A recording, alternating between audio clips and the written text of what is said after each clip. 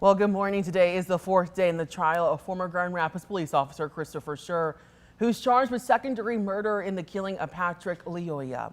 We have crews live across downtown Grand Rapids, both inside and outside the courthouse, ready to bring you updates as they happen. 13 on your side's Callie Lichter and Riley Mack are inside the courthouse, viewing the trial live and updating our live blog on 13onyourside.com.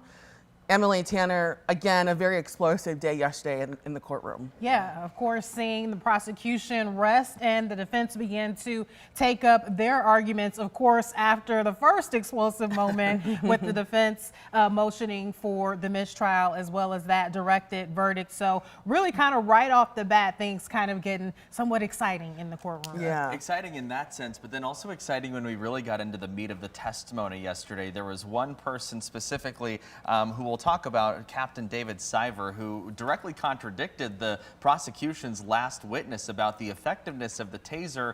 Again, seeing that taser get brought up in the conversation yet again. And I even when I walked into the newsroom early this morning, I said that it's really going to come down to the taser and how they spin that argument on either side. Yeah, it's been such a pivotal part of the argument, really from the very beginning when we saw both sides give their opening statements, again with prosecution pretty much arguing that, hey, did Christopher Schurr truly have a right to fear for his life and therefore make this shooting justified? Because they're saying in the video you can see Patrick Lyoya, grab hold of the taser. And then, of course, on the other side, the defense is saying absolutely Schurr had a right to reasonably fear for his life because of the situation with the taser and therefore making the shooting justified. So yes, as you said, I mean, this has really been based on this taser, even though this was about a shooting death involving a gun, it's really been circling around that taser. And what people saw on that taser. So it's so interesting, and to see it come back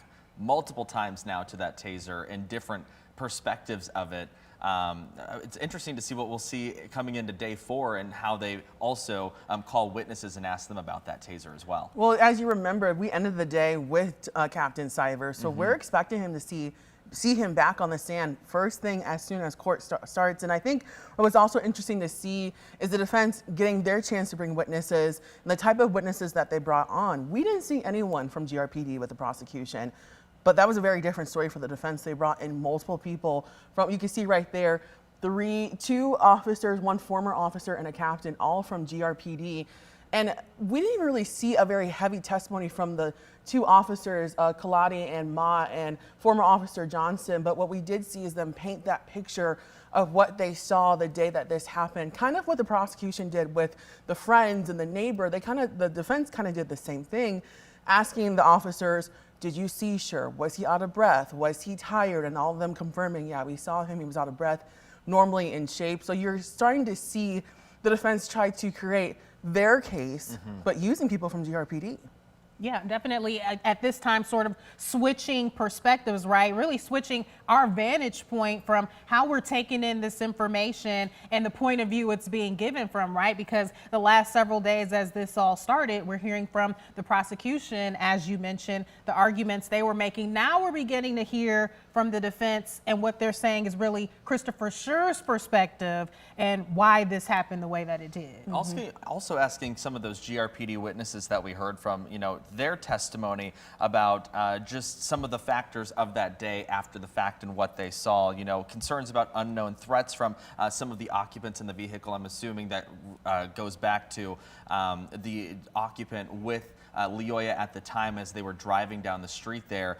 Just really interesting to get their take on what happened and characterizing Officer Schurr, or then Officer Schurr's movements after the scene. So interesting testimony from them. I kind of see them as more of character witnesses than anything in this, because obviously we had our expert witnesses testify on some of the things involved in this, but some of those people from GRPD testifying to the character and the facts of what happened after all of this went down. I also think you saw the defense really trying to create their case about Schurr doing the right thing, the justified thing that day. You see them talking with all these officers, former officer and the captain, about the policies with GRPD, asking them what are the policies in terms of, a police chase or someone having a taser, control of a taser, a gun. And you actually kind of start to see them take bits and pieces from Stoughton the day before and kind of asking them, is what he said in line with you all? I think at one point in time, they asked Captain Siver, is a taser the same thing as a thumb? You remember Stoughton said, whether it's a thumb or a taser, if you're blind, you're blind. Well, they asked Siver kind of that same question, is a thumb the same thing as a taser? Siver saying, well, no, a taser obviously hurts way more. So you're starting to see them take those pieces from the prosecution and apply it to their witnesses. Well, at this point, the defense has to kind of counteract what the prosecution was arguing there. They kind of have to take that, use it to their advantage, and then ask their questions based off of what the prosecution's argument is at this point to kind of disprove or discredit what they were trying to put into motion there. Very interesting how they've kind of started to formulate that, and you can very much see the landscape that they're going for in the defensive argument here in order to prove that Christopher Schurr is not guilty of second-degree murder. And we could see that really already with the defense and their cross-examinations of some of the prosecution's witnesses, even with some of their objections, right? We know that the defense didn't want to hear from some of the witnesses the prosecution was referring to as experts. The defense took issue with that, mainly because the policies that some of the prosecution witnesses were talking about were more general standard policies, not so much related to policing here in Grand Rapids, of course, what is surrounding this case. So not all that surprising that, as you said, Lauren, they're essentially trying to take a lot of the testimony we previously heard and break that apart now with people who have worked in Grand Rapids in law enforcement. You're talking about some of the arguments made by the prosecution's witnesses. You're talking about things that they said that the defense argued that these two witnesses that we're specifically talking about at the end of the prosecution's case, they were arguing that their arguments or their testimony is not in line, like with what you said, with Michigan law or GRPD policy. And that is essentially where that first firework came off after the prosecution's case rested, as the defense asked for that mistrial and then they asked for that directed verdict. So that's kind of where we really started to see the gears turn toward that motion for a mistrial about midday yesterday, which really caused a lot of fireworks in the courtroom. And we do want to let people watching know that the judge has walked into the courtroom. Obviously, we can't show you that because, again, we're still on that court-mandated 30-minute delay. But it seems like court is going to be starting pretty fast compared to yesterday. We didn't start court until roughly 9 o'clock yesterday. This was something that we were wondering yesterday, you know, is the day, or, you know, are these days going to start later and later depending on, you know, if there are any chamber arguments happening or just any other factors from the court. We've been wondering that if that's going to start to be the trend, as we're going to start later and later. But I think something that the judge said yesterday during that first bit of testimony, I believe it was the first witness that they called up on the defensive side, the video analyst, when they started to go through the video and then take screenshots of each frame and say, hey, we're going to enter this into evidence. Something that Judge Mims said was like, okay, is this useful of our time here in the courtroom? So I almost wonder if she's being cognizant of the time that they do have in this trial span. Again, we are nearing a full work week of trial testimony here. So I almost wonder if she's trying to use every bit of time to their advantage. And we did just get word that Siver is taking the stand again, but again, you won't see that for the next 30 minutes. But I want to go back to your point on that. You know, we spoke with legal experts on that, and they said that what the defense did is not wrong. You actually see that happen all the time.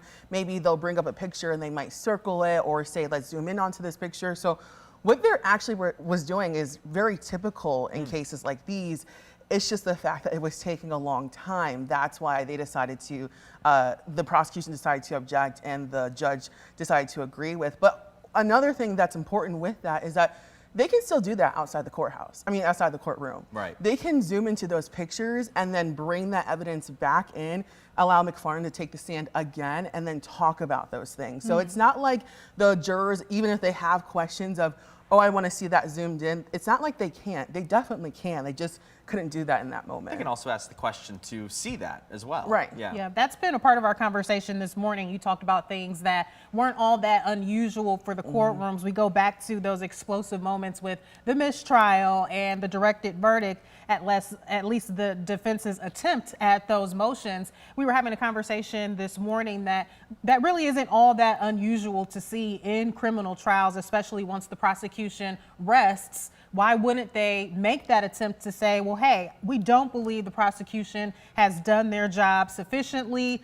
Maybe things should end right at this moment. So kind of a bombshell moment for us where we thought, hey, this thing could be ending right now. Of course, the judge denied both of those motions, but we're learning that really isn't all that unusual to see the defense make those motions in a criminal trial. How I kind of take it is, that the defense kind of gets that one free card of, okay, hey, end this thing. Yeah. We think that we've seen enough here. And we'll see if it sticks. Yeah, exactly. So you can see why that would be a common thing for the defense to pull. As we're learning, it is pretty common. Yeah, and I'm curious. I hope maybe after this trial we'll be able to get the experience, maybe not on camera, but just to talk to, or not talk directly to the jurors, but just maybe someone who's been in this type of situation to kind of understand what it's like to hear those objectives and motions.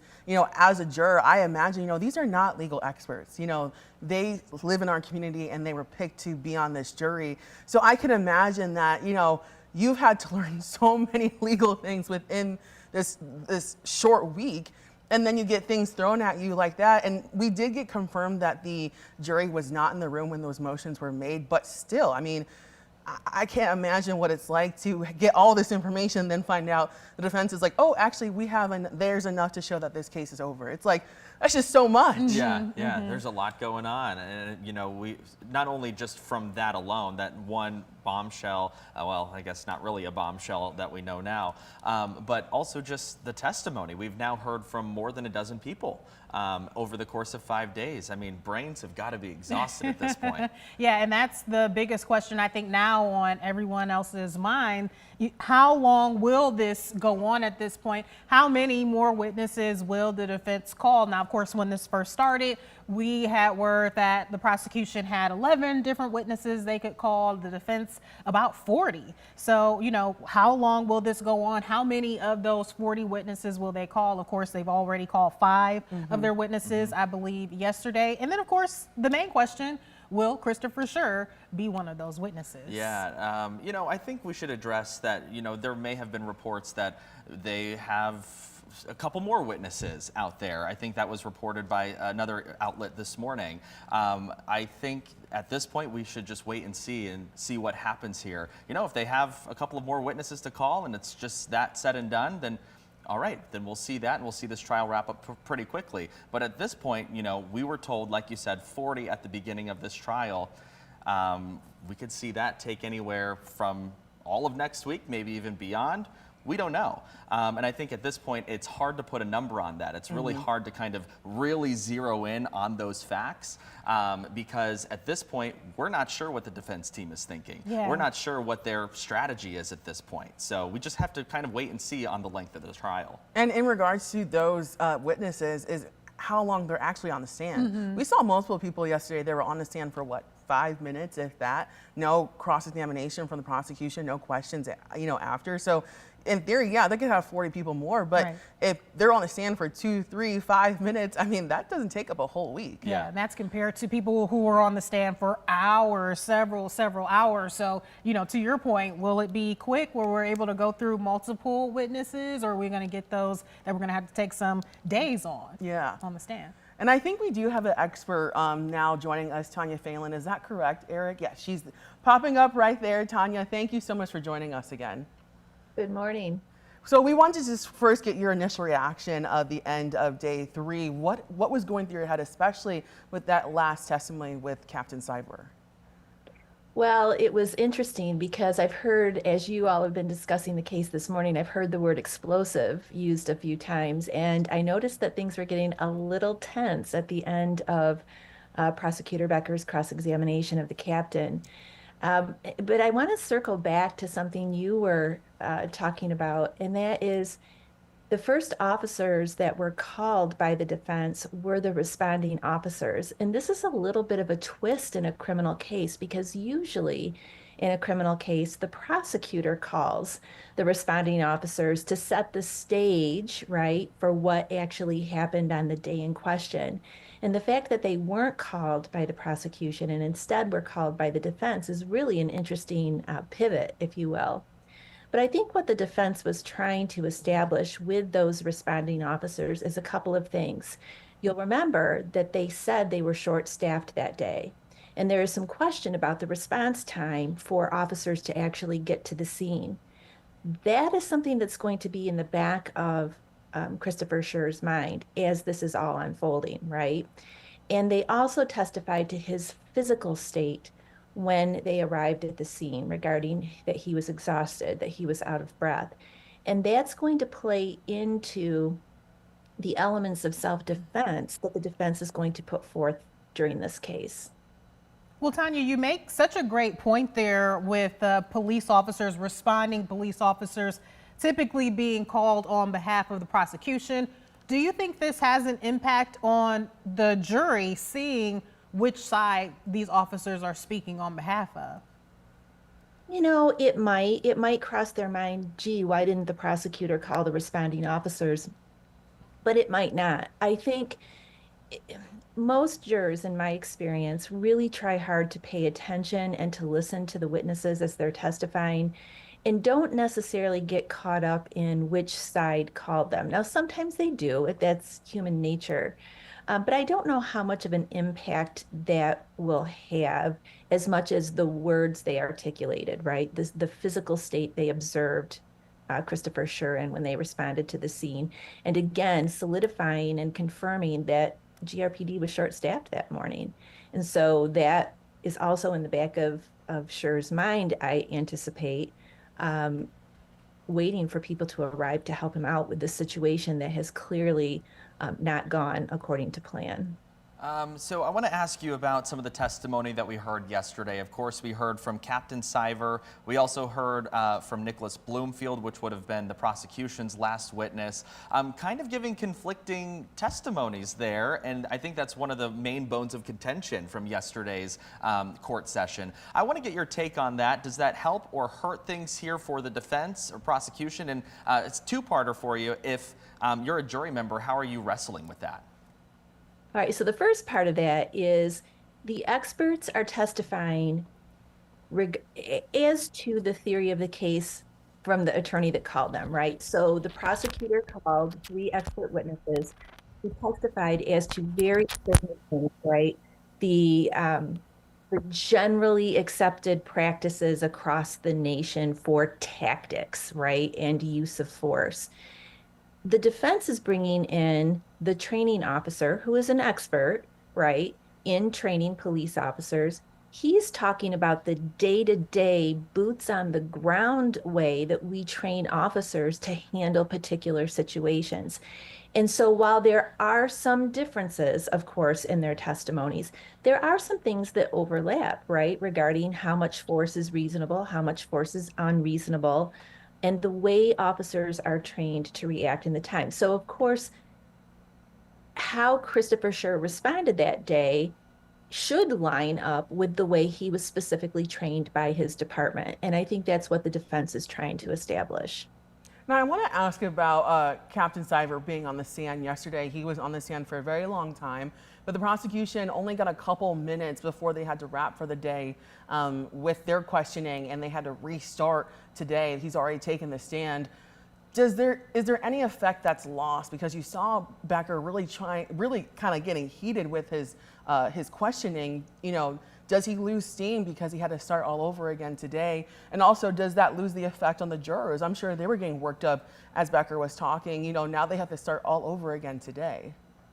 Well, you know, that's a really great question. And as a lawyer, I always hated that when my cross-examination got interrupted by lunch break or the end of the day, because you do, as the lawyer asking the questions, you do lose a little bit of steam. And so you have to work over the lunch hour or the evening to kind of keep that momentum going and get ready to come back and do it. So that observation on your part is really well taken. I don't know what effect that's going to have on the jury. Several of us were talking after the trial yesterday, and we're going back and forth on the way Prosecutor Becker almost seemed to be attacking the captain. And I don't know that that will necessarily set well with the jury, um, because I don't think the captain is trying to be one-sided or the other. I think he's coming in and he's telling, here's my expertise, here's how I train, here's how Schurr was trained, and telling it like it is. So it will be interesting to see how the jury reacts to the manner in which Prosecutor Becker is cross-examining the captain. Well, I want to ask about that because we heard Hamilton actually object and saying he's being argumentative. Now, I don't think she was saying his tone was argumentative, rather his questioning was argumentative. But again, can a lawyer say, hey, look, he's attacking my witness, he needs to step back a little bit, or is that like off limits for lawyers? Um, there is an objection that lawyers commonly make called argumentative. Normally on cross-examination, we are allowed to ask very direct, closed-ended questions to sort of control where the testimony is going. It is considered a very assertive form of questioning, but you can cross the line into being argumentative or bombastic with the witness, and that is objectionable. I think one of the things that Prosecutor Becker was objecting to, as I recall, was the way the questions were being asked of the captain, as to how the prosecutor's expert witnesses had testified. And he was objecting to that, saying that that was improper. So the prosecutor's objection was really trying to keep the defense focused on what the captain's testimony was, not necessarily the captain attacking the prosecution experts. Just in talking to community members, checking out some of the comments on social media, some have been critical of Prosecutor Chris Becker in how quickly, he went through his case and the prosecution rested. What is your professional opinion on that? Is that unusual? What's your response to some people thinking that was way too quick? He didn't even call anyone from GRPD. He had these witnesses who were in question. What are your thoughts? It would be really interesting to talk to Prosecutor Becker after this trial, if he would be willing to share what his strategy was. I have some ideas what his strategy might have been for not calling GRPD officers, but I don't want to speculate about that. But as far as the length of his case in chief, I don't think we can really surmise anything from that. He called the eyewitnesses, right, and spent time with them, and they set the scene very well. And from there, he turned to his experts. And I think we have to put that in perspective of the circumstances of this case. In many ways, it's not a complicated factual case. There's no dispute that Christopher Schurr caused Mr. Lyoya's death. There's no dispute as to the gunshot to Mr. Lyoya's head causing his death. None of that's in dispute. What's in dispute is whether it was justified. So from that standpoint, when you look at the bulk of the prosecutor's case, all of the time was spent on those three expert witnesses, right? That's where the majority of time was spent, because that's the major issue he has to prove. So that makes a lot of sense to me. And I don't think the public should be concerned that somehow he didn't put forth everything he needed to try to convince the jury beyond a reasonable doubt that Mr. Schurr was guilty. Now, something you just mentioned there, we have to prove that he was justified in his actions there, whether he felt threatened in this situation to use that deadly force there. Something that's came up time and time again has been that taser, and you see that in a lot of the testimony that we've heard. What's your take on the taser situation there, and how have the defense and prosecution used that to their advantage so far? Yeah, great question. So first, if I said the prosecutor had to prove it was justified, I misspoke. The prosecutor has to prove that it was not justified. So that's the main thing he was trying to get at with those witnesses. Right. I'm sorry. I meant the defense in Yeah, that, in yes. my Okay. question. So regarding the taser, it is a big issue in this case because that is the weapon that was used initially in this case. And that's the weapon that Mr. Lioya was trying to either bat away from him or grab it, depending on your point of view. And so, in the context of the self-defense and the elements of self-defense, right?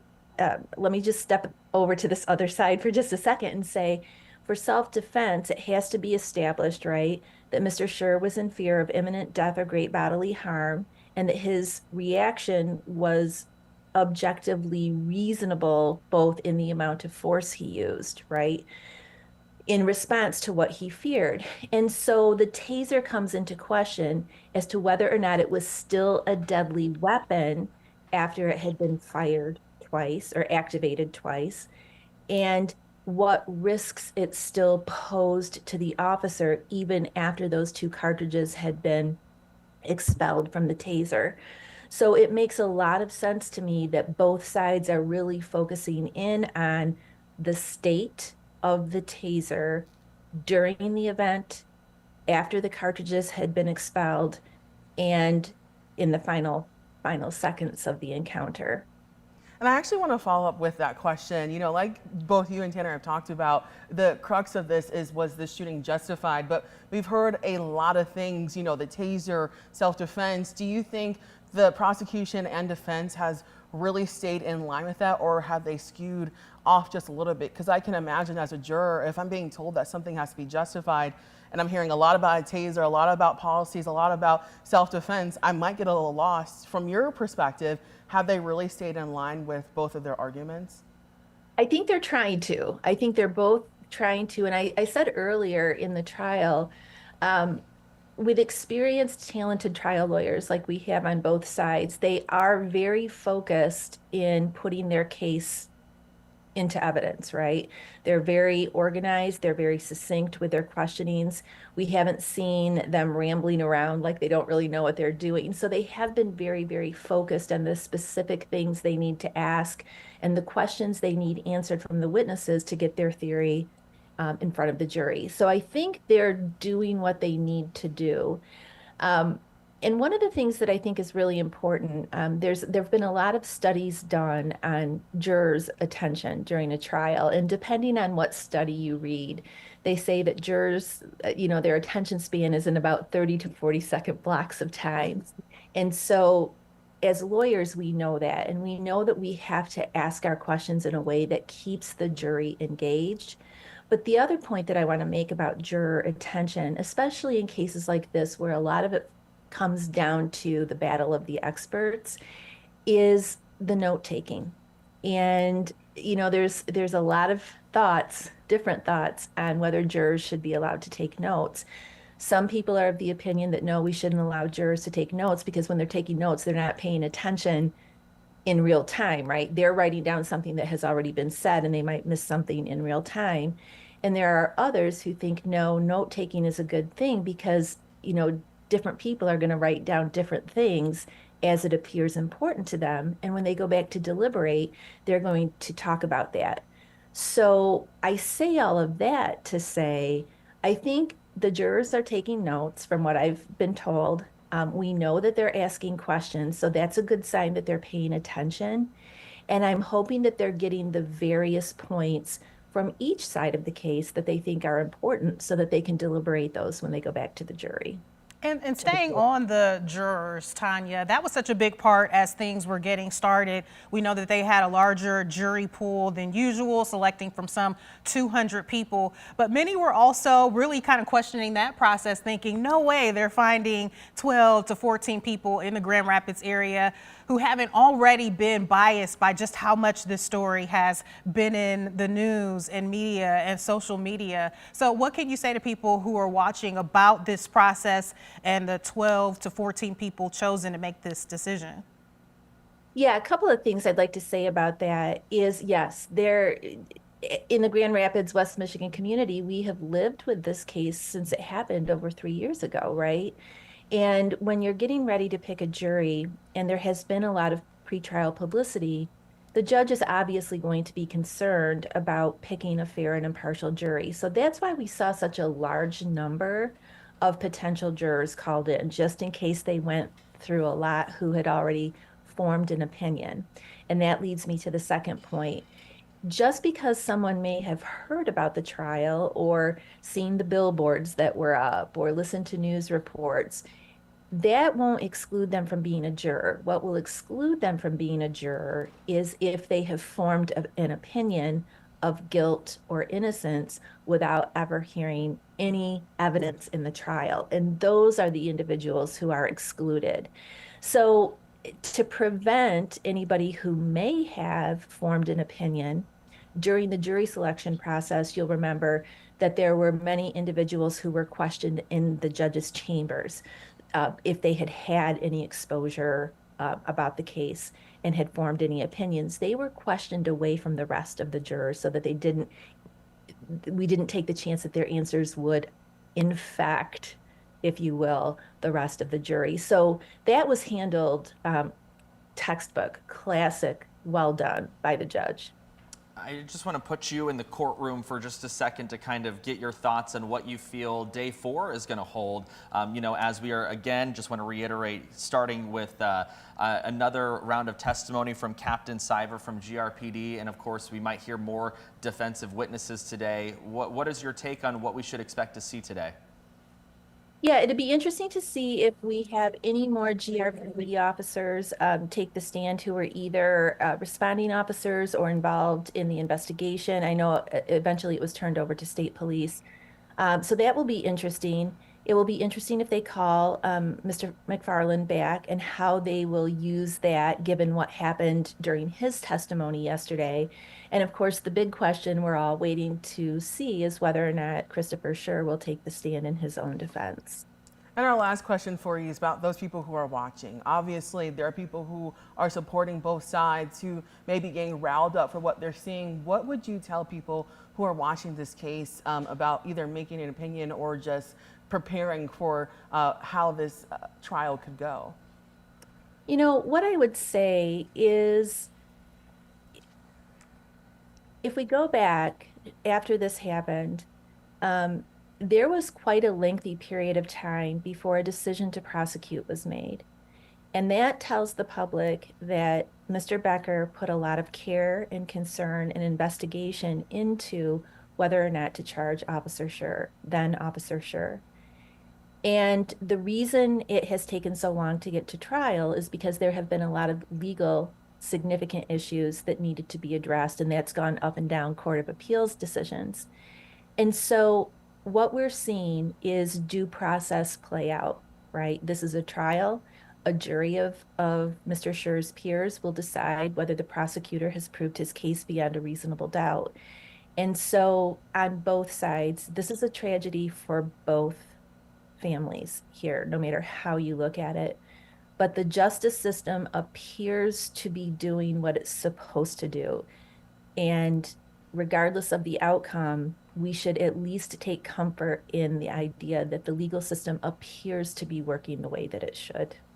I think that's really good sentiments for people who are watching this, that the justice system is doing what it's supposed to be doing. Tanya, thank you so much for speaking with us this morning. I know we will be talking to you a lot more as this trial continues. Thank you.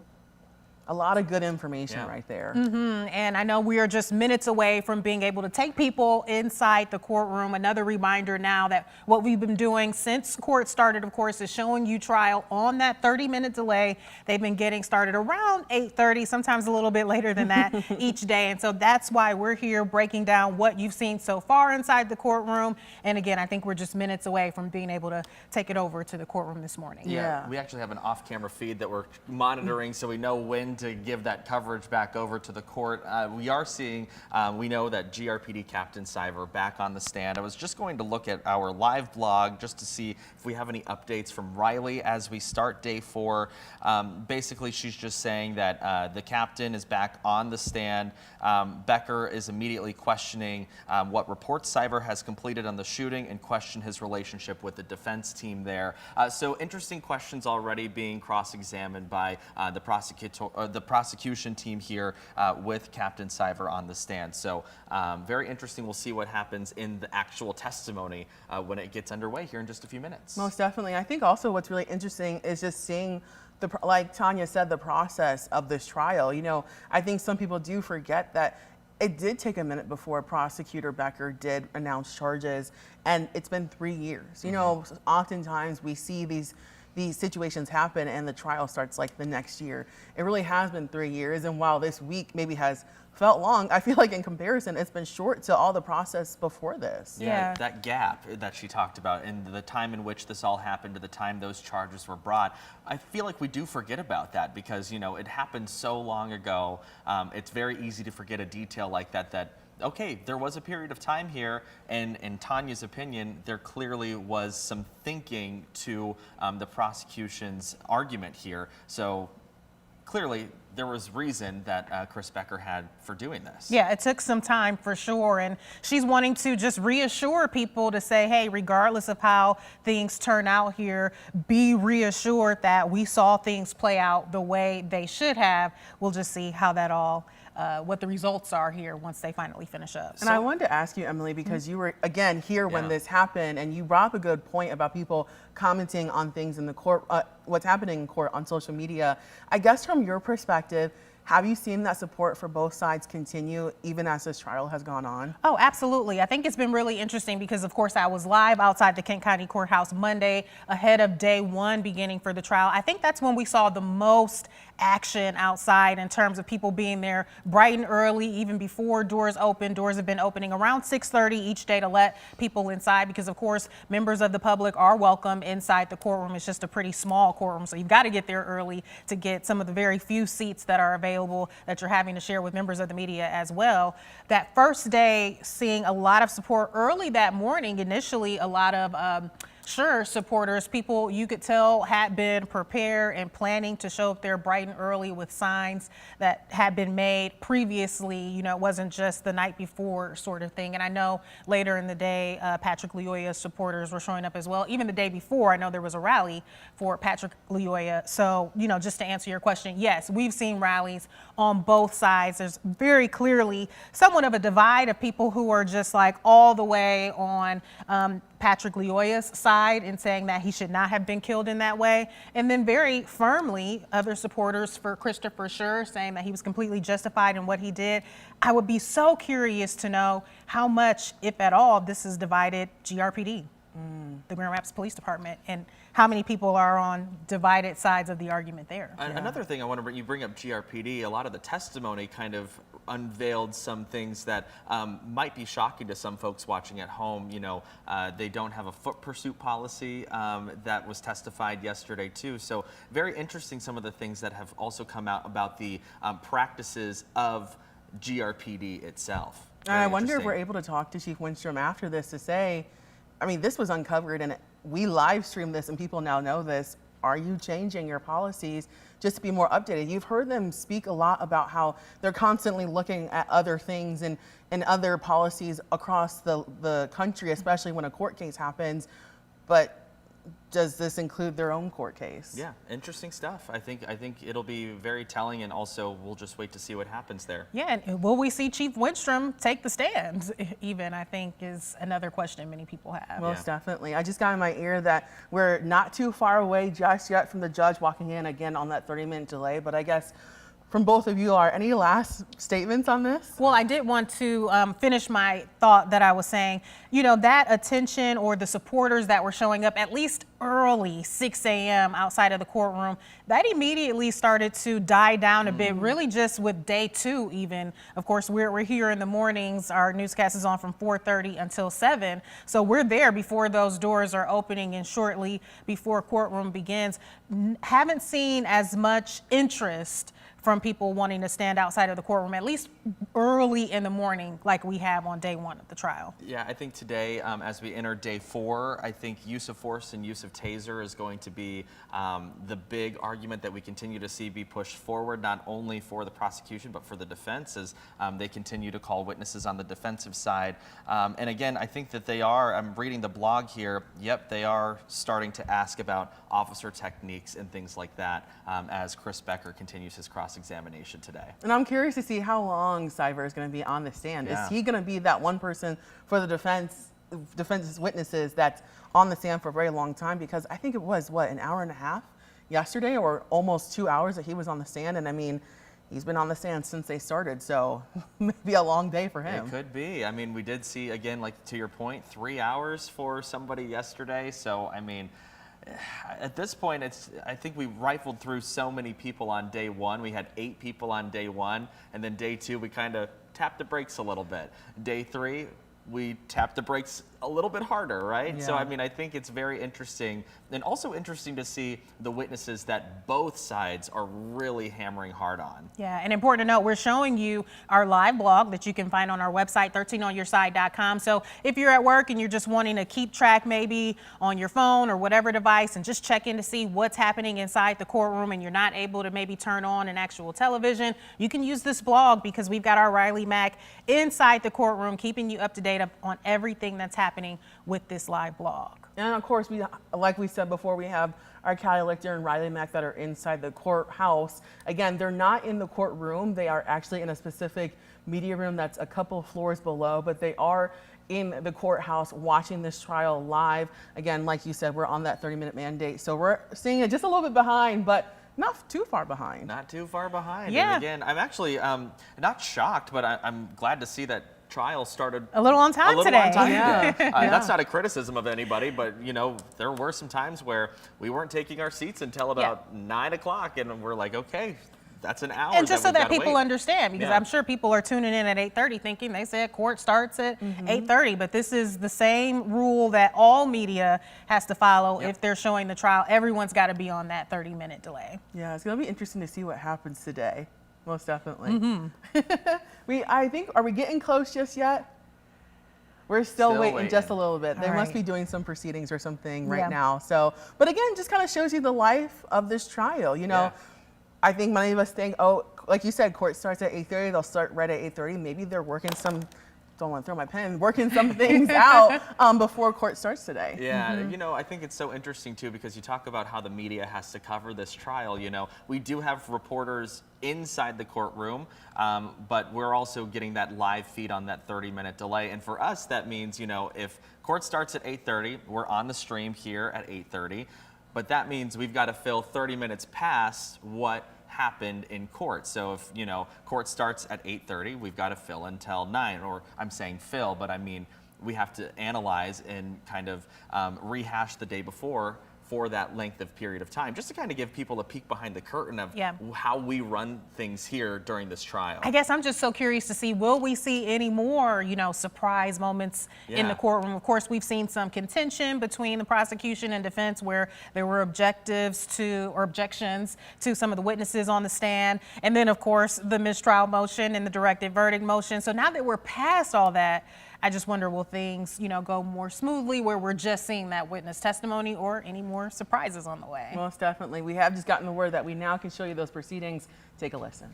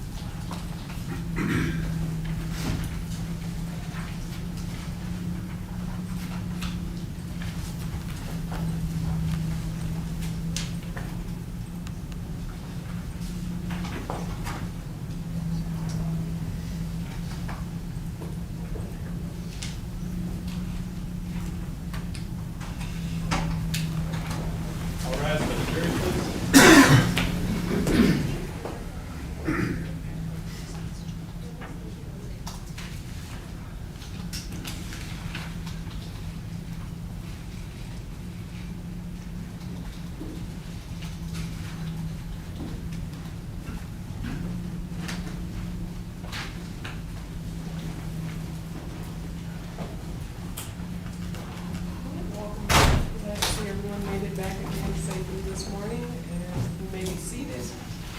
Mr. Becker, you may continue with your presentation. Thank you, Aaron.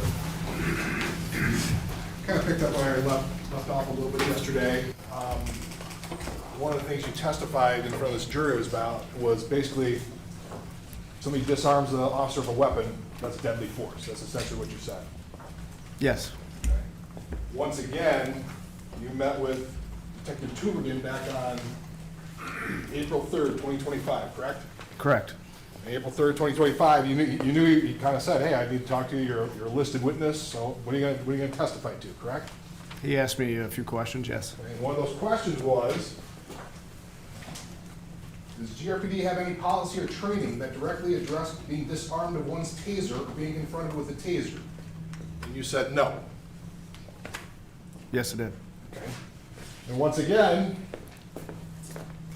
this thing that you signed that was provided by the defense, you talk about close quarter deployment of the taser, you talk about drive stun of the taser. There's nothing in the statement that you put about being disarmed of a taser is considered deadly force, correct? Correct. I guess, did you know what this was for? I did. What was your understanding this was for? The areas that I would be asked to testify about. So that skipped your mind with it, or you didn't say, hey, I was gonna testify about how being disarmed of a taser is deadly force? You just left it out? I wasn't asked, it wasn't provided, and that, You didn't read it? mean, I read it, yes, I signed it, I read it. Well, you knew at that, because this was last Monday. We're starting jury selection. You finally filed something Okay. last Monday. Objection, Your Honor. This was in response to his expert. I'm sorry, what's just like the legal basis? This is not relevant. This affidavit was attached to our motion to exclude his expert for certain reasons. This is the only report we got from him, so I think what he's, if he's, it's a statement. Well, I mean, that's. This is a summary of his testimony, and it was in rebuttal to the prosecution's experts. So you're saying it's not relevant? Not relevant to this.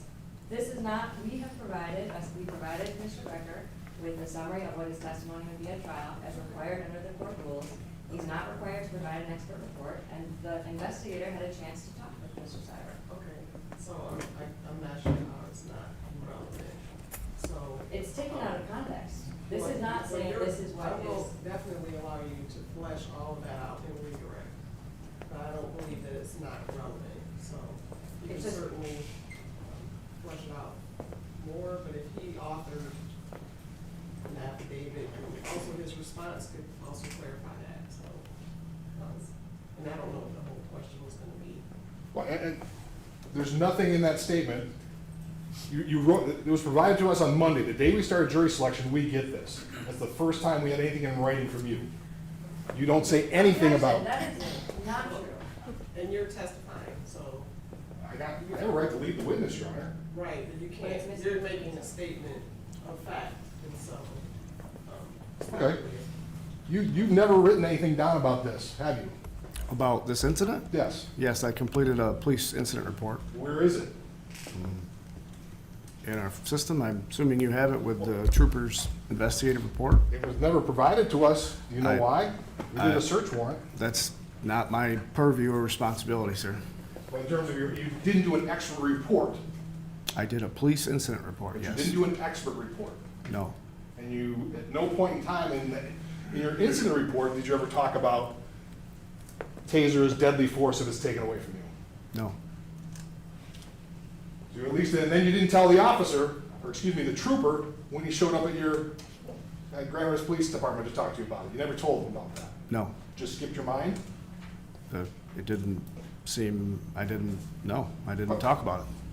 He asked you specifically, do you have any policies about the assembly of a taser? You said no. We don't have a specific policy about it, no. But that would be a big thing. We don't have a specific policy or training. He said policy or training, and your response was no. How does that not seem to be a legitimate response? It didn't seem to be. Okay. Tasers are different. You didn't say specifically a taser yesterday. You said disarmable weapon. Correct. Okay. Is an OC spray a weapon? Potentially, yes. So if a person's disarmed of OC spray, if a person disarms an officer of OC spray, that's deadly force. No, Well, isn't a taser and OC spray the same thing under Grand Rapids policy? It is not. I'd like to go to Exhibit 32, Your Honor. Can you put it up on the board, please? Excuse me, 30.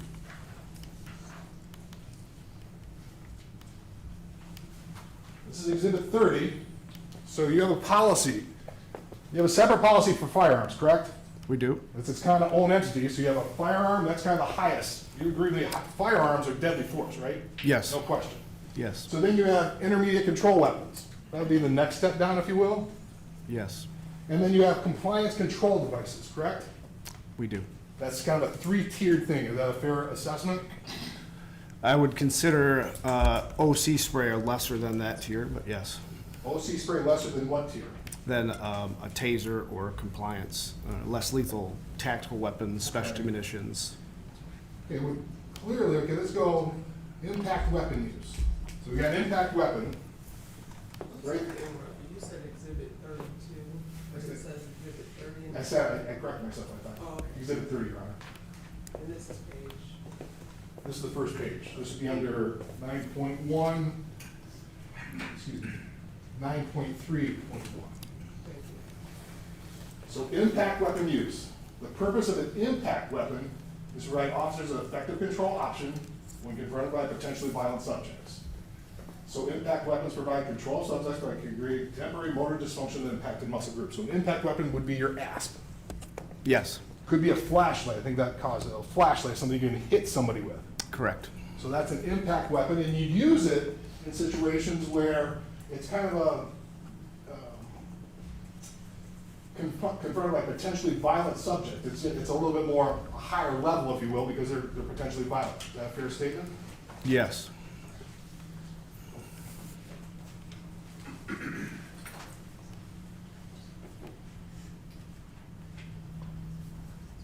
Gonna go to 9.34, then you have aerosol restraints. That would be pepper spray, right? Correct. The definition of ASR is to provide members, being the police, safe and effective control option. Temporary control subjects will provide a degree of safety for both the officer and the subject. That's under section E, correct? Yes. Right underneath that is electronic control devices, your taser. Yes. It's the exact same definitions as a OC spray, isn't it? Yes. So in your mind, you think it's different, but under Grand Rapids policy, OC spray and tasers are the exact same thing under definition. In a definition, not in the use of force policy or under a force understanding. Under what force understanding? This is your policy that That's gives the same definitions. This is a definition policy that gives an example, not our use of force policy. Okay. So where in the use of force policy is it differentiated, I guess?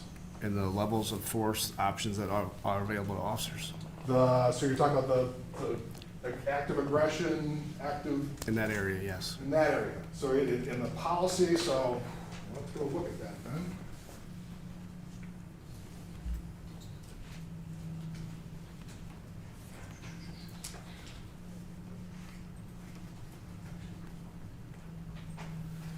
Policies here.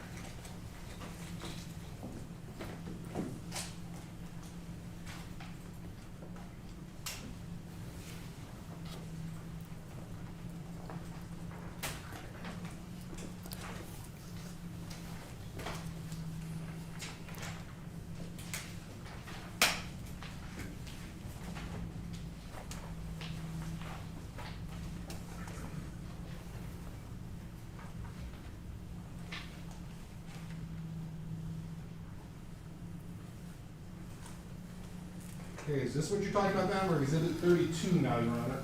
That is a old use force policy, sir. That's, the bottom right date says 2017 on it. Yep. What Officer Schurr would have been expected to adhere to is 2021's policy revision.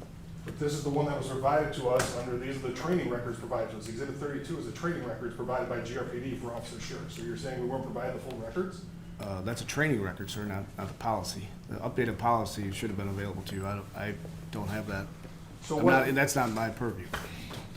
you're the policy, you're the training person, you're the training. Right, but that's not my responsibility for record release, I mean. So there's some other policy out there that says, that will say, taser can be used in deadly force, that will be able, the defense can put up on the thing. I'm sorry, what? There'll be another policy that the defense can put up there then, that says tasers are considered deadly force, like Grand Rapids Police policy. No, sir, I was just pointing out that's a 2017 policy, 2021 is the latest that Officer Schurr would have been expected to adhere to. Now we'll stay right here.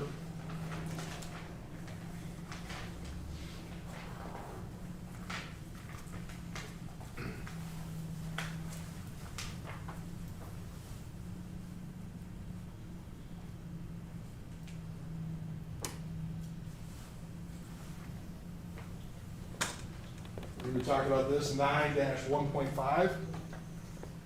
You brought this up in your testimony yesterday.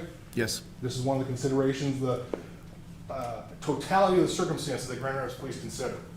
yes, some of them, yes. Some of them. Well, when you're looking at it, and when you're looking at the totality of the circumstances, your opinion was it was okay for the defendant to chase after Patrick that day. Yes, Because this is, use of force, when you talk about totality of use of force, it's all uses of force. It's not just deadly force, it's force at the beginning, force at the end, force in between, right? correct. And it's gotta be objectively reasonable for the entire time, right? For the use of force duration, yes. Okay.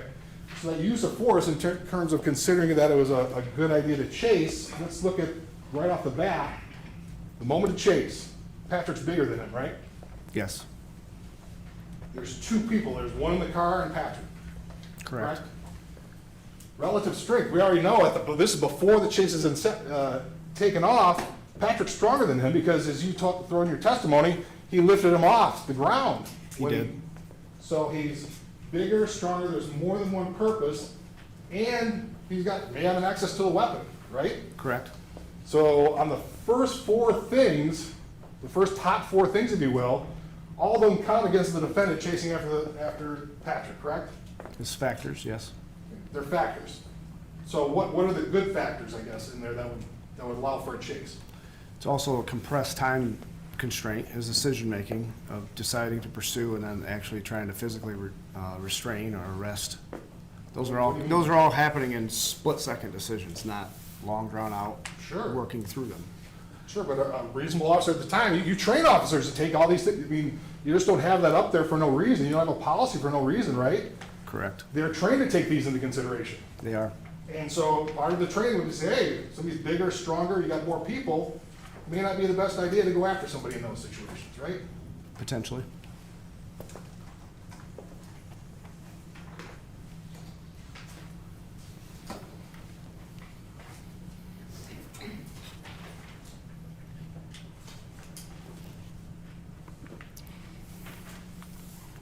I'm gonna say, like, we can't put this on the board because we're still trying to keep off the actual training stuff for the media, the jury will get this. Staying with Exhibit 32.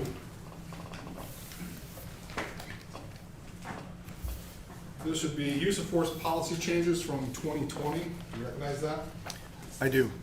And one of the policy changes was, well, maybe not a policy change, because it was a warning before shooting. That's one of the things that's listed there, correct? Yeah, under number 3, it says require a warning before shooting. Then our MOP, which is our manual procedures, whenever reasonably possible, officers should provide verbal directives before deadly force is used. And verbal directives before deadly force is used. You kind of said yesterday, well, that covers anything, like stop, or it doesn't have to be stop or I'll shoot. Stop is sufficient under your view.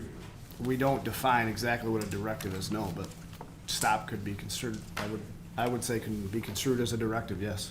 What's number 4 there? Require that all alternatives be exhausted before shooting. Okay. Already, and then underneath it says already in manual procedures 9-1 under escalation and de-escalation of force. So it says it's a kind of a change, but that's, according to that, you already had that, you're supposed to exhaust all alternatives before shooting, correct? It says that as a use of force policy change, recommend yes. So, under policy, you're supposed to try and exhaust all alternatives, right? Correct. Okay. Now, I get it. Yesterday you said if somebody walks up, pulls a gun out, you don't have to try and do anything else. You gotta respond with deadly force if you're met with immediate deadly force, right? Yes. But Grand Rapids Police teaches a number of different things in terms of use of force continuum, don't they? I would say in use of force, we don't necessarily have a continuum, but yes. But in terms of use of force, pressure points, right? Correct. I'm gonna go through them. We have the mandibular angle. Okay, that would be the kind of right between the neck here. This is a pressure point, if you will. Yes. So you trade on these, they're on both sides, pressure points. You can get somebody like right here, correct? Potentially, yes. You jam it in, and it's a pain compliance, guy. Is that a, I mean, please tell us. It's semantics the way you're describing it, but yes, it's more of a, you have to control the head, or so that way the person doesn't move away from your pressure. But yes, it's There's a that. pressure in and towards the top of their head, You yes. have the hypoglossal? Correct. This is bad, I get. Hypoglossal. The hypoglossal is kind of grabbing them underneath the chin, like right underneath here, the jawline. Is that a fair?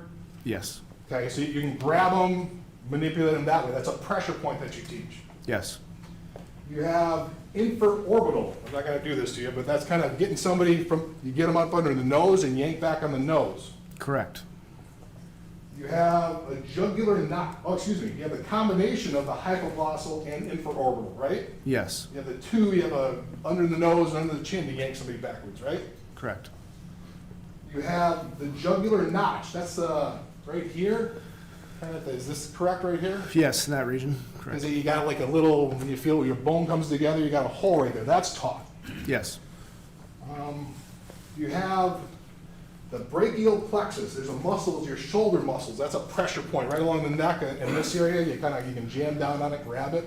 yeah, and it kind of feeds up to the side of your neck, So yes. that's a pressure point that once again, is that a plane compliance or does that, It can cause both, like a motor dysfunction or pain compliance. okay, but that's something you teach. Yes, The clavicle notch, okay, that would be right in here, is that like between your, is a collarbone? Right mostly, there? yeah, roughly where your collarbone meets by So your there's like a shoulder. hole between where it's kind of, there's a, almost like a hole, you can press down on that, right? You can press down here, is that fair?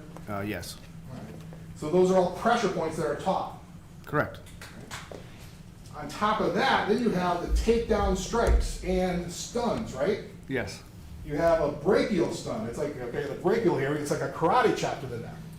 can't chop. It's Okay. got to be a flat surface. I'm sorry? You can't, if a chop or a punch would be considered a deadly force option because of the risk of injury. It's a flat surface striking the side of your neck. So like that, more of Correct. that? Or back of your hand or inside of your forearm, something like that. Yeah, actually, a chop, people can collapse, get knocked out kind of from that, right? It's potentially, yes.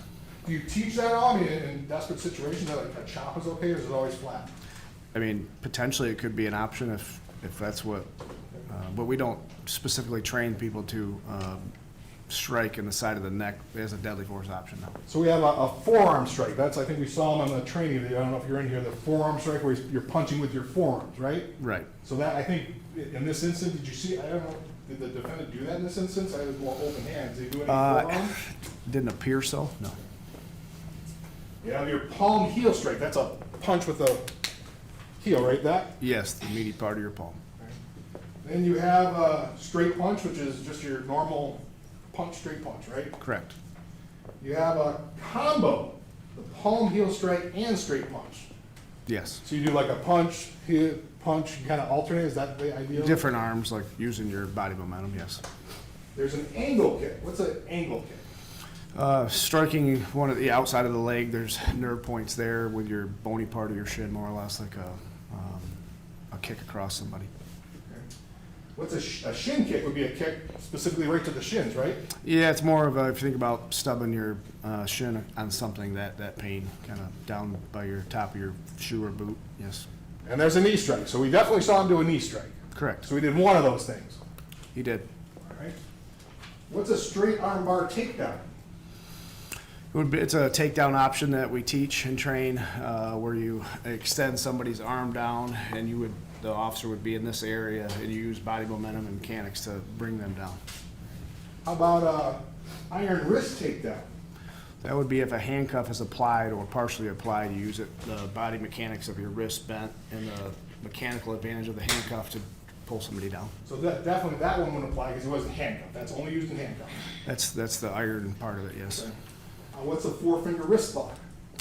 That would be more or less just bending the wrist and kind of a arm weave to bring somebody down. How about a rear century takedown? Because this is a big one, because the rear century takedown under your training, what I've seen, is designed for even if somebody's bigger from you, you can kind of pull them down from behind. Is that a... Yeah, if somebody the size difference, obviously you'd have to break down their height disadvantage because it's again body mechanic dependent. The final one's jaw control. Is this, you kind of grab somebody with the face and push them back? It's more of a cheek hold, and you have to, again, counterbalance, just like all of the pressure points, because the pressure, if you're not counterbalancing it, they're gonna be able to escape that. Okay. Now, do you have your ASP on you? I do. Can you bring it out and show it to the jury? I can. I carried mine behind my firearm, and it's a expandable baton. Okay, can you expand it, please? I can. So it would expand to, I don't know, 20 inches or so, 21 inches. So this would be the impact. That would be an impact weapon that we talked about earlier. Correct. Okay. It's not just, okay, they got this, swing away, right? You teach them on specific things on how to use that, right? Yes. One of those things is open mode to common perineal. What exactly is that? So as the officer opens that baton or expands it, striking the peroneal nerve runs on the outside of your thigh, kind of if you think of the seam of your pants, for gentlemen anyway. That's the area, kind of above your knee, below your hip. What's a femoral strike with the axe? The femoral nerve runs on the inside of your thigh, obviously large artery too, so that would be the target area. You have a radial medial strike? Nerves on the top of your forearm and the bottom of your forearm. So you're trained specifically to strike with your asp on the top or bottom of the arm. Correct. And then we talked about it. OC spray is part of it. Yes. And there's a reason why the OC spray might be effective, but that's another option. Yes. We talked about it a little bit. When those are kind of your traditional normal ones, flashlight is kind of a trained thing. If things are going really bad, you let your officers use a flashlight to strike. It could be used as an impact weapon as opposed to a baton, yes. Now, you talk all these training records, I kind of put them in front of you. These are all taught basically at the academy, right? Or not the academy, through your training program. Correct. When they're recruits. And so these training records, use of force, you're recertified each year, right? Yes. So these training records we have, the defendant was recertified every year on all these pressure points, ass strikes, whatever, any training that we just went over. He was recertified every year on that. Correct. And in fact, he was recertified on February 22nd, maybe a month and a half before this incident. Yeah, I believe so.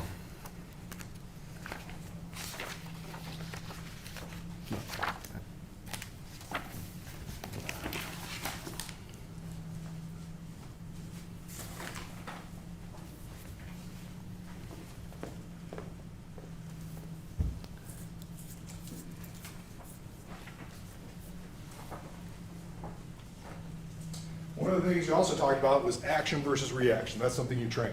Correct. So action versus reaction, I want to be clear on this. So hypothetically, you're an expert, so hypothetically, you're responding to a domestic violence call. That's something common for Dartmouth police, right? Yes. So you respond to a domestic violence call, they say, it went out the back.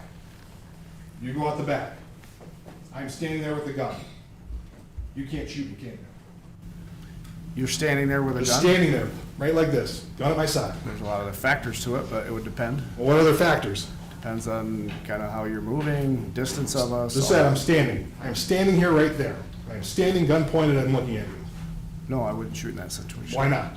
Because you're pointing at the ground. Okay? Not posing a threat to you right now, am I? No, you're a threat. I'm a threat, but I haven't done anything well, if I'm a threat, why can't you shoot me then? Because I would have you at high ready, my gun pointed at you, giving you loud verbal commands. Okay? Wonder if I'm running away. I would be giving you loud verbal commands. So if you have a firearm in your hand, you're running from me, I would still have my gun up and giving you verbal commands that I give chase. But action beats reaction. I can quick shoot, Yes. right? That's what you're trained. Yes, But even in this circumstance, this wasn't a gun, this was a taser, right? it was. Taser doesn't do the same thing as a gun. You would agree with me on that, wouldn't you? Does not function like a firearm, no. So the one big concern of the tasers is going to disable somebody to have somebody access their gun. That's one of the biggest concerns, right? Yes.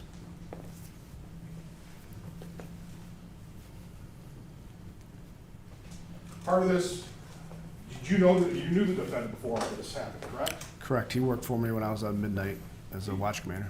So he was one of your staff, if you will. Yes, And were you part of his training as well? I have been over the years, yes. I have nothing further, Your Honor.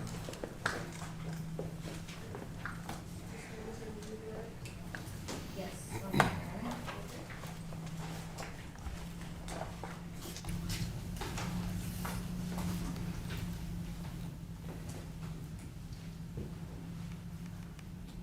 Could we switch the computer to the defense, please?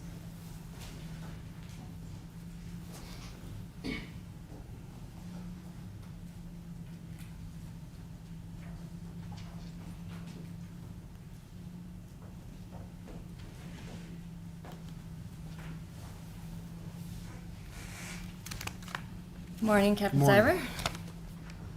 All right, I have a few questions for you. You were asked by Mr. Becker about your status as an expert for the defense, right? Yes. And were you ever asked by Mr. Becker to provide information about this case? Only when Detective Sergeant Tubergen asked to meet with me, whatever, last week or 2 weeks ago. And when he asked to meet with you a few weeks ago, did you meet with him? I did voluntarily meet with him, yes.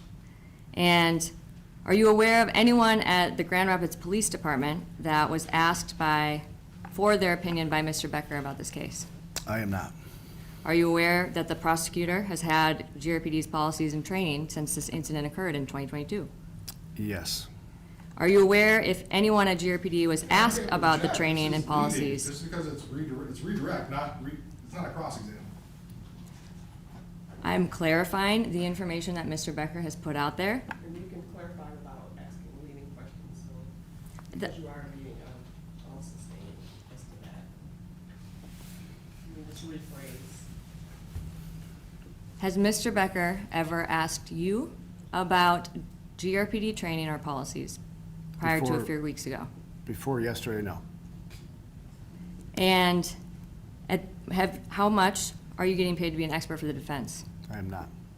Were you ever asked to provide a written report like the paid experts in this case prepared? I have not. And you met with Detective Tubergen? Did you meet with Detective Tubergen before this case? No, the day of the incident, I don't believe Detective Tubergen was present for the round count. I believe it was one of his colleagues. Sorry, did you meet with Detective Tubergen before the trial? No. I'm sorry, the 23rd, I think the date, we sat down in my office for an interview, or whatever that date was, recently. And when you talked to him, did you discuss the nature of your testimony with him? No. When you met with Detective Tubergen on April 3rd or whatever it was, did you discuss some of the GRPD policies and training with him? Just the specific questions he asked in regard to if we had a foot pursuit policy, and then the taser-related, I forget the verbiage in the report there, but about the taser disarming or whatever. And you provided answers to all of the questions he asked you, right? I did.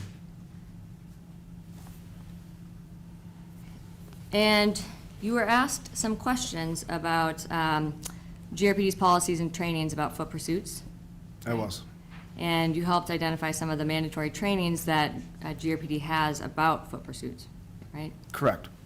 And they included the different training scenarios that you train Grand Rapids police officers about foot pursuits, Yes. okay? And those are all within the records provided to the prosecution, right? I would assume, I'm not the records management area of the department, but I would assume so, yes.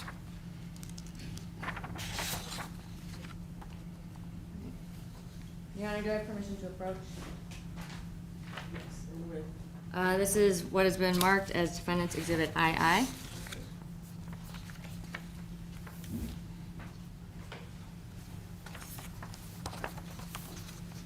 Captain Seibert, do you recognize this document? I do, yes. And is this a summary of the GRPD policies and training? Yes, it is. It's a policies and mandatory training summary chart. And there are quite a few mandatory trainings that have been provided at this point, right? Yes, it chronologically starts from when Officer Schurr was hired in 2015, and then chronologically through 2022. And this, and I guess if we need to bring all of it up, but is it fair to say that this is Exhibit F? This includes some of the pages from that mandatory training, but there are binders worth of training that Yes. officers received, right? Yes. And Your Honor, the defense would move to admit Defendant's Exhibit II at this time. Is this something that's part of GRPD policies? This is a summary of policies. That's what I'm meaning. The summary is not in the GRPD policies, right? I'm not sure I understand your question, sir. This is, like, when you go into your policy manual, this is not a document created by GRPD, is it? This is not a document created by GRPD, no. Who created this document? I don't know. You don't know who created this document, so how do you know what it is or where it came from? I just said I don't know where it came from. I understand the verbiage and the exact quotations that are taken from several of these mandatory training files. So, but this is not something that's part of the actual policy, and you don't know where it came from, so I don't believe it's admissible, there's not a sufficient foundation. Your Honor, if you'd like, I will go through the mandatory trainings then. Mr. Sorry, but, so. I mean, we- Withdrawing your move to admit, or are you going to have something else you'd like to state?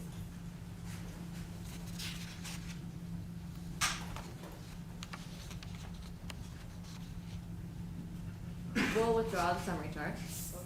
and at this time, we'll, Refer to the training, like you held up a book, was that Exhibit F? yeah, that was Exhibit E and F, but But then. I was referencing Exhibit F, yes, which is already, 1 through 18? Yes. So that's already been admitted. yes.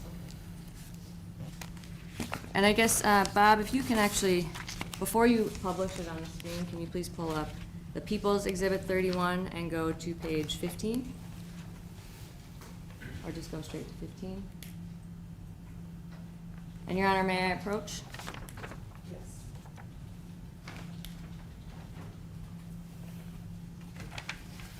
I'm handing Captain Stiver with what's been previously marked and admitted as the People's Exhibit 31.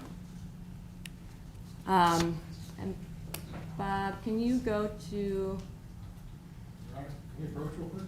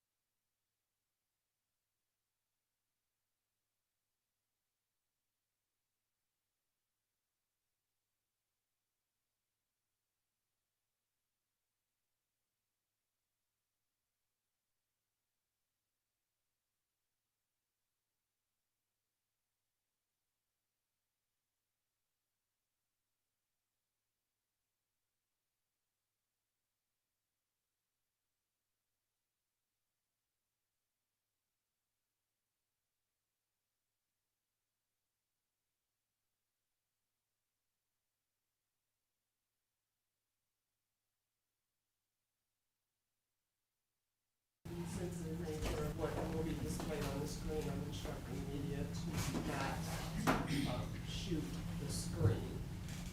The witness is okay, testimony is okay, but showing what's on the screen would need to be, will not happen. So, okay. And go ahead, Ms. Hamilton, your question about, you have page 15, and you handed him page 15, right?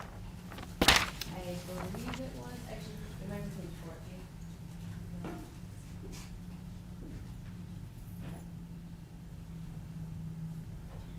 Unless he chooses.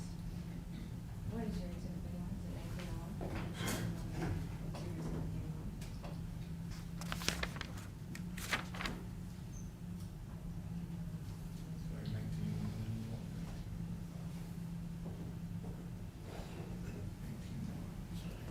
you want? One 129.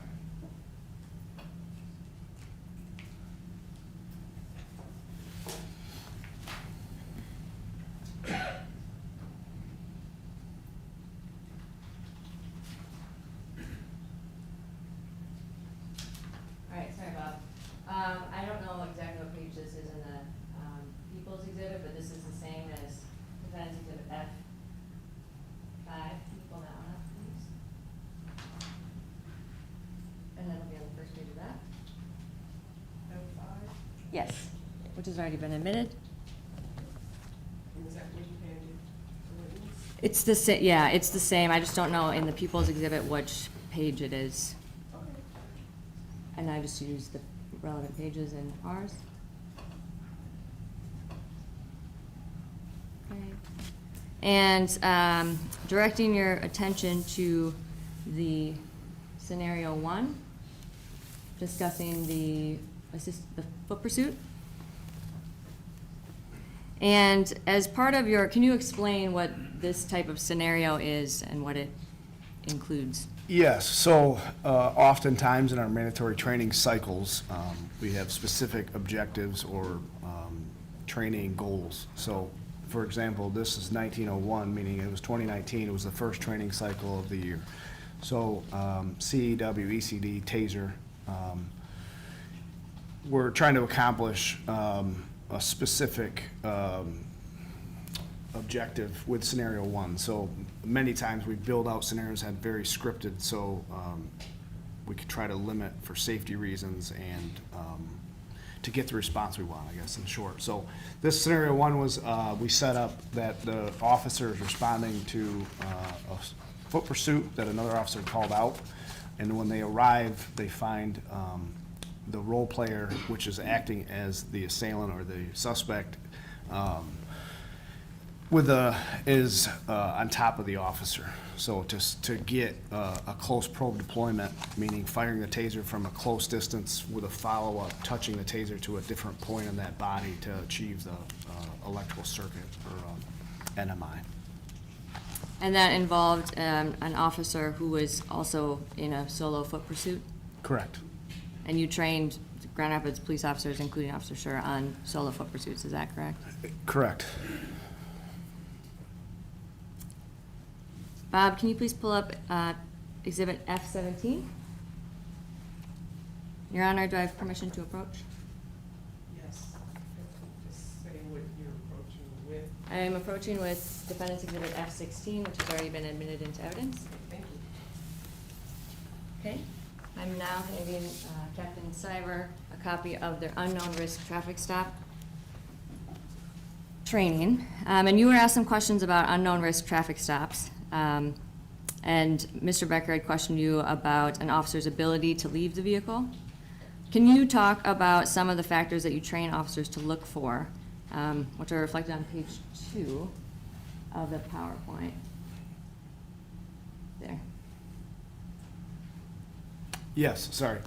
So as the jury can see, just working through things to think about, things to be aware of. What's the nature of the offense? As in, why are you stopping the vehicle? We have what we refer to, the only two variations, unknown risk and high-risk traffic stops. High risk would be a known violent crime has been committed. It's a vehicle that matches the description. There's specific intent, or specific information that leads you down that path, and you have time and resources and all that. Unknown risk is what this incident would be classified as. So understanding why you stopped the vehicle, environmental hazards, meaning, where do you stop the vehicle as geographically or location, any intelligence that's available, type of vehicle, obviously like large vans and certain things like that are more dangerous because you can't see inside of them, or if windows are completely tinted and those kind of factors. And is that all kind of, sorry, Yes, that was it, sir. okay. And is this all based on, is this part of the officer's discretion to Yes. determine? And is it usually, do you usually train officers to look for these threat assessments and analyze the person that's directly potentially posing a threat?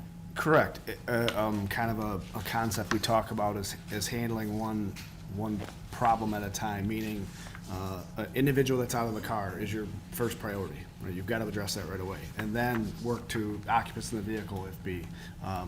We specifically train our people to do a quick assessment if they're running by a car where they'll glance or look and obvious signs of danger. But yes, they have to process all that information.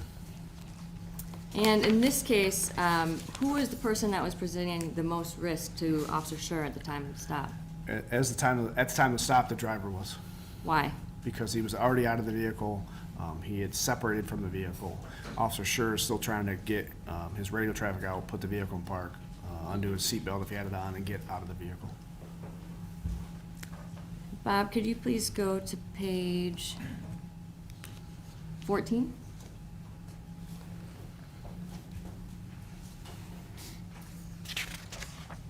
Oh, and the middle slide, and scroll.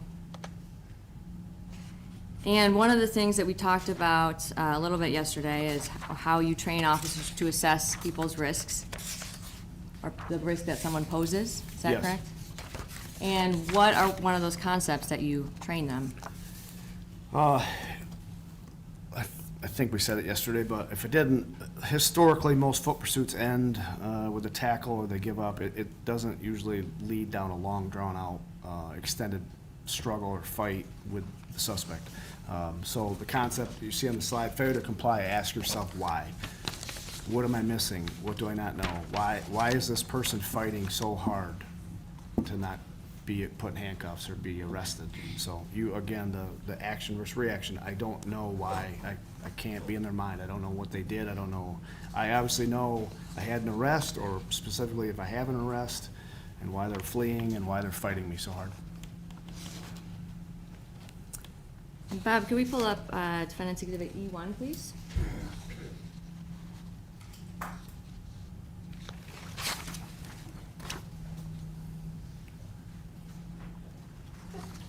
And this is the GRPD use of force policy that we spoke about yesterday and that you were asking questions about. Yes. And you, Mr. Becker was asking you some questions about OC spray. And Bob, can you go to 9-1.3? So page 3.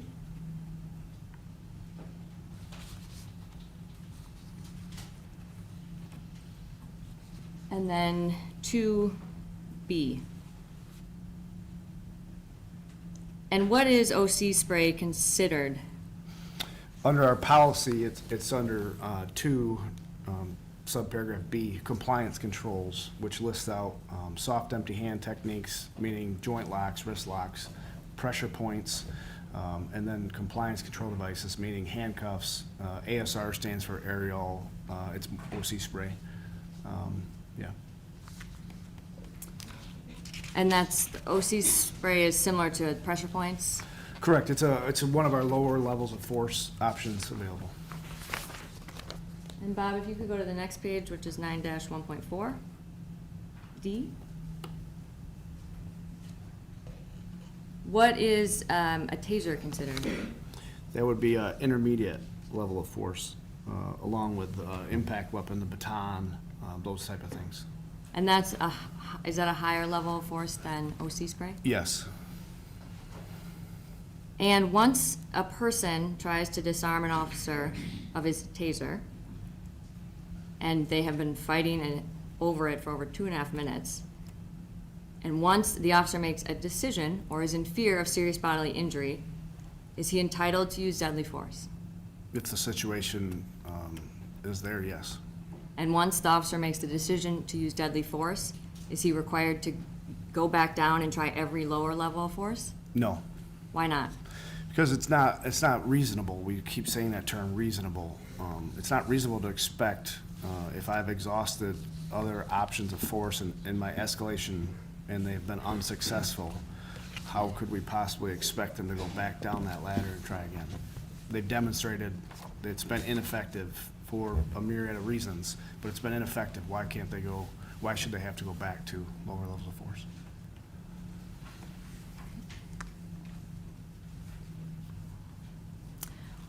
Are you aware of the Kent County Prosecutor's Office ever charging a defendant with resisting and obstructing after a foot chase? I am, yes. And did the office take the position that the defendant should be let go because the officer created a dangerous situation? No. Are you aware of the Kent County Prosecutor's Office deeming that running away? I'm gonna have to object. This is what the relevance is on every other case that we charge. We charge thousands of these, and so I don't see what the relevance is on what our decisions are in some unknown cases. Your Honor, that's a position that this office has taken, that Which office? that the Kent County Prosecutor's Office has taken previously. They've charged people for resisting and obstructing for foot pursuits, and the officers have engaged in foot pursuits to catch the person. The other cases. So I'll sustain based on relevance, and it's outside the scope of cross as well, so. He was asking about the foot pursuit policy and whether it's permitted, or if there is one. But you're asking about a different policy of a different office. Well, I'm asking if it's a crime to run away from the police, and if, Is that what you're asking? I mean, no, but I'm asking if it's a, Yeah, so I'm sustaining the objection on the basis of what other cases, because we're not here about those cases. They're not relevant here. okay.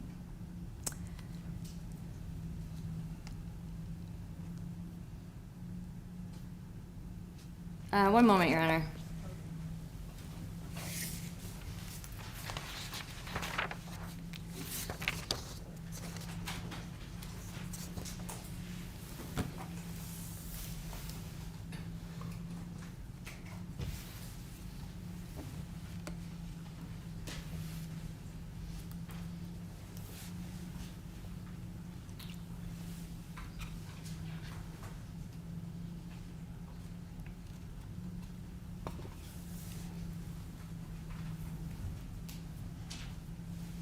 All right, no further questions. Nothing further, Your Honor. And I do see a couple of hands raised on the room, so I'll have my clerk come and grab those questions from you.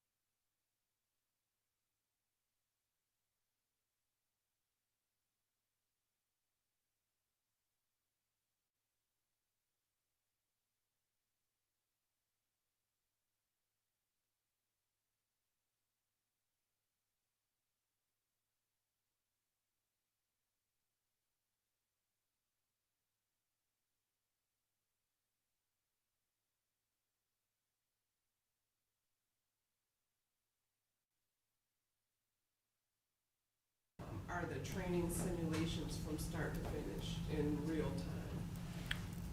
time? In like the average training scenario, I'm I assuming? guess the context is that we saw the graduation video, for example, that showed a clip.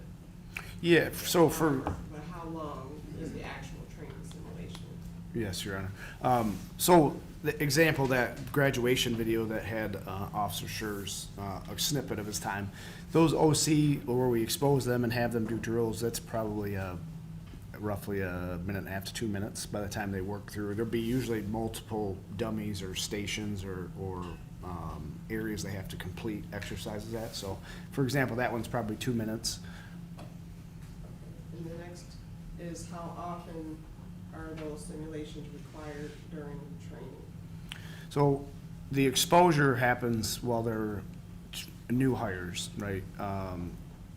Sometimes when you, historically, if you go to become an instructor in that area, you get exposed or sprayed again, or multiple times, or if you recertify in that. But for the average officer that isn't an instructor, that just participates in our training cycle, they don't get exposed to taser and pepper spray, but they do reality-based scenarios multiple times through the year on a yearly basis.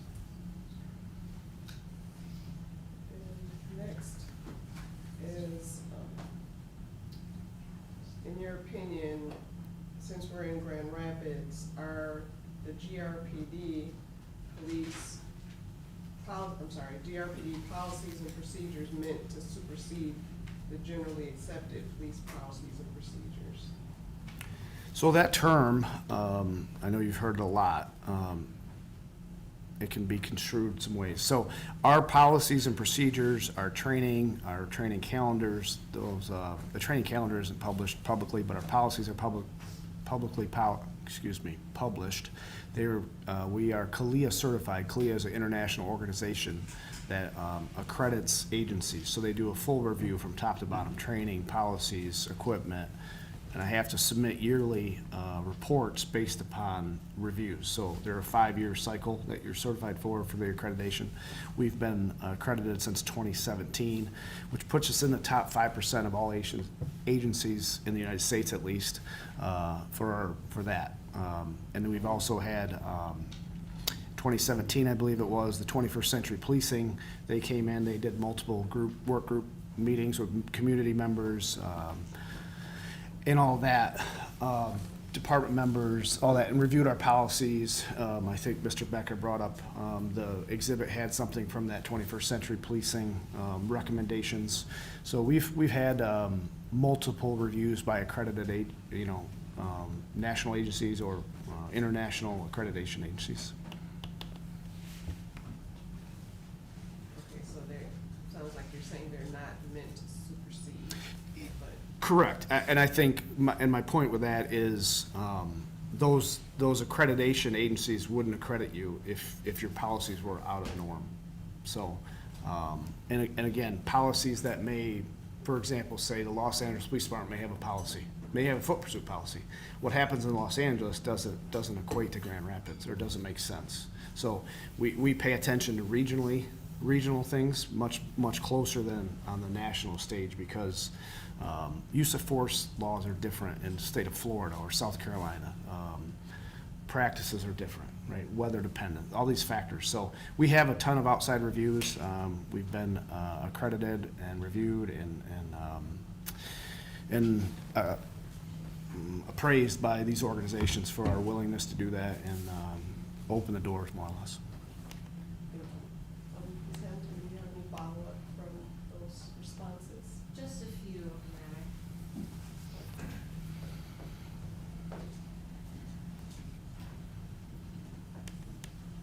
So just to clarify, I think what you're saying here is that GRPD, even though some of those things are factors that are sometimes considered, GRPD policies supersede the national generally accepted police practices as far as what your officers. Actually, it's leading him, that is not what he said. Can, So if you could, I'm going to sustain that because it's not what his response is, and if you could just rephrase your question. Can you clarify what governs how you evaluate GRPD's police officers' use of force? Whose by policies and Our policies. procedures? And I would offer our policies do coincide with generally accepted police practices. And when you say that term, can you define what you mean by that? I mean, that's a very broad term, so what do you mean by that? Yes, I would point back to the reviews we have by the CALIA, for example, the international organization. They would not offer accreditation to agencies that policies were outside of the norm or generally accepted police practices. Right. I guess what standards are you evaluating GRPD's officers by? When you're conducting like a use of force evaluation, what do you look at within One GRPD? policy, the training, is it consistent with training? Obviously, state and federal law, which our policies are derived from. And it's GRPD's policies that are governing what the officer, or how you're evaluating a GRPD officer's conduct, right? Yes.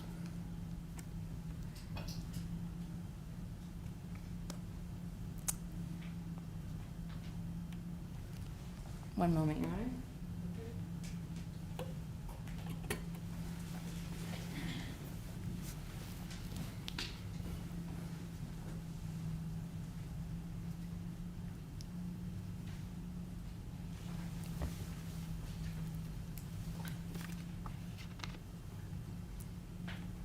No further questions, Your Honor.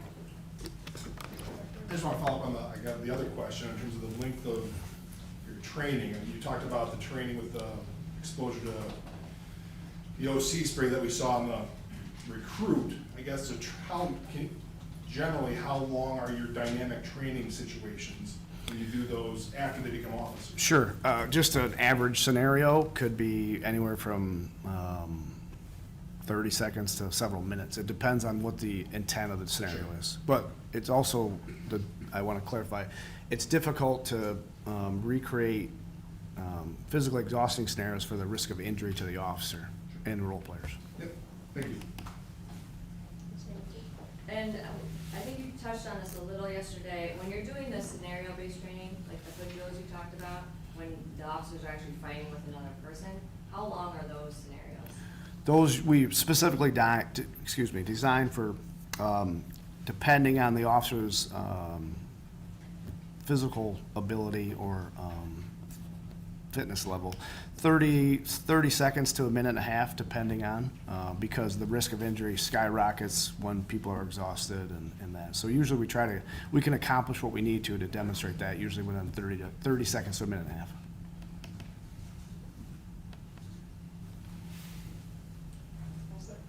Yes. Mr. Becker, any other questions?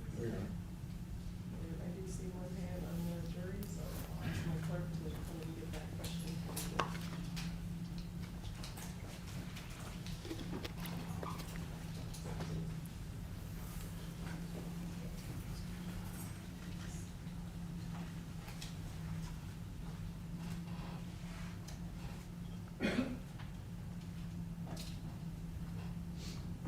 you can approach, thank you.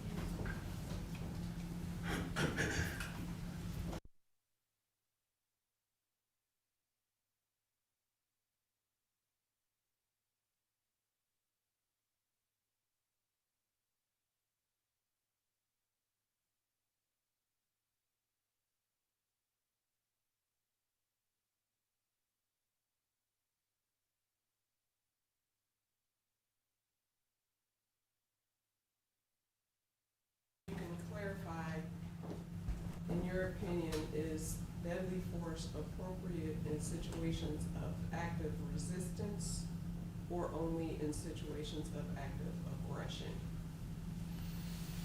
You can describe GRPD's policy. Yes. Training. Active resistance, you can't say always, but would most likely not lead to a deadly force incident. Becomes, it's a fine line between resistance and aggression. So, for example, grabbing at a taser would be an aggressive act, and that would raise the level of force greatly. So, hopefully that answers that. Okay, so is there a policy or training with respect to the appropriateness of deadly force in active resistance or active aggression? Yes, in our reality-based scenarios, we'll create that position so there's different force options and they understand the difference of active resistance versus active aggression. And that's the whole purpose of why we train the way we do, so they have a conditioned response to those. Thank you. Members, any follow-up to that?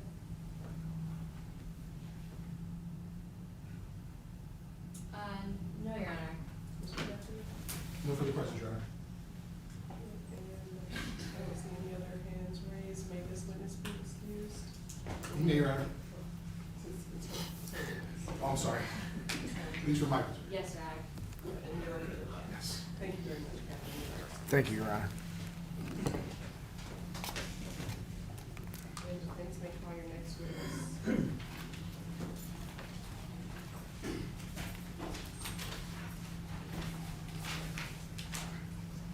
We would call Chad McCurse.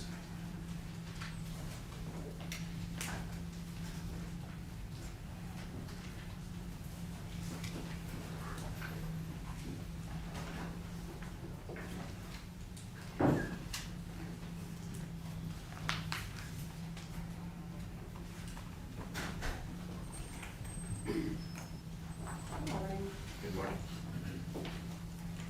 And before you take your seat, if you could please raise your right hand. My clerk will swear you in. Do you solemnly swear that the testimony you're about to give in this matter will be the truth, the whole truth, and nothing but the truth, so help you God? I do. Thank you. Be seated. Thank you. Whenever you're ready, Mr. Miller. Good morning, sir. Good morning. Sir, can you please state your name and spell your last name for the record? My name is Chad McCurse. My last name is spelled McKersie. And sir, how are you employed? I am a police captain with the Grand Rapids Police Department. All right, so Captain McCurse, correct? Captain McCurse, correct. All right, and how long have you been employed with the Grand Rapids Police Department? I have been employed as a police officer since January of 2000, so over 25 years now. And could you just give me a brief synopsis of your experiences and positions over the years, please? Certainly. I first started as an intern at the Grand Rapids Police Department in mid-90s. And then I got my college education, returned, and was hired as a patrol officer in January of 2000. I worked the road patrol for about 3 years, mainly in the South Service area. I then joined what we call the SRT, the Special Response Team, or the SWAT team. As a police officer, I did that for approximately 6 years. I left the SWAT team, went back to the road. I was chosen to become a community police officer. Joined the community policing team for about a year, and then I was promoted to sergeant. After I was a sergeant, I went back to night shift patrol as a night shift sergeant on the road. Did that for just a few months before I returned back into the SRT as a sergeant and team leader in the SWAT team. Did that for approximately 2.5, 3 years. In that time, I left and went into the detective unit. I became a detective sergeant, overseeing our general case team for about a year, and then moved into our family services team as a sergeant and ran that. Family services handles domestic violence, sex crimes, things of those nature. After that, I did a couple years there. I was promoted to lieutenant, and what we then joined, went back to the road as the watch commander. Our watch commanders or lieutenants run our road patrol shifts for the night and for the day during that. Was there for about a year and a half, then moved into our internal affairs unit. Was the commander of our internal affairs for 16, 17 months for the department, and then an opening became available in the training unit. At that time, the training unit was commanded by a lieutenant. I was at that rank. I took that position and ran our training unit for about 2.5 years. From there, I was then promoted to captain, and I moved to the West Service area as the captain of that team for year and a half again, and then another opening came in support services. I moved into support services. Support services captain handles a lot of the admin work, a lot of the IT, buying the equipment, getting the fleet, the cars, and a lot of paperwork just to get all the stuff that supports our officers out on the street with the equipment that they need. From there, I then, last September, moved to be the commander of our North Service area in Grand Rapids. It was an honor to be the North Service area captain because that's where I grew up. I'm from Grand Rapids, so it's a privilege to be the commander of the patrol teams over the North Service area, and that's where I currently sit. Need a drink of water? Thank you. So appreciate that, and that's, sounds like you've had quite a few duties over the years. Now, have you also had, and you may have mentioned this in there, I apologize, I looked down at my notes a couple of times, but have you had duties as a master taser instructor? I have several other additional duties throughout those years, what we call an additional duty. I was a taser instructor, firearms instructor, defensive tactics instructor, and then I became a master taser instructor when I was in the training unit. And just to touch on historically, you've been with GRPD since what year? January 2000. All right, and has the taser been within Grand Rapids Police Department for quite a few years? Yeah, it was introduced while I was on the SWAT team as an officer, so probably 2005, 6, I don't know exact dates, but it's been a tool for our officers for almost 20 years, maybe. Now, as a master taser instructor, how many master and taser instructors does the department have at one time? Typically one. At times we have two. We try to get someone certified as a master taser instructor and then have someone go the next year. So we have an overlap because the master taser certification only lasts 2 years. So we want to have a master taser instructor in-house so that certification doesn't lapse at that time. How do you obtain this classification as master taser instructor? What were the requirements to earn that role? To become a master taser instructor, you have to attend the training through Axon. Axon's the company that designs and created the taser. So you go to a 40-week, 5-day class, wherever it's held. Mine was held in Los Angeles. You go to that facility, go through the training for its classroom, a test, a lot of practical exercises, designing stuff. They also teach you how to become a better instructor while you're there, when you're doing it. And upon conclusion of that course and earning the role as master taser instructor, what do you do then when you go back to your department with that training? With that classification inside the Grand Rapids Police Department, I train taser instructors for the department. And then those taser instructors instruct the officers in the classroom environment how to properly use the weapon on their belt. Now, sir, did you mention you've also been, is it commander of the Internal Affairs Division for a year or two? Yes. Okay. Do you have a significant amount of familiarity with GRPD training and overall use of force policies and practices that were in place on or prior to April 4 of 2022? I do. And do you have a significant amount of familiarity with GRPD taser instruction and practices on and prior to April 4, 2022? I do. At this time, I would move to have Captain McCursey recognized as an expert in a couple of things: GRPD training, policies, practices with regards to the taser device,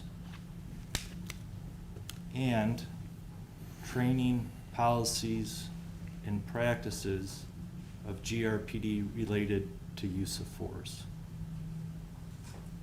No objection. All right, so he shall be considered an expert in those fields. And when I say use of force, in just the general overall policies of GRPD related. Yes, sir. To the general duties as far as automobile stops and the basic performance and policies involving those matters. Yes, sir. So, but he's an expert in training policies and practices regarding taser. Taser, use of force, and then also just general overall police duties, police functions within the Grand Rapids Police Department. I apologize for making that. Duties and functions. Correct. Any objection to that additional area of expertise? No, Your Honor. Okay, so then he shall be considered an expert in those 3 areas. Sir, I'd like to ask you some questions related in particular to the taser. We had another witness who testified about several topics. I'm going to try not to go into a lot of the same things all over again, okay? But just to get into a few areas in particular related to taser, and then ultimately get to some specific questions about the case here. Now, sir, the defense is calling you in this case to testify, is that right? That is correct. And has the defense talked to you several times over the last 3 years? Yes. And has the defense asked you a significant amount of questions about GRPD policies, trainings, and just the general practices of GRPD? Yes, sir. Now, did you also testify on matters related to this case about 2.5 years ago? Yeah, I testified in the original preliminary examination for this case. Okay, and were you under oath at that preliminary examination? I was. Now, have you ever prepared a report, you know, a final conclusion report or anything for either party? I have not.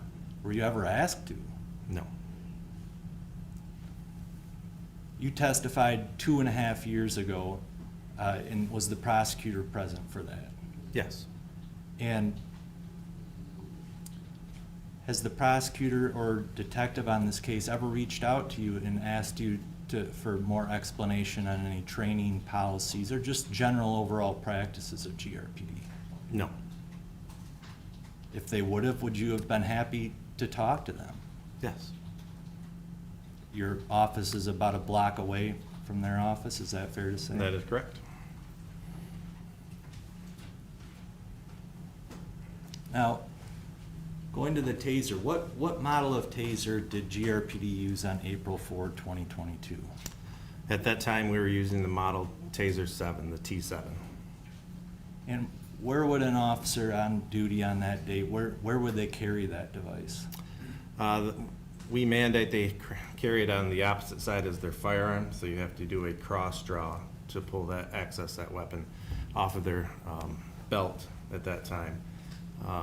The main reason for that is we don't want ever under stress to think you're pulling your taser and you actually pull your firearm. Your firearm's on your dominant side if you're right-handed or left-handed, and so we mandate it's on the opposite side, so you have to make a distinct motion to go get that device to use it at that time. Now, besides the taser on that belt, what else is an officer wearing when they go out on a shift for GRPD for the most part? On their utility belt, if you will, what they wear is, obviously you have your handgun that's in a holster. You have 2 extra mags of ammunition on your belt. You have OC or pepper spray on your belt. There's an ASP baton, 1 or if not 2 sets of handcuffs on your belt, your radio, as well as your taser device. And then how about, and you may have mentioned this, vest, do you wear a vest? Yeah, every officer on the road is mandated to wear their bulletproof vest underneath their uniform. In today's world, you see a lot of exterior vests. This is the uniform that Officer Schurr was wearing was like this. So that is how we're equipped. When you add up all of that equipment, approximately what weight, if you know off the top of your head? It's roughly around 20 pounds, 25 pounds. Obviously, my vest and belt might be bigger than skinnier people, but so. All right. Now, we talked about going back to the Taser 7. The manufacturer, Axon, they make other models as well. Is that fair to say? That is. And, sir, did you have the opportunity to sit through the testimony of prosecution's expert, Mr. Bloomfield? Half of it. Okay. And did you sit through the testimony of the prosecution's expert witness, the law professor? Yes, Mr. I did. Sessler? Okay. Did you hear some of their opinions related to this case? I have. Did you have an opportunity to read their report? I have. Sir, does it appear that they may have been referring to an older taser model than the Taser 7 in some of their opinions? Yeah, it was testified to as well as in the report of, in one portion, they considered the optimal distance of 7 feet standoff. It was documented in the report between 7 and 15 feet. That is the rule that was in place for older model tasers, not the Taser 7. And we'll get into some, but were there some differences, the Taser 7 that Officer Schurr was carrying compared to the older models? Yes. Okay.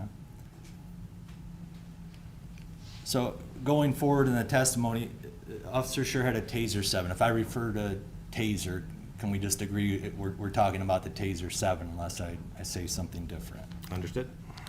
Now, under the GRPD use of force policies, what level of force would the Taser 7, would the Taser be within? It is considered an intermediate weapon, so that's where it falls in our use of force. And how about OC or pepper spray? Where is that located? That is a lower level of force. The OC, that is used for verbal noncompliance, active, passive resistance, lower levels of resistance that officers would observe. Does GRPD, do they consider the Taser a less lethal form of force? Yes, we do. Now, is that consideration in the hands of a trained police officer? That is correct. In the hands of an untrained officer, would GRPD classify it as a less lethal form of force? If an untrained police officer, they wouldn't be allowed to carry it.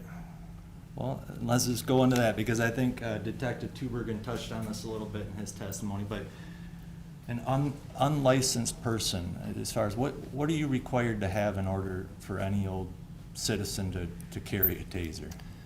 In the state of Michigan, if you were to obtain a taser, you need the licensing, like a concealed permit, as well as the training and certification form for that device.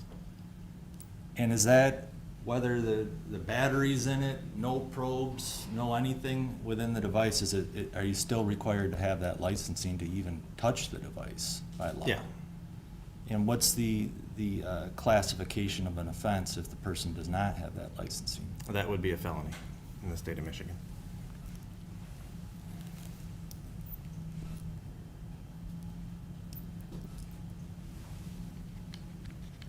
Now I'm going to ask you, I'd like to get into some of the taser training, but just backing up a little bit, okay, because I can't recall how much this was discussed, but just to give the jury a little bit of context as far as training goes.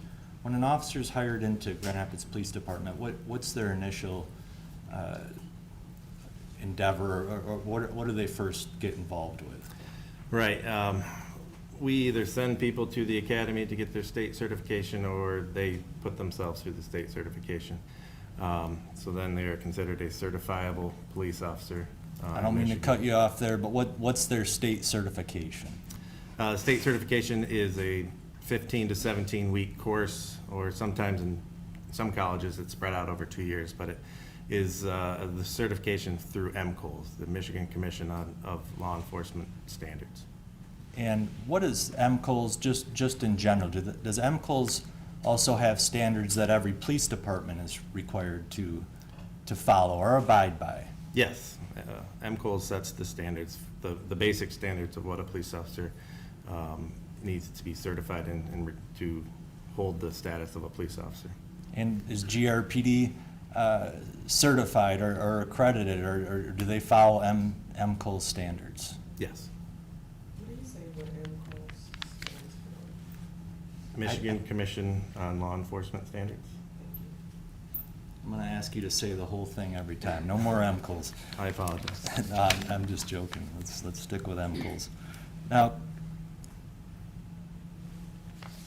once I cut you off, after the person goes to an MCLs certified academy, and then what? When we hire that individual, we put them through either a 6-week or an 8-week orientation. Sometimes we shorten it if it's a small class. If it's a bigger class, it's typically an 8-week class. Inside there, we now train them how the Grand Rapids Police Department does our policies, procedures, manual of conduct, and our use of force. We certify them in the taser. Obviously, we certify them with our firearms. We certify them with every tool that they have in their belt, certify them with their pepper spray. We go over how to do traffic stops. We go over how to do contact and cover. We go over, how to police a burglary report, how to police a CSC, how to police domestic violence. And then after that 8 weeks, we swear them in as an officer for the Grand Rapids Police Department. After the swearing in ceremony, they go into our field training program. It's a 16-week program at minimum that they go into, and it's divided up into 4 steps. Each step, the trainee is always partnered with a field training officer. And on each step, their level of work that they're supposed to do gets bigger. It starts off at like 25%, then it's 55%, then it's almost 100%. And then like the last 4 weeks is they're like shadowed by their FTO to see if they can do the job appropriately. And during that time, that's documented, their mistakes, their successes, and what training was needed to improve skill sets here and there to make sure that they are good and on a solid basis to move on and go on to solo patrol. Okay. Now, just going back to taser training, where is the officer initially trained on taser usage? During our 8-week orientation. Okay. And then how about after they're done with the 8-week? Is there continued We training? have annual recertification of the taser device every year built into our training programs.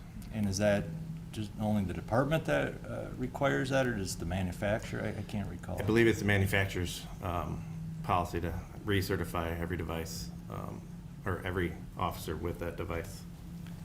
Now, when you instruct the officer going all the way back to the 8-week in-house, does the manufacturer provide the department with materials that the department then uses to train the officer?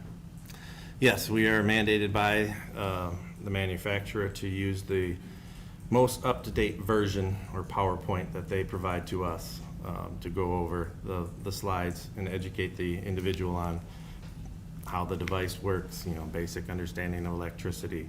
I believe you heard from Brian Childs from Axon explain some of that stuff. We go over all that in detail, and then we go through the practical exercises, practice just pulling it out of the holster, arming it, aiming it, how it works, the laser, the light, the nomenclature of the device. And then we put them through real life scenarios, simulated real life scenarios, with role players. Role players wear protective suits, and they have certain training cartridges that we can use that are safe to do so you're not getting tased during them. It would just be for like target location on an individual in certain environments, when to use a taser, when not to use a taser, those things. Now, are the officers then tested to assure their understanding of the taser? Yes, there is a written test as a part of their initial certification. Now, we heard from Mr. Childs already, but just to confirm, are on the topic of warnings that's given by the manufacturer, are those warnings forwarded on to the actual officer who's going to use the device? Yeah, they are presented with the same warnings that are in the PowerPoint, and they're gone over in that training. And just in general, what are officers taught about the taser device and its capabilities? They are taught, and it's clearly stated in the PowerPoint, that the taser device is a serious weapon and should be treated as such at all times. At all times? At all times. And are there any warnings as far as the capability of the device to cause injury or death? Yes, there are a few throughout the PowerPoint that claim that this device can cause serious injury or death. Try not to go over everything that Mr. Childs already explained, but just in general, this Taser 7 device, how many cartridges could that hold? It was equipped with 2 cartridges. And can you give us just one more snapshot of deploying a cartridge and what that does? Yeah, the device is equipped with 2 cartridges at that time. And there is a close quarters cartridge and a standoff cartridges. We went with one of each. So the close quarter cartridge is in bay 1 and the standoff cartridge is in bay 2. Bay 1 means if you pull the trigger, that's the first probes that are gonna go out. Close quarters has a 12-degree spread. So if I use my fingers, the top one is straight like Mr. Childs says, the bottom one's at a 12-degree angle down. Is designed for that close range deployment to get that optimal 12-inch spread for potential neuromuscular incapacitation at that time. The second cartridge is called a standoff cartridge that has a 3.5-degree spread. So obviously the spread is minimized.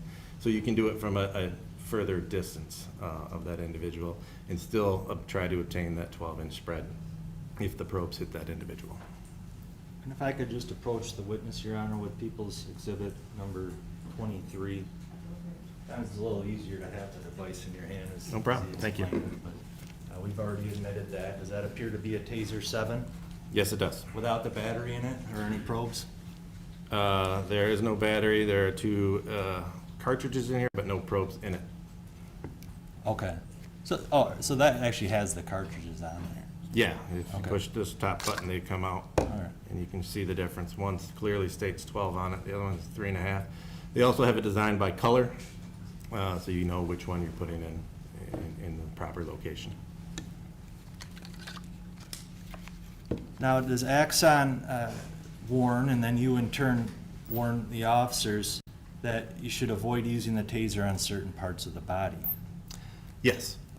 And are the trainees taught that if you administer the device on sensitive areas of the body, that in and of itself could cause serious injury or perhaps even death? Correct. Can you just list I'm not going to ask you in depth since Mr. Childs went through quite a bit, but just in general, what are those areas that officers are trained to avoid? Yeah, obviously, and you saw in the pictures of the green little dummy or whatever, the yellow area of the head, the neck, and the chest, the heart to dart thing. So the preferred areas are the green, so the extremities, the large muscle groups of your legs, your entire back. But we want you to avoid the head because of the eyes. You know, we're sending a probe that has a straightened out fish hook. We're avoiding the neck area of the individuals, as well as trying to avoid directly over top of the heart, as well as the genitals. I don't want to forget that. All right. And even after both cartridges are deployed, okay, and the probes are out there, the 5 seconds passes, does that device have the ability to re-energize the probes and even the wires? Yeah, if both probes are deployed into the field, the arena, or whatever you want to call it, you could re-pull the trigger and activate all 4 probes as well as the wires, or you could hit the arc switch on either side, it's ambidextrous, which has been pointed out. And sir, I was going to go through the voluntary, our officers provided the opportunity to have a voluntary tasing, or recruits actually, back during the 8-week. Yes, they are. And we already had a witness testify and go through some of the video on that, so I don't want to necessarily go through it all over again, but is that required, or that the trainee take that on? It is not required, it's encouraged. We want them to understand the capabilities of this device and feel what neuromuscular incapacitation is. We also want them experience that when you are experiencing NMI, if I can use the shorter version, Please. That you can still hear commands from the person that is tasing you. So they know when the ride is over that they understand what the officer wants them to do at that time. And is the setting for this voluntary, is it a fairly controlled setting? It's a very controlled setting. It's a very sterile environment. Everyone is required to wear eye protection. We offset everybody, behind where the probes are going down range, so there isn't an errant probe that accidentally strikes somebody. We have spotters there, so a lot of the risks of a taser is the uncontrolled fall that could create a lot of injury as well. And so there's spotters, or we'll start them on their knees or even laying down to avoid that fall risk. You can still accomplish the same goal and experience NMI during that time from a laying down position as well as standing. We went through the video yesterday, and have you had the opportunity to review the voluntary tasing of Christopher Schurr here back in his academy? And if you recall, and I can pull it back up, but approximately how far was the device from Officer Schurr when the probes were deployed? In the video that was displayed, Officer Schurr was laying down. The instructor that tased Officer Schurr was probably 1 foot or 2 foot.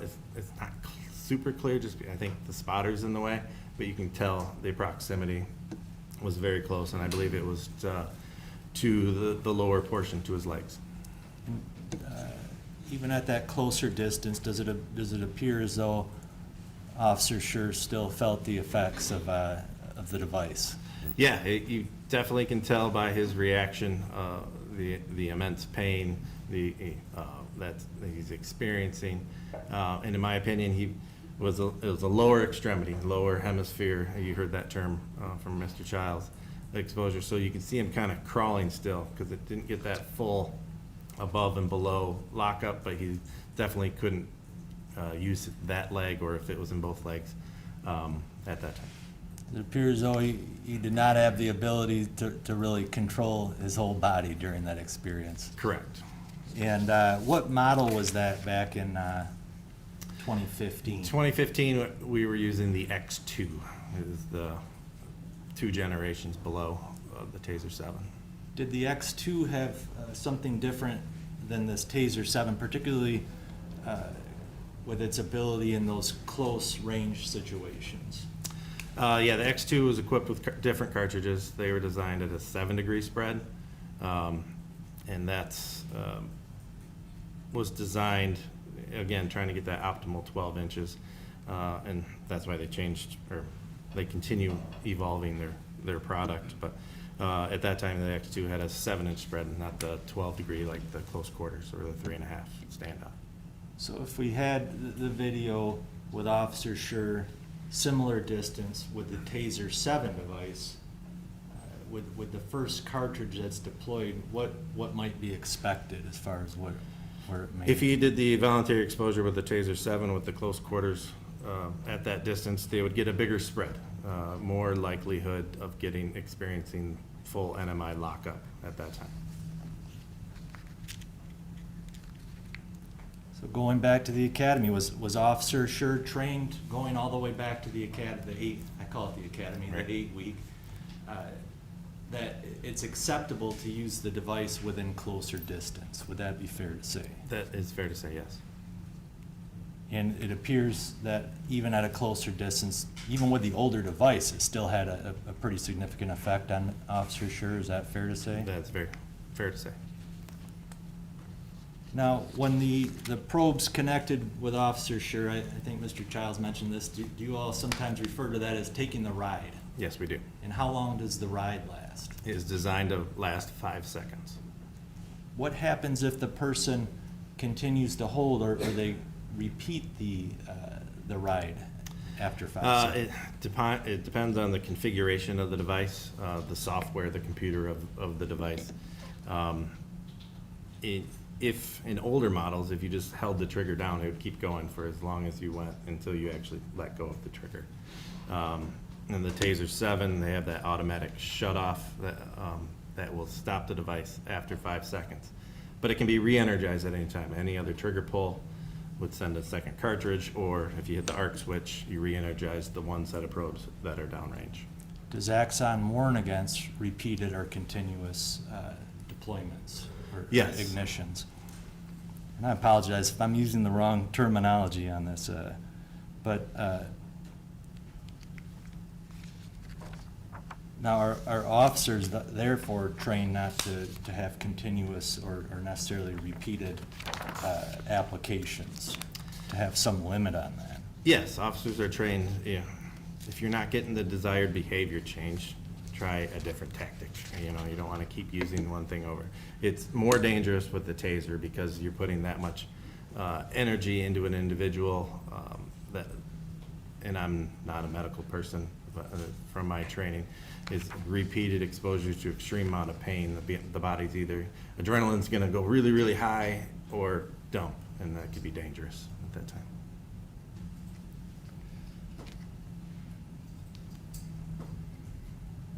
Sorry, I'm just trying not to ask you some of the same topics, but just moving on. And I believe this was covered with Mr. Childs, but both cartridges already deployed, and then subsequently an individual has contact, even just contact with the probes or perhaps even the wires, the triggers pulled.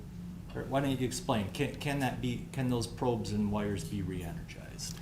Yeah, the probes and wires can be energized once they're outside of the device and either in a person on the ground or wherever they're at. So anytime you reactivate this device by, again, pulling the trigger or pushing the button intentionally or unintentionally, it's gonna cycle again for another 5 seconds. So that energy is out there.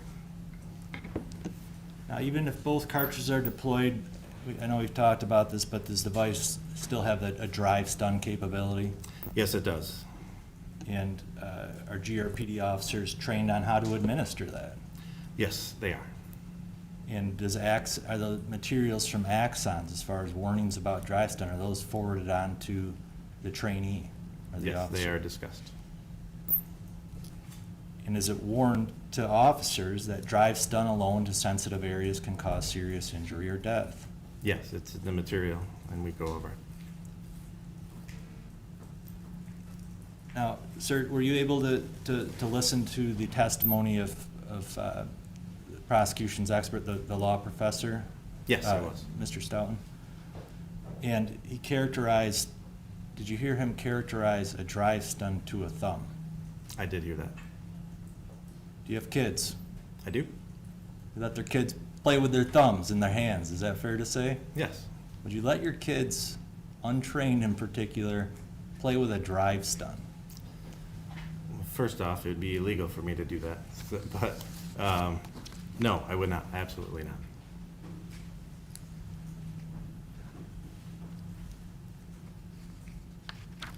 You mentioned continuous pain and how the person may dump.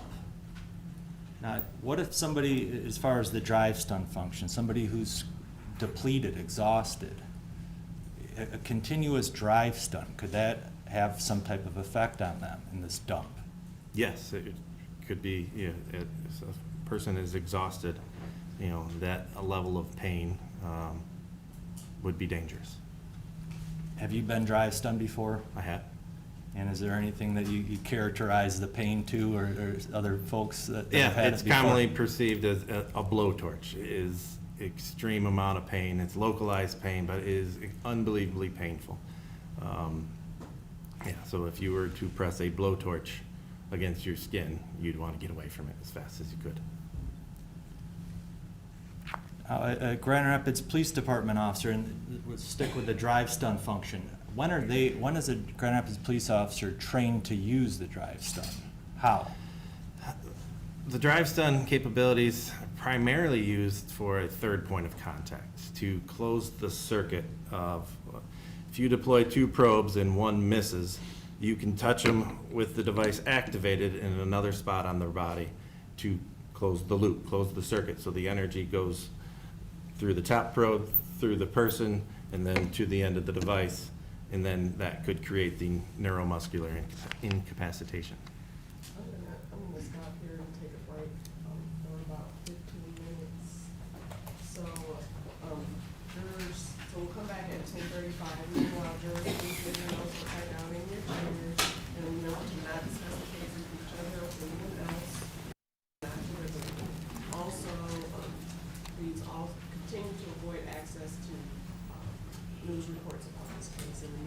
February, so we'll see you back in 15.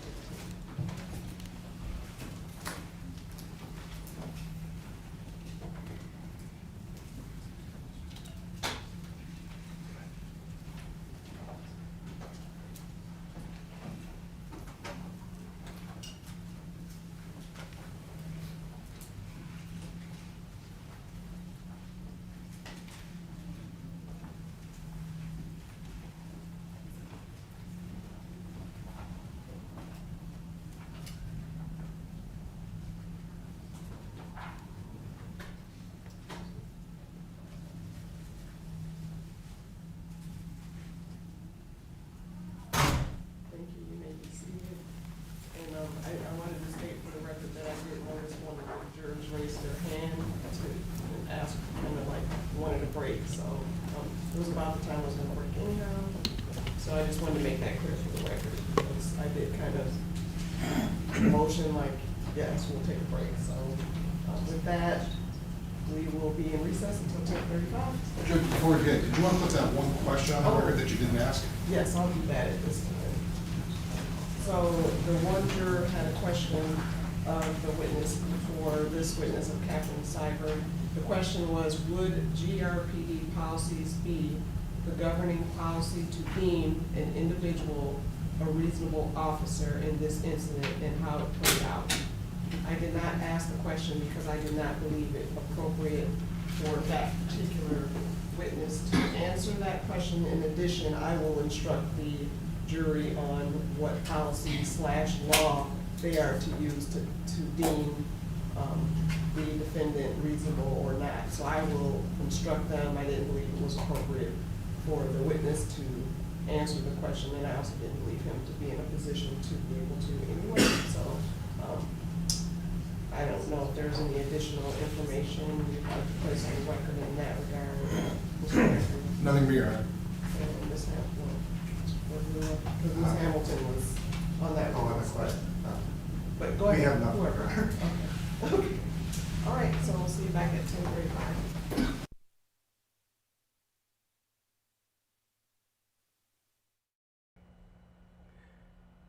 Thank you for joining us. We're continuing our coverage day 4 of the trial of former Grand Rapids police officer Christopher Schurr. Today we heard the last prosecutor Chris Becker's cross-examination of GRPD Captain David Siver, and the defense called their next witness, Captain Chad McCursey, to the stand. That second witness will continue his testimony after this break. Let's bring in 13 on your side's Callie Lichter. Callie, we saw the cross-examination end with Captain David Siver. What stood out to you between these two cross-examinations? Lauren, I think that it was really obvious from the defense. I believe they also said it at one point that these two experts that they called in were kind of their foil to the two use of force experts that the prosecution has called in over the past couple of days. You know, they were being asked some of the similar questions based on statements that the prosecution's use of force experts have been saying, and have been kind of saying, you know, the opposite of the prosecution's use of force experts. And they've been really, you know, by the GRPD policy. Everything's been related back to GRPD policy. And at one point, I think after the break, so you guys on stream haven't gotten there yet, we're talking about, you know, the relation to Michigan law, which was a criticism that the defense had during their cross-examination of the two prosecution use of force experts, is that they didn't know Michigan law, and they weren't experts in Michigan law or GRPD policy. So everything that we're hearing is really, you know, he was justified within this GRPD policy. And again, the question is up to, you know, the second-degree murder charge, not necessarily GRPD policy, but that's what we're hearing right now, Lauren. And Callie, I wanted to ask about seeing the comparison of using multiple GRPD officers versus, for the defense, versus the prosecution not using any. What's your take on that? I mean, we heard it in the opening statements from the defense. They believe that Schurr was justified because he was doing his job, and, you know, he was scared. This was self-defense. So I think that's why they're calling in a lot of these officers. And I believe, you know, David Siber has familiarity with former Officer Schurr. These other GRPD officers who came in also have familiarity with him. And so I think they're really calling them in to show that this is what it's like for an officer, someone on the force there at GRPD to again play up that self-defense, that he was doing his job point that we've been hearing throughout the trial from the defense. We saw things get very intense, especially at the end of the day. Was that the same at the beginning of today? I think, you know, there was a lot of energy in that courtroom earlier today, but it definitely has fizzled down since the initial moments. We saw, you know, a little bit of kind of that fire from Kent County Prosecutor Chris Becker that there was at the end of the day yesterday.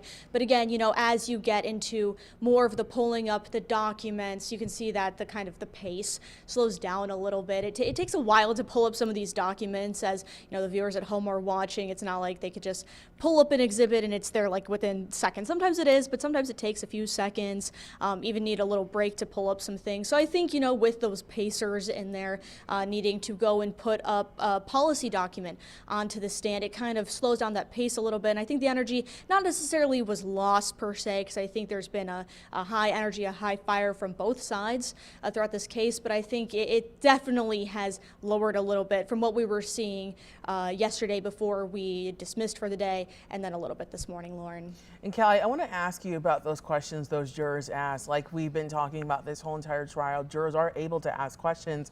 We saw them ask a couple of them today. Talk about that. So I think it was really interesting about the questions that they were asking, and we saw at the end there was one question that was not asked. And, you know, again, when we're talking to some legal experts, they say it's becoming more common for jurors to be able to, you know, ask questions, being comfortable to ask questions here in the courtroom. I think it kind of shows where some of their minds are going. Again, we don't know what jurors are asking this question. I know that we have, you know, that anonymous outline of what the jurors sitting on that bench look like, or in that box. But you know, those questions show that they're really paying attention. They're really digging in. And again, what I said, you had two use of force experts from the prosecution who said one thing, their opinion, and then you have two use of force experts from GRPD who are saying another thing. I think that was really reflected in their questions surrounding, you know, how long does the training run for? What kind of training are they put in? And then even with that one question that wasn't asked about, you know, a reasonable police officer, it shows that they're thinking, they're absorbing what they're hearing, and trying to piece together, you know, all of these witnesses that they've been hearing over the past 4 days, Lauren. And Callie, my last question for you is yesterday we saw kind of like a ping pong match of the defense asking questions that kind of were directly connected to things that witnesses said for the prosecution beforehand, and Prosecutor Becker coming back and kind of asking a question in regards to what the witnesses were saying yesterday. Are we seeing that back and forth again between the defense, prosecution, and what previous witnesses like Stoughton have said in days before today? I actually had that section from yesterday bolded in my notes, because as soon as I heard, you know, that kind of ping pong back and forth between the defense and cyber, specifically yesterday, I was like, these are exactly, you know, drawn from what Stoughton and Bloomfield have been saying over the past couple of days that we've heard them as witnesses. And, you know, it's not, in my opinion, it's not as, you know, explicit as it was yesterday, but definitely you can tell that these defense questions, they asked about, you know, I believe it was Stoughton who said that a drive stun is comparable to the eyes, is comparable to the thumb in the eyes. The thumb was brought up yet again. There's a lot of questions being asked that you can hear that have been derived from some of those statements and answers that Stoughton and Bloomfield were giving. And again, I think that goes back to the fact that the defense tried really hard through motions and objections and other things to not get Bloomfield and Stoughton to take the stand. The mistrial was even due to their testimonies that we've heard. So again, I think this is just another reason, another option to try to, you know, show that maybe what they're saying in their belief, in the defense's belief, is, you know, not a clear picture of what was happening here. So I believe that's kind of where that back and forth is coming from. And again, we have seen a little bit of it today, but I believe not as explicit as we were seeing it yesterday, Lauren. Well, Callie, I know that court is back in session for you, so we're going to let you get back to that. Thank you so much for your input. And again, a reminder that we are seeing all of this on a 30-minute delay that's been mandated by the judge. So we will be getting back to the stream in just a moment. But first, we're going to talk about what we saw today. Like Callie mentioned, we began with cross-examination of Captain David Siver with GRPD. Siver trains officers on use of deadly force in policing. The 10th cross-examination, which was cut off yesterday, continued with prosecutor Chris Becker continuing to go over training policies and certifications for the department. Take a listen. Force, when you talk about totality of use of force, it's all uses of force. It's not just deadly force, it's force at the beginning, force at the end, force in between, right? Correct. And it's got to be objectively reasonable for the entire time, right? For the use of force duration, yes. Okay. So that use of force, in terms of considering that it was a good idea to chase, let's look at right off the bat, the moment to chase. Patrick's bigger than him, right? Yes. There's two people. There's one in the car and Patrick. Correct. Relative strength, we already know this is before the chase is taken off. Patrick's stronger than him because, as you throw in your testimony, he lifted him off the ground. He did. So he's bigger, stronger, there's more than one purpose, and may have access to a weapon, right? Correct. So on the first four things, the first top four things, if you will, all of them count against the defendant chasing after Patrick, correct? It's factors, yes. They're factors. So what are the good factors, I guess, in there that would allow for a chase? It's also a compressed time constraint, his decision-making of deciding to pursue and then actually trying to physically restrain or arrest. Those are all happening in split-second decisions, not long drawn-out, Sure. working through them. Sure, but a reasonable officer at the time, you train officers to take all these things. I mean, you just don't have that up there for no reason. You don't have a policy for no reason, right? Correct. They're trained to take these into consideration. They are. And so part of the training would be say, hey, somebody's bigger, stronger, you got more people, may not be the best idea to go after somebody in those situations, right? Potentially.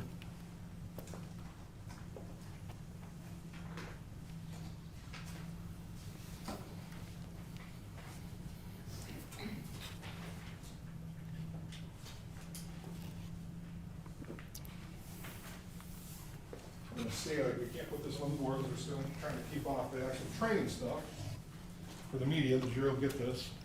Staying with Exhibit 32.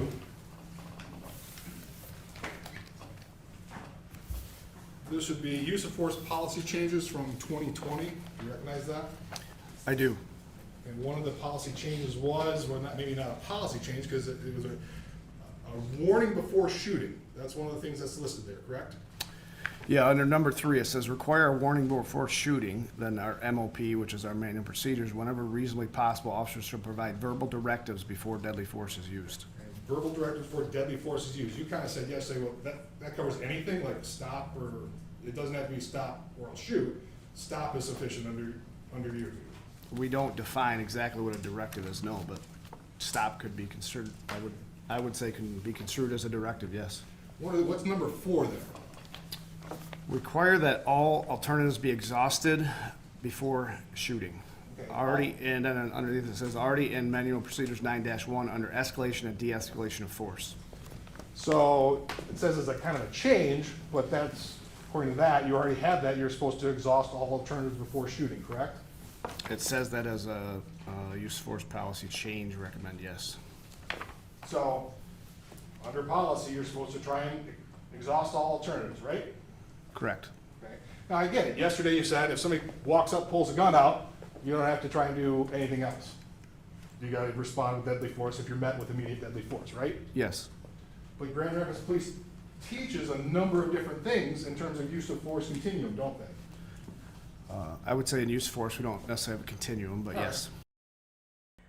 What we then heard was Prosecutor Becker confront Siver about the training officers may receive, which would inform their decision to use deadly force, just like Schurr did. Take a listen. Now, you talk all these training records, I kind of put them in front of you. These are all taught basically at the academy, right? Or not the academy, through your training program. Correct. When they're recruits. And so these training records, use of force, you're recertified each year, right?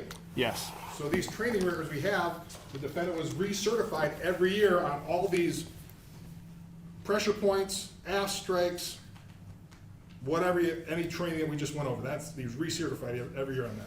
Correct. And in fact, he was recertified on February 22nd, maybe a month and a half before this incident. Yeah, I believe so.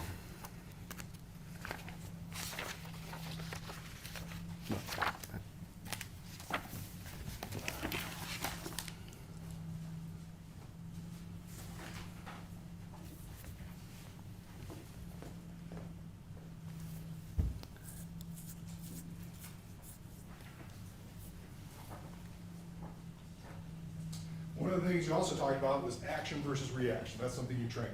Correct. So action versus reaction, I want to be clear on this. So hypothetically, you're an expert, so hypothetically, you're responding to a domestic violence call. That's something common for Grammars Police, right? Yes. So you respond to a domestic violence call, they say, it went out the back. You go out the back. I'm standing there with a gun. You can't shoot me, can you? You're standing there with a Just gun? standing there, right like this, gun at my side. There's a lot of other factors to it, but it would depend. Well, what other factors? Depends on kind of how you're moving, distance of us. Just all said, that. I'm standing. I'm standing here right there. I'm standing, gun pointed, and looking at you. No, I wouldn't shoot in that situation. Why not? Because you're pointing at the ground. Okay? Not posing a threat to you right now, am I? No, you're a threat. I'm a threat, but I haven't done anything. Well, if I'm a threat, why can't you shoot me then? Because I would have you at high ready, my gun pointed at you, giving you loud verbal commands. Okay? Wonder if I'm running away. I would be giving you loud verbal commands. So if you have a firearm in your hand, you're running from me, I would still have my gun up and giving you verbal commands that give chase. But action beats reaction. I can quick Yes. shoot, right? That's what you train. Yes, But even in this circumstance, this wasn't a gun. This was a taser, right? it was. Taser doesn't do the same thing as a gun. You would agree with me on that, wouldn't you? Does not function like a firearm, no. So the one big concern of the tasers is going to disable somebody to have somebody access their gun. That's one of the biggest concerns, right? Yes.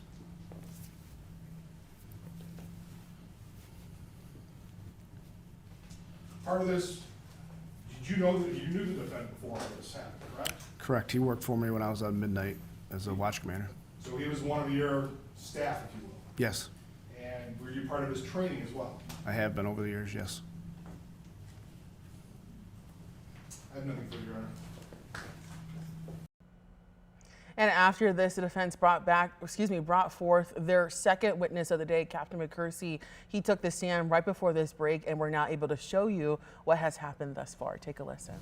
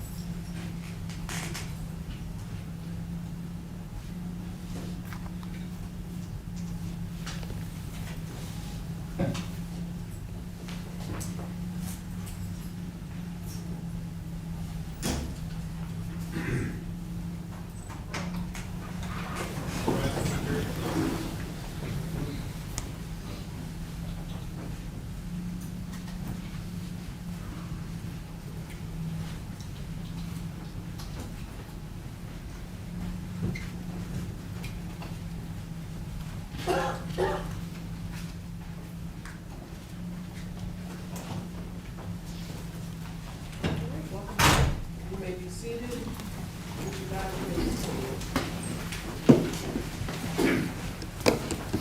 Thank you, Your Honor. Mr. McFarland, could you please pull up Exhibit K?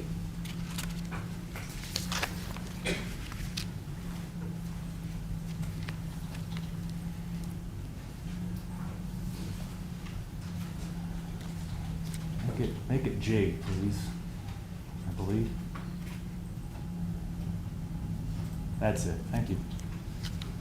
Sir, I think where we left off, you were talking about the training to a Grand Rapids Police Department officer on using this drive stun function. And just to synopsize, and correct me if I'm wrong, and that GRPD trains to use the drive stun along with the probes to create greater spread. So a third point of contact, you sometimes refer to it. Is that right? That is correct.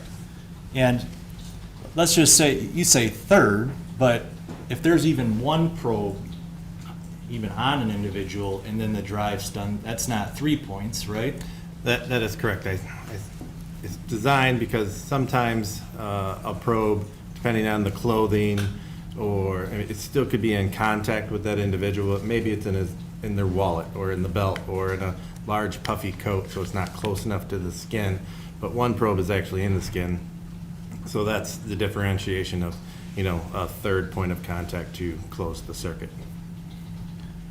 Now, if we could just play this video here, Mr. McFarland.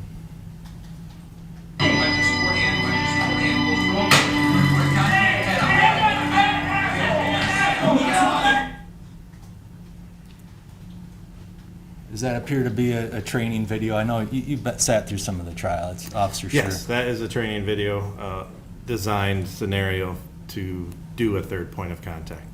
And the music and all, it's part of like a training montage for the officers and their families. Yeah, at the end of the orientation, we take snippet videos like you've seen in there and provide it to the officer and their family for their swearing in program. It's a big day to get sworn in and become a Grand Rapids police officer or a police officer anywhere. So it's a montage of videos just to kind of remember the training they went through. I heard you pick the music for those? Is that right? I do not. Okay. Now, if we can just play it again, I just want to, when Officer Schurr initially goes to pull the device out of his holster, you just back, all right. If we could just watch this moment here, please. All right, that's good. So, you explained that the taser's on the opposite side of his dominant hand, is that right? That is correct. And did you see him attempting to get the device out of the holster? I did. And is there some type of action it takes to get the device out? Yeah, the holster that's designed for the taser is a retention holster, is to keep it secured on our person, so we don't get it taken away from us. But it takes some practice because there's retention methods on it. This one, I believe, has a two-step. It has a thumb snap as well as a hood. So you gotta break the snap and then roll the hood and pull the device out. And even pulling the device out, if you pull the device out at a weird angle, it can get hung up inside the holster. It's very similar training because this looks like a gun. It's very similar to our guns. Our guns have retention holsters. And if you break all the retention methods but still pull it out on a weird angle, it can get stuck. And you can see officers kind of doing that jerky motion. And is the model on that 2015, was that the Taser X2 model? Yes. And the device, the Taser 7, did that have a holster of its own? Yes, it has, because the device is obviously molded different, and these holsters are molded to fit the tight around the weapon, so it's a different holster for the Taser 7. Okay. Could you just play the probe deployment here if it hasn't already gone? Stop. How far was the device from that dummy when Officer Schurr deployed the probes? I would estimate about 6 inches, maybe 8 inches, right around there. Was Officer Schurr trained that that's an appropriate distance to use that device? Yes. Because we're talking somehow, this trial's turned a lot into different policies. Okay, there's a lot of different policies and theories around the country. Is that fair to say? Correct. And the acronyms go on forever, right? As far as all these different bodies throughout the country on police practices. Yes. And Police Magazine and all sorts of other literature out there on police practices. That is correct. Now, to this officer right here, is he trained on every different policy in every magazine around the country? No, he is trained to our Grand Rapids standards. So if some magazine or some other entity around the country, some other department in New Mexico or South Carolina says, you shouldn't do this, is he expected to know that? He is not. Is he expected to know what he's trained? He's expected to perform to our training standards that we give him In your policies, in our policies. in your common practices. Yes. Not every common practice is written in all these policies. Is that fair to say? Correct. So even if there's not policy on certain, whether you can or cannot do this, there's just a lot of generally accepted practices within your department. Yeah. And can some of those generally accepted practices on the mind of Officer Schurr differ from all these other bodies out there? Correct.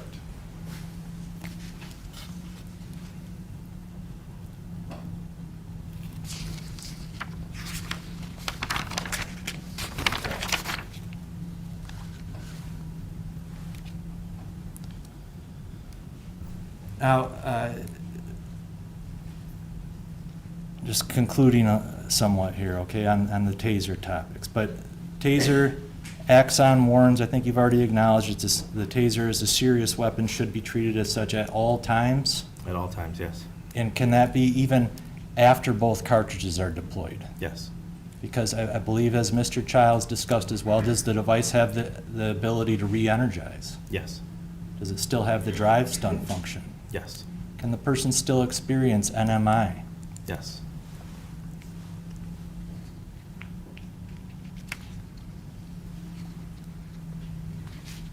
Now, there's been some discussion as far, is weapon retention a common topic? Yes. But Officer Schurr is also trained, is it true that Officer Schurr is also trained that he can use a device like the taser within arm's length of an individual? Yes.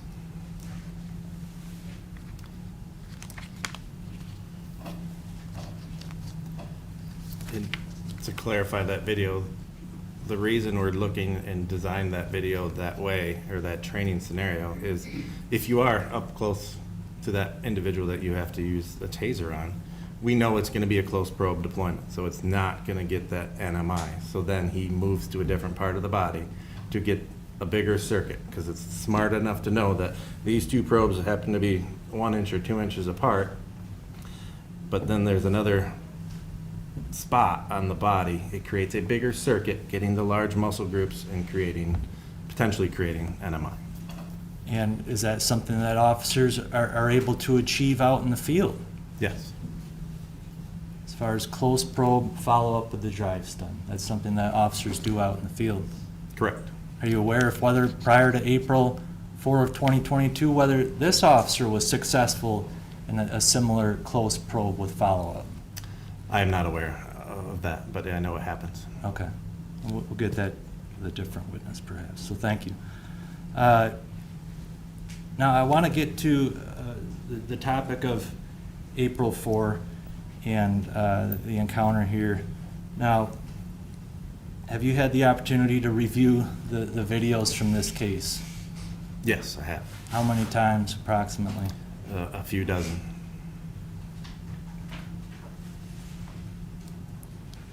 Do you feel comfortable, familiar enough with the content of those videos to answer some questions? And I don't even think I necessarily need to pull up the video at this point, but do you feel confident enough, have enough knowledge to answer some questions on that? I do.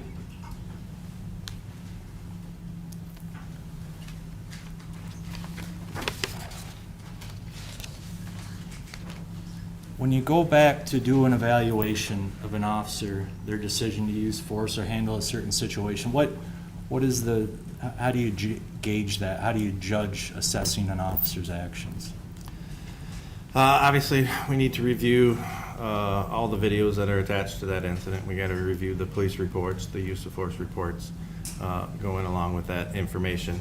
And we have to view it in real time, at that time, not information. I know you've heard this before, not hindsight. As I sit in my office on a Monday morning looking at what happened over the weekend, I have to put myself in that lens of what's going on at that moment. What information do I know that they know at that time?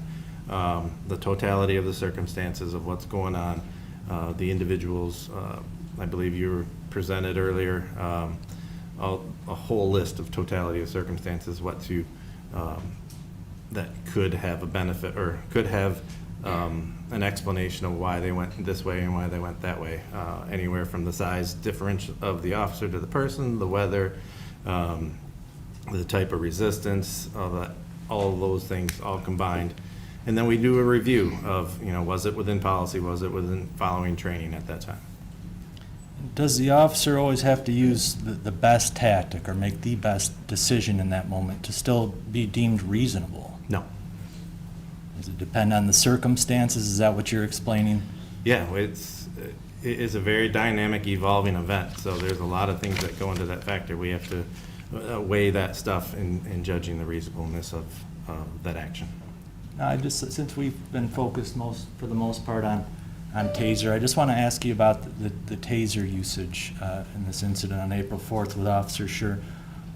Was it reasonable for Officer Schurr to move on to a Taser device in the situation he was in? Yes, when Officer Schurr decided to pull his Taser out to attempt to use it in this situation, it was reasonable. He's already tried lower levels of force that were unsuccessful, and we're training him to, again, if it doesn't work, move on to the next, try something else. Ultimately, we're trying to change behavior, get compliance. And at that time, he introduced the Taser in that situation. Anything else about Officer Schurr? At the time he pulled out his Taser, just looking back and watching this, the length of the fight, does the length of the fight mean anything to you? Yeah, it's a very big deal. I mean, we go from driving around the city in a very calm but alert manner to 0 to 100, in seconds. So in my review of the videos, you could already tell, he was become to a higher level of alertness when the driver popped out of the car and things, he's not complying and he's trying to figure things out. And then obviously he got assaulted. They run around the car and he's trying lower levels of force. He tried to tackle him. He's trying to control him and he's not gaining anything.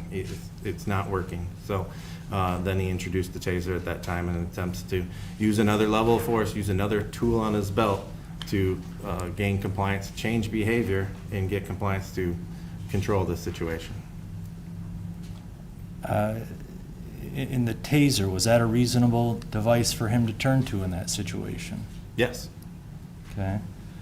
Now, as far as watching the video, he's in close quarters with Mr. Loyola, is that right? That is correct. And it appears as though he attempted a close quarter deployment, is that right? That is correct. It appears they're still in contact.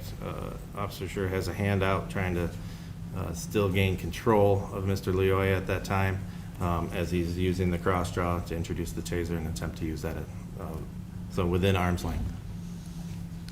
And as we all know, the driver grabbed onto the device, is that fair to say? Yeah, it's clearly evident. Now, after that point, as far as somebody attempting to take a weapon from an officer, is that a pretty serious situation in training? That's a very dangerous situation.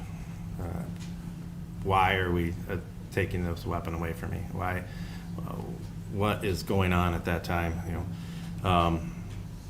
It's easy. If you and I are fighting and you take my wallet, you're taking my wallet to spend my money or use my credit cards. That's an assumption, but it's not just to take it away from me. So, I mean, as an officer, you're taking away a tool, a very serious and dangerous tool off my belt. It's a very scary situation. So when the matter gets to a point where, does it appear at some point that the driver is able to have exclusive control of the device? Yes. And going back to your analysis there, in the eyes of an officer, after a couple of minute fight, would it be reasonable for an officer to fear that the individual may use the device on them? Yes, that is reasonable. And based on your review of the video, no hindsight, was Officer Schurr reasonable to resort to deadly force in this situation? Yes, I believe, in my opinion, he was in fear that this device was going to be used against him. He would be incapacitated. He's already exhausted at that moment. Aaron, I testified, we're gonna object. He can't testify to what Officer Schurr believed. That's what we've gone over numerous times in this trial, and they just, it's inappropriate for an expert to opine on it. Yeah, I can back it up, a reasonable officer. So, I'll strike the answers with respect to the defendant because this witness can't possibly know what was in his head at the time. So I'll strike any evidence or any testimony with respect to what was going on in the defendant's head or mind or how he was feeling at the time. Thank you. Sir, if I could just rephrase that, based on your knowledge, experience, the proper rules to judge, no hindsight, would it be reasonable for an officer, when an individual has disarmed them like that, to fear that the individual may use the weapon on them? Yes. And is there anything noteworthy in that video that takes place just prior to Officer Schurr drawing his weapon? At that time, the suspect in this incident had complete control of the taser and had switched it from his left hand to his right hand. And how about the positioning of these two persons just prior to the firearm coming out? It appeared in my review that Mr. Leoy was getting back up and turning towards Officer Schurr at that moment. Okay. Would an officer, with the training that Officer Schurr had, would it be reasonable for that officer to be in fear that the individual may use the device on them under the totality of the circumstances? Yes, based on the totality of circumstances, that everything that's portrayed so far at that moment, there would be a reasonable fear of another officer at that time of great bodily harm or death. And if an officer reasonably fears serious injury or death, does that officer, are they required to wait for the individual to actually aim the device at them? No. Because what happens when somebody aims a device at you? Action's faster than reaction, so we don't have to wait for someone to hurt us to do something. If there's reasonable fear, serious injury or death, what level of force is the officer authorized to move on to? Deadly force. Okay. Just one moment, please.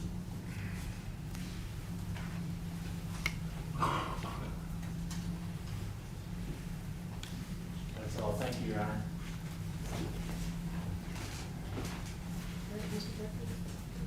So I go over one of the things you talked about earlier with Mr. Dodge. These questions on the defendant doesn't have to go by South Carolina policy, Florida policy. You are certified under CLIA, right? Yes. Once again, what is CLIA?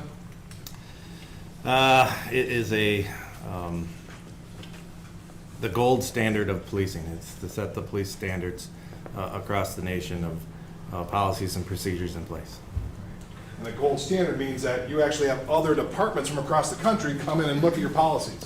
Correct. It's quite a lengthy process. They review through all of our materials, and we obtained our accreditation saying I think it was 2019, only like 5% of the agencies in the country were accredited, and we were one of them. So if your policies are outside generally accepted police practices, you won't be certified by CLIA, will you? Correct. So Can you say what CLIA is? you just did. I thought he just did. I asked him that. Well, I don't know the exact acronym of CLIA. what are the letters? You don't know exactly what CLEA? I wouldn't want to guess right now. I understand what it is. I'm sorry, I'm trying to listen, but I thought Commission on Law Enforcement Standard.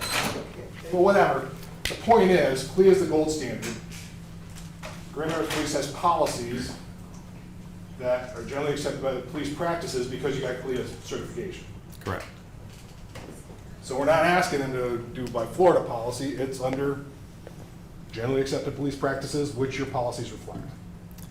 Our policies have been reviewed and to give us that accreditation, but we hold up Officer Schurr to our standards.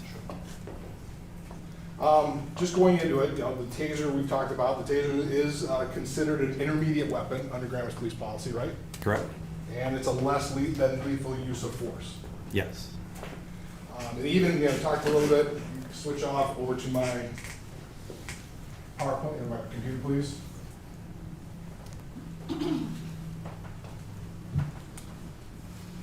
This is Exhibit 24. You've had an opportunity, were you in here for the child's presentation? Yes, I was. And you recognize this slide?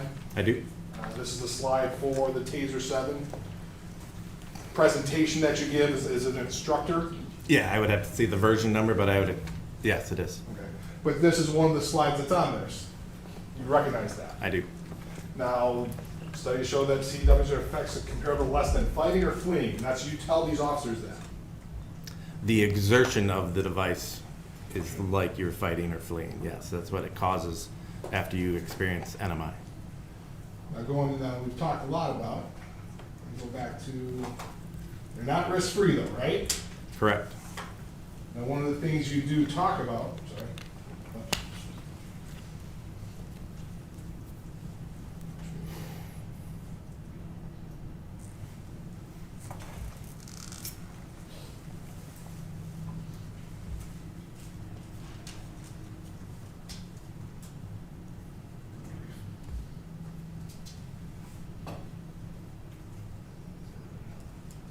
I had it and I lost it.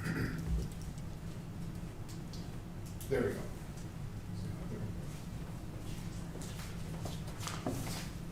This is one of the slides still. This is kind of the main warning slide, if you will, right? Yes.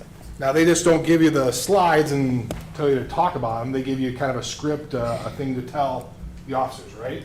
Yeah, there's notes attached. One of the notes, and particularly this side, on this slide, is the National Institute of Justice, and the 5-year study found that TASER energy weapon deployment has a margin of safety or error greater than most alternatives. That's one of the things you tell them, right? We just, not that specific. What do you mean, not, you don't follow, you don't, so they give you the stuff and you don't follow, you don't say it? We read the slide and go through it, and we don't go into the minutia of the, who did the study on that. But you don't, but you say the basic part of it is that the significantly lower risk of injury than physical force. Yes. So you tell the part about agencies who use TASER decrease suspect injuries requiring medical attention by 45%, and officer injury requiring medical attention by 80%. You say that? Yeah, we go over the reasons. The TASER was designed to reduce a lot of things. You know, baton strikes for one. They're ugly. They're nasty. You know, it looks horrible to hit someone with a metal rod. This reduces the injuries because it's designed to not go hands-on if you don't have to, if it's safe to do so. And then it's designed to reduce the injuries to the officers as well as the suspect. Okay. And part of the, it's not go hands-on, so you have that distance. Part of it is distance, is having the ability to use distance between you and the subject you're trying to apprehend, correct? Yeah, it's designed that way, correct. Go to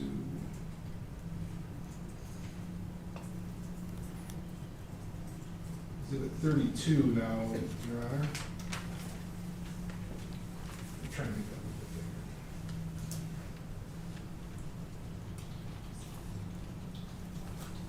bigger. Once again, we've gone over use of force policy. This is 9.9-1.3. This is the use of force that's kind of in place for Grand Rapids Police use of force policies, right? Yes. And you recognize this subject, potential subject actions or level of resistance. Correct. You testified before, you testified back in April, or back in 2022, whenever the first prelim that you talked about. Yes, You sir. You testified that Patrick was demonstrating active aggression, correct? I believe so. I would need my transcript to confirm, but Would that help you? You want to refresh your recollection? You want to take a look at that? yeah, please. Referring to the preliminary exam transcript, page 33, to be day 2.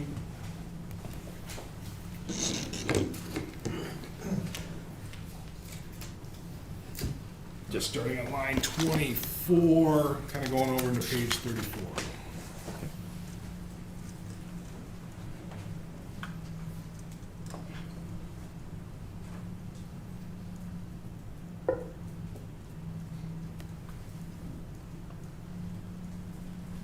Yeah. I mean, it was contextually, I don't think we were talking about this case. We were just talking about use of force. So active aggression, that's what Patrick was doing, active aggression in this situation. Your answer, correct. Oh, I'm sorry, I didn't see that bottom line, but yes, correct. Okay. So Patrick was engaged in active aggression. There's a distinction there between active aggression and deadly force assault, correct? There is. Just because somebody's in active aggression doesn't mean an officer can use deadly force, right? In that context, correct. What do you mean in that context? What do you mean by that? It's not a black and white answer in Sure. questions. So, I mean, strictly the way you worded it, yes. Well, you can't use deadly force for somebody challenging an officer, right? Right, You can't use deadly force for somebody punching an officer. correct. You can't use that deadly force for somebody kicking an officer. Again, contextually, how many times have they kicked me? How many times have they punched me? Am I about to lose consciousness? All right. Um, All right, and that's fair. I mean, but it's like a continuum. So Correct. it's under, if a 10-year-old's reportedly kicking you, you're not going to be able to use deadly force, right? No, sir. But if it's a middle linebacker with the Detroit Lions and they're pummeling you till you're about to pass out, that's a whole different thing. Correct. So the whole idea is the reasonableness, like we talked about on the continuum. Yes, sir. So how reasonable was it given all the facts and circumstances? Yes. Now, once again, going to this taser thing we talked about, all of a sudden we're getting this, the taser's taken away, that's deadly force. That justifies deadly force. Where is the policy for that? Where is that?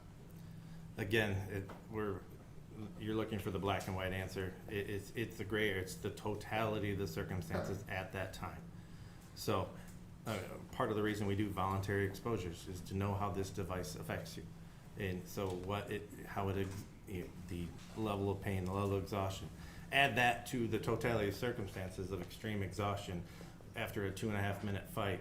And it's not written down. It's the totality, and that's what we're going over. And that's what I'm going for. So it's not, there is no, hey, taser's gone, you get to shoot him, right? Right.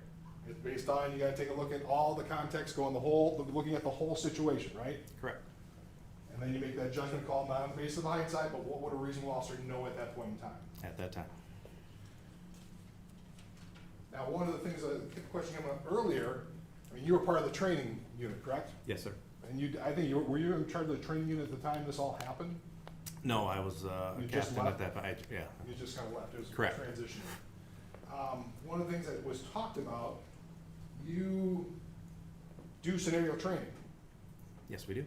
And some of that scenario training goes for a long time, right? Yeah. It's not for just a couple minutes, you go for longer than that, right? Depending on the facts and circumstances. In the training environment? Correct. Yeah, we try to experience, in the police academy when I went through, they had us go into a boxing ring and do a full round of boxing to see how tired and exhausted you are fighting another individual, to show that we are not trained professionals that can go 10 rounds. Sure. But that's part of the training because you don't know what's gonna happen out there on the street. Correct. Things don't happen in 10 seconds, 20 seconds. You may be struggling for a long time.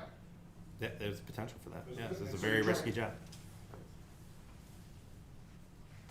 Do you remember your testimony back in there? You said sometimes some of them are long, drawn-out physical altercations on a wrestling mat. Yeah, we do that during the orientation to show them, what their capabilities are at that time, and to show them, if someone is a more advanced fighter and wrestler or whatever, they could disarm you of all your stuff during this long, drawn-out event, in a safe, secure training environment. And one of the things you talked about is going through this training is you have to have the ability to maybe transition, if you will, from different tactics. Yes. Right?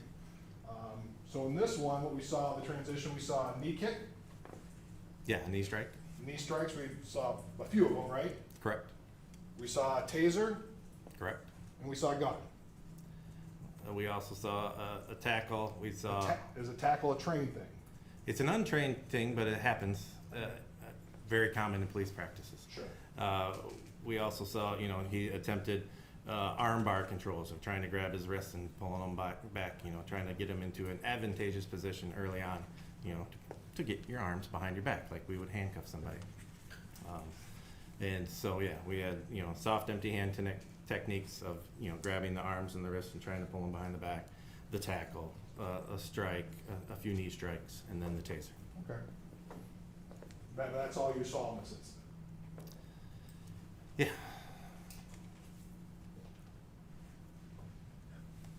And anything further, Your Honor?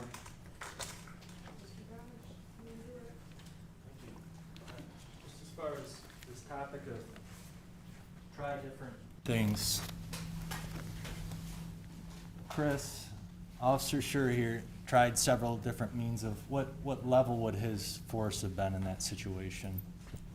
At what As point? far as the knee strikes, and what are those referred to on the level of force? Those are hard, empty hand techniques. You know, a kick and a strike is where we would put that at that level. And he tried several of those? He did. And at times, perhaps, let's say an individual's extremely intoxicated, okay, can those be ineffective? Yes. And if you add exhaustion into the equation, would that affect the officer's ability to continue to try the same level of strikes? Correct. Yeah, exhaustion, it would be less effective because now, you know, the human performance, you don't have as much power 1 minute into a fight than you did the first minute of the fight. You're getting tired. Your muscles are losing their strength. And just in general, to some of these strike tactics, can they be ineffective on certain people, such as intoxicated persons? Yes. And can that include even the asp or the baton? It can include anything, yes. Because what is the asp or the baton? Is that striking the individual? That would be, yeah, striking the individual with the baton. So if other strike mechanisms were ineffective on an individual, would the officer need to keep going through all of those same types of force to try everything possible? No, long ago they used to have a 1+1. They do this, we can go to this, one to this. And then it's been decided through the courts that's not necessary. You have to know what this level of force, in that officer's belief, would not be effective at that time. Okay. And really, but you don't necessarily have an immediate escalation. If you try this, go to this, go to that, you can always stay one ahead of the next, the step prior, right? Or the resistance or the aggression of the individual. Yeah, the ultimate goal is to gain compliance and to try to get that done as quickly as possible so you don't have to be exhausted, but it wasn't working. Okay. But if an officer's tried a level of force, strikes, lower physical controls, and they're not effective, is the officer trained that they can then move on up to a next level of force? Yes. And if that level of force is ineffective, can they continue to go up the spectrum there? Yes. They don't have to try every other possible means below to No, they do move not. on up.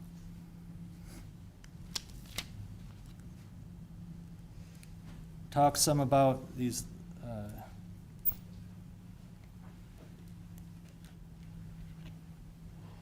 this disarming of a taser. If an individual disarms an officer of their weapon, can it be deadly force? Yes.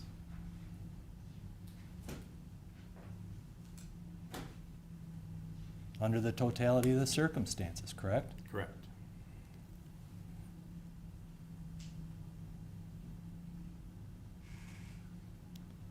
There was some mention of active aggression.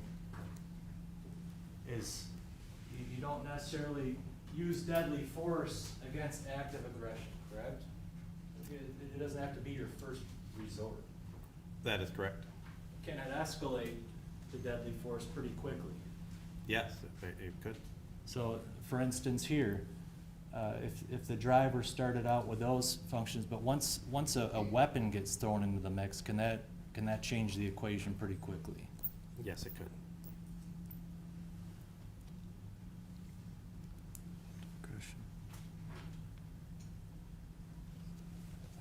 Just one moment, please, Your Honor.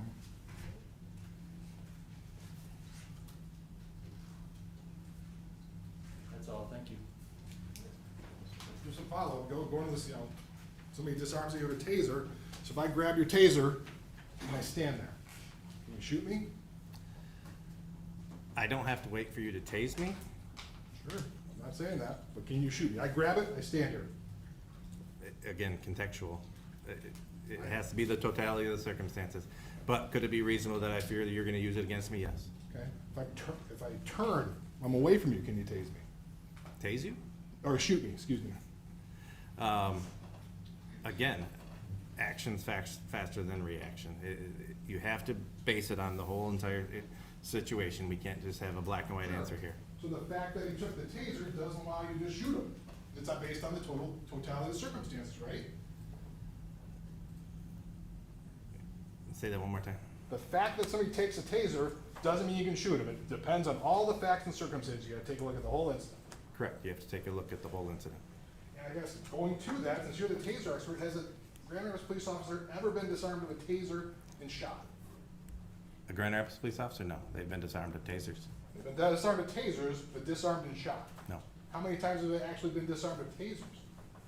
I can remember a couple times, but there were multiple officers there at that time. And nothing happened. Yeah, due to the fact Nothing. there were multiple officers there. Nothing further. You said tase and then shot. You mean with the taser, right? In terms of what? Disarmed with the taser and shot, that was the question that you asked. Correct. He answered, but I'm just asking, when you say shot, you mean with the taser? Shot with a gun or shot with a taser, either. Yeah, the answer's still no. Thank you. Just in follow, was this gentleman right here trained that the taser is a serious weapon capable of causing serious injury or death? Yes. And to have some fear for the device? Yes. And the prosecutor brought up if somebody disarms it, and you said those other occasions there were other officers around? Correct. And is it different when the officer's on their own? Yeah, it changes the totality of the circumstances and But the the- reasonable fear. I'm sorry, I didn't mean to cut you off. But the officer has, they're trained that they can use that taser when they're by themselves. Yes. Okay. That's all, thank you. Anything further, Your Honor? Yeah, we see a couple of hands raised on the jury, so Mike will come and direct those questions.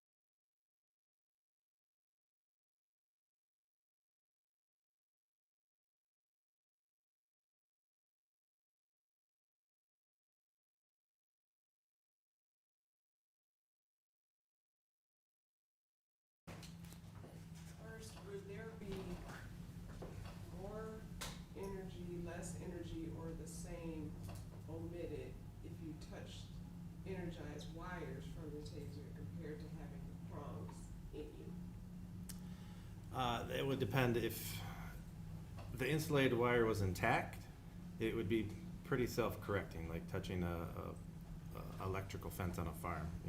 But if there was any break in that insulation, that would potentially create that full circuit of energy going into your body. You would, like he said, like Mr. Child said, the energy jumps through the air. It could jump through that and into the skin at that time. And can you reload the wires, or do you have to use new cartridges on Exhibit 23? No, we would get a new cartridge put in place. So every device is going out on the street has a brand new cartridge inside of it. So you can't reload the You wires? cannot reload them, no. And are officers required to take implicit bias classes or some type of mental health or psychology class, or classes in cultural competency? When you mean class, we have instruction on those topics, yes. I guess would be trainings, like are Correct. they trained in implicit bias? So I guess I'll break it up. Are they trained in implicit bias? Yes. Do they also receive training regarding mental health or psychology? Mental health, yes. And do they receive training in cultural competency? Yes. And Mr. Dodge, any follow-up from either or any of those questions? No, thank you. Mr. Becker? Just in terms of you watched the incident, did you see any indication anybody was suffering from NMI or there was any reaction from the wires? No. Thank you. And yet we see another question from the juror, so we'll retrieve that.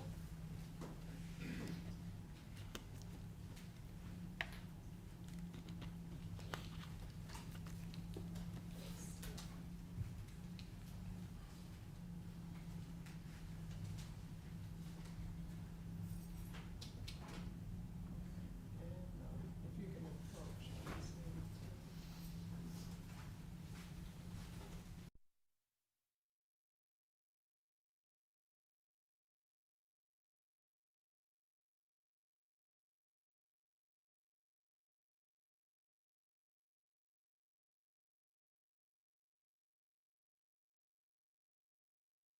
Does there have to be another point of contact, or can the wire alone deliver the effect? No, if you were just touching one wire and the electricity's going through it, it'd be self-correcting, but it wouldn't create NMI. You need that, close the circuit with that second point of contact. You either stepping on the probe or have the drive stun going off. You need that second point of contact, if that answers the question. Any follow-up from that, Mr. Dodge? So, one wire, let's say it's perhaps exposed wire, but if you're in contact with 2 points of exposed wire, could that create a second point? Yes, the electricity is flowing from the device to its end point. So it's either the probe, or if the wire snapped in half, to the end of the wire. And if you were touching that and a probe, or that and the end of the device, it could create NMI. Nothing further, Your Honor. I don't see any other hands raised on the jury. May this witness be excused, Mr. Dodge? Yes. Any objection? No objection, Your Honor. All right, thank you very much. You're excused. Thank you. Does Taser, you want back? Yeah. Thank you. Defense will call the next witness.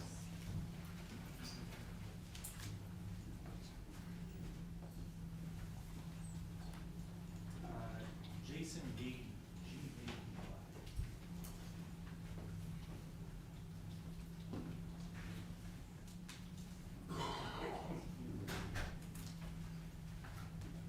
Good morning. And sir, before you take your seat, you can please raise your right hand. My clerk will swear you in. Do you solemnly swear that the testimony you are about to give in this matter will be the truth, the whole truth, and nothing but the truth, so help you God? I do. Thank you. You may be seated. And remember, Mr. Dodge. Thank you. Sir, Can you please state your name and spell your last name for the record? Jason Gady, last name Gady. Sir, how are you employed? Grand Rapids Police Department. And how long have you been employed with Grand Rapids Police Department? Since September of 2000, so 24, almost 5 years. Yeah. Just going back a moment, prior to joining the department, did you attend college? Yes. And what degree did you attain? From Grand Valley State University, a Bachelor's of Science in Criminal Justice. Did you ultimately attend a police academy? Yes, in Grand Valley State University Police Academy. Now, going to your career here with GRPD, can you take us through some of the different positions that you've had? I worked a number of years night shift road patrol, and then I worked in the training unit first time as a use of force instructor and also as a departmental recruiter. And I went back and worked in a community officer capacity, and then most recently went back to the training unit to work full-time as a use of force instructor with the primary focus of coordinating the firearms training program. And it's been a while since I looked at your resume, but do you train only within Grand Rapids Police Department? Or do you train other departments as well? No, I'm solely a Grand Rapids Police Okay. Department instructor. That's what I thought. All right. And as a trainer in firearms and use of force, are you well-versed in GRPD policies? Yes. On firearms in particular? Yes.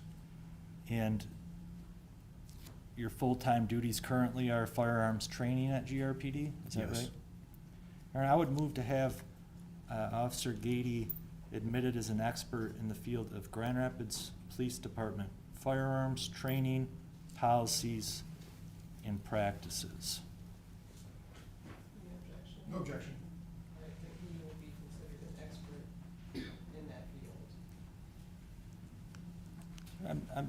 We've had some witnesses go over a considerable amount of time and evidence about other training policies and all those topics, but I'd just like to focus on firearms with you if I could, and some of the training that Grand Rapids Police Department officers have on firearms. Can you give just a general overview of approximately how much firearm training an officer obtains going back to that 8-week in-house?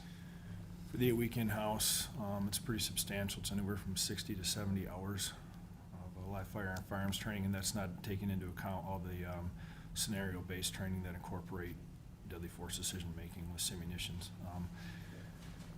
On top of that, annual trainings and qualifications, it's anywhere from 4 to 6 times a year, several hours. So. And I'm sure you could spend hours explaining every aspect of the training, but just in general, is the firearm training, is it purely shooting stationary targets, or does it also involve simulations and whatnot? No, there's quite a bit of decision-making training built into either the live fire component and also scenario-based training. Because reality out in the field, you're not, it's not always as simple as a stationary situations. No. Is that fair to say? That's correct. Are GRPD personnel trained to use various firearms? Yes, we have different firearms platforms that we have to train and certify on every year. Now, I'd like to move forward now to April 4, 2022, while Christopher Schurr was on patrol in the city. Did he carry a pistol? Yes. And as an officer within GRPD, are they required to train with the gun that they carry on the job? Yes. And an officer such as Officer Schurr here on road patrol, are they required to carry that gun on their person during their shift? Yes. Why is that? In the event that they have to utilize that. And where on their person, very law enforcement term, but where on their person is the officer required to carry the firearm? Particularly for road patrol assignment, on their dominant side or their strong side hip on their assigned duty belt. As they carry that pistol, does the pistol need to be loaded with ammunition? Yes. Why? So in the event that an immediate response to a deadly force threat is addressed, it's ready to be utilized without any hesitation. And are police trained that they may need to draw and fire that gun as fast as possible? With accurate. Interrupted. Can you speak loud? I'm sorry, yes, Your Honor. Absolutely, with an accuracy component, yes, Can threats come quickly at an officer? absolutely. Can it go from perhaps a no force, low level of force situation to deadly force pretty quickly? Yes. Now, I'd like to ask you just a little bit, not about firearm deployment or use, but just weapon drawing, a firearm drawing. When out in the field, and I'm not talking about training at the range, but when actually out on patrol, when are GRPD personnel trained that they should unholster and draw their pistol? They can unholster and draw their pistol when there's a fear for safety. Okay? And later on, does the officer then need to be able to articulate why they felt it was necessary to draw the pistol? A lot of times it's articulated in their incident report. There is one. There's not a mandated reporting requirement, but a lot of times it does go into the incident report, yes. And now, so it doesn't necessarily need to be a deadly force situation, just to simply draw the weapon. Correct. And is it fairly common that GRPD officers draw their firearms for various reasons? Yes. Okay. Now, moving on to firearm deployment, actually firing the gun, that's different than merely drawing the gun as far Yes, as the correct. standards. And under policies in place back April 2022, when was an officer trained to deploy their firearm? In response to a deadly force threat? Is that what you're? Yes. Yes, when there is a reasonable threat of death or serious bodily injury to the officer or another person. And firing their gun upon someone, what level of force would that be under policy? Deadly force. According to the use of force training and policies, if the officer believes deadly force is necessary, what is their objective when they deploy that firearm? To stop these subjects' actions as quickly as possible. Now, if it's deemed a deadly force situation, is a firearm the only way that they resort to deadly force, or can they basically use other means of force too to have deadly force? They could use other means that would reasonably result in death or serious bodily injury to the suspect to meet that deadly force threat. But if it's an imminent threat and the officer has a pistol, they're justified to use their pistol? Is Yes. that correct?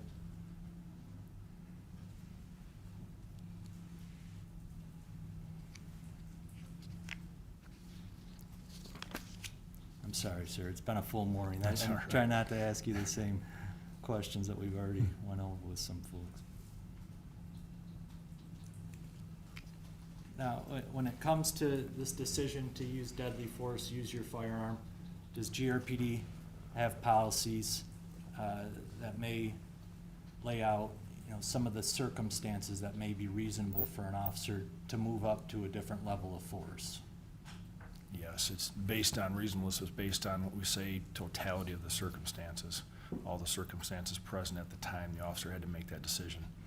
And is one of the circumstances that's often talked about in firearms training in particular, reaction times? Reaction time is something that we recognize in training, make the officers aware of, and also we try to minimize. Now, we've already heard this topic brought up several times, but are officers warned and trained that they may be killed or injured when they don't react or act soon enough to a threat? Yes, that's a possibility. And in regards to firearm use of deadly force, I want to move on to the topic of targets, okay? And we're already moving along here, not too much to go. But if an officer decides to use their firearm against a deadly force threat, where are they trained that they may need to target? Available target areas with the intent of stopping the suspect's actions as quickly as possible. And not very pleasant topics, okay, to talk about, but you're a firearms trainer. Are headshots acceptable? Yes. And is that actually a target that's trained upon at times? Yes.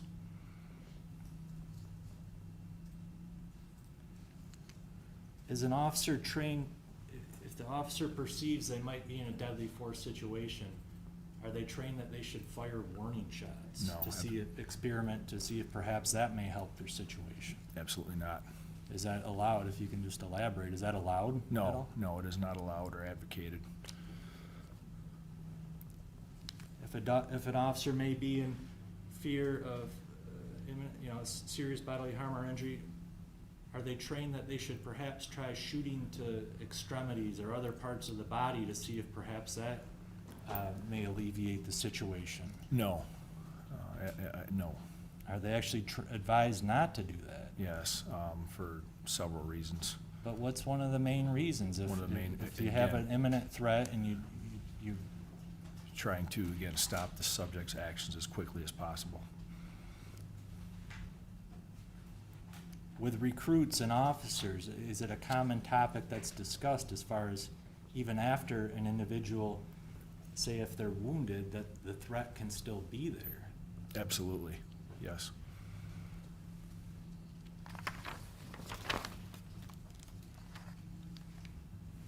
Just going back to some general firearms, you mentioned the officer must carry their firearm with them at all times on road patrol, is that right? Correct. Now, moving on to the case here, you're obviously familiar with the case that we're all here on today. Yes. And have you had the opportunity to review the body cam, the in-dash cam, and the cell phone video from this matter? I have. Several times? Yes. Is that fair to say? Just want to talk about proximity. Does GRPD train officers on firearm use that they may need to use their firearm in close proximity to the subject? We do, yes. What is that sometimes referred to as? Close quarters engagements, close quarters manipulation. Now, if an officer, going to firearms training, okay, if an officer is in a physical struggle with a subject who's a deadly force threat, what sometimes is trained to the officer on simply backing away or disengaging from the subject?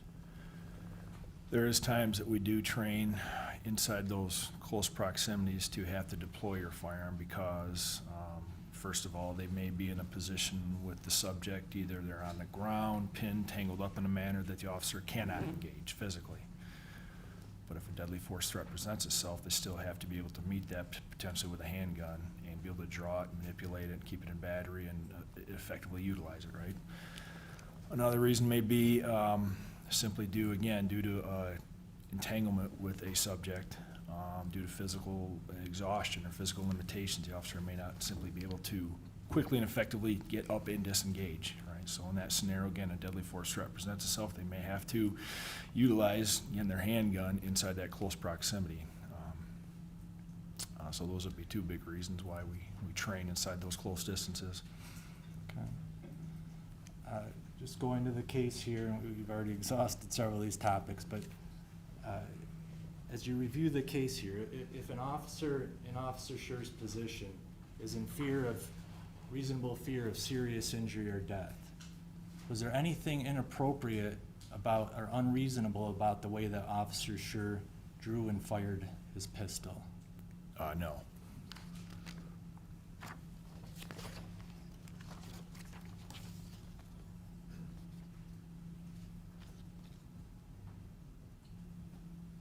I could just have one moment here.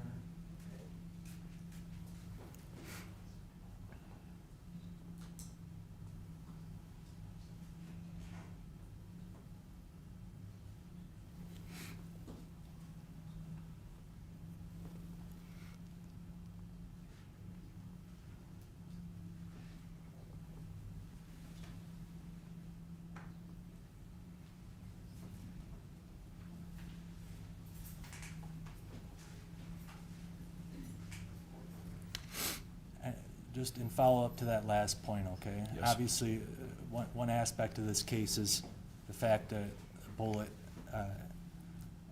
hit Mr. Lyoya in the back of the head. Is there anything about the fact that it was a headshot like this that's unreasonable in a deadly force situation? Unreasonable? No.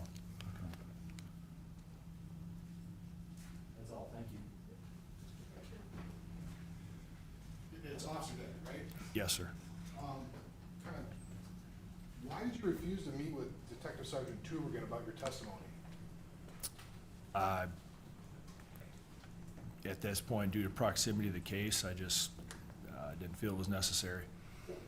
He was gonna ask you about what your testimony was, right? You knew that it was about the case, or we want to know what you're gonna testify to, right? Yes, sir. And you just, on yourself, decided not to, it's not necessary. Correct. Why, how could it not be necessary? Isn't it important to have, give information so people can know what you're gonna say and be able to share in open court? I guess I didn't know the full context of the meeting, or You don't know the full context. You didn't reach out to him. You had to go through your sergeant, or excuse me, your captain, right? that's who contacted me, yes. So, I guess I would object to relevance here. I think it goes to bias, Your Honor. Why would we refuse to meet with an officer on the opposing side? Under no obligation to you. Relevance. Right, so relevance as to why he wouldn't, like, Mr. Becker. I think it goes to bias, Your Honor. Or credibility, I'll allow it, I'll overrule that objection. So why, is it common practice for you just to not take it upon yourself not to meet with opposing counsel when you're called in other cases? I haven't been contacted like that in any cases prior in any of my experience. So the one time you are, you just say, you blow it off and say, I'm not gonna do it. Blow off was probably not the right term, but Oops. Fix that. The record reflecting showing opposing counsel with marked exhibit 37. No.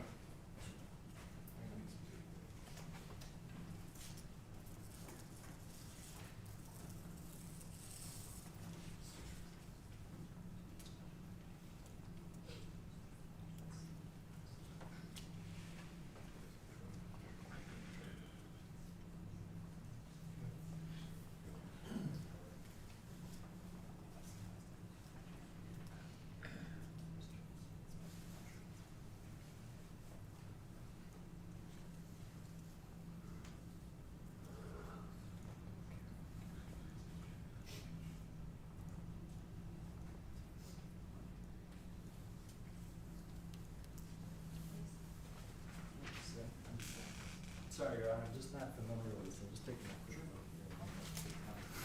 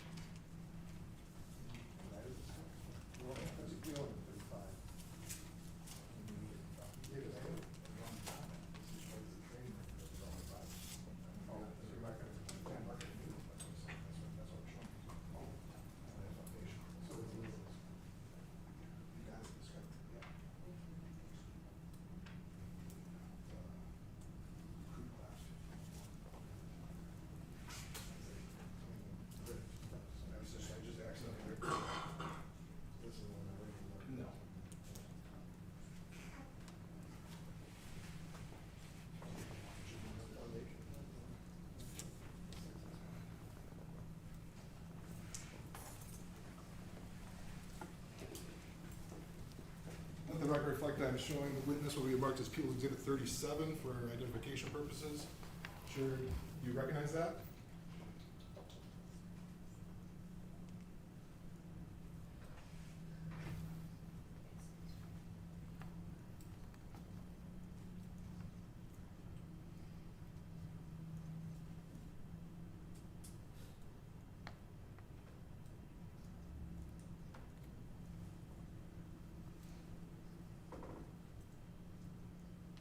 yes, sir.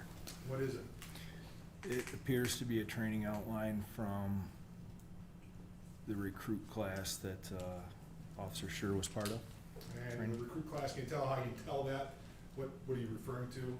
I see RC dash or 1501 at the top. And your name's on that? Yes, What does that indicate to you? that I was part of the training that day. Let the record, could I move for the admission of Appeals Exhibit 37, Your Honor? No objection. So now, in terms of that, part of that was guns and vehicles, right? Yes, And that was the gist of this training, is how to deal with guns being in vehicles. that's what it indicates. And Is this the only time you would have trained the defendant? The only time I would have trained, Yeah, I mean, if there's Officer one, Schurr. we got one record of training, have you trained him in other situations? I would have helped out through different trainings throughout that recruit class orientation. So are you assigned as part of the recruit class? I mean, is that, or, let me figure out. Are you as a training officer, do different training officers get assigned to a specific class and then you're not a part of a class, or is it all the time you're There's training? quite a few of us, so we will plug in with certain components, trainings of that class throughout the 8 weeks. So you plugged in for the firearms training during that class? Some of the firearms training, yes. Did you work with us, the defendant? Yes. After he, Yes. like, how so? Through mandatory trainings, annual qualifications, those assigned trainings throughout the years that Officer Schurr was So employed with us. how many times since 2015 have you been involved with some sort of training with him? With Officer Schurr? Correct. I can't throw a number on it, but there would have been a good handful. Yeah. Good handful, is that 10, is that? Without going back on all the detailed training records, because we have hundreds of trainings throughout the year that we put, all of our sworn officers through several times a year, so. Have you worked with him then on just a day-to-day basis too? Had I worked with him, I didn't never work the road patrol assignment with him, Like, so just purely training? purely training. Thank you,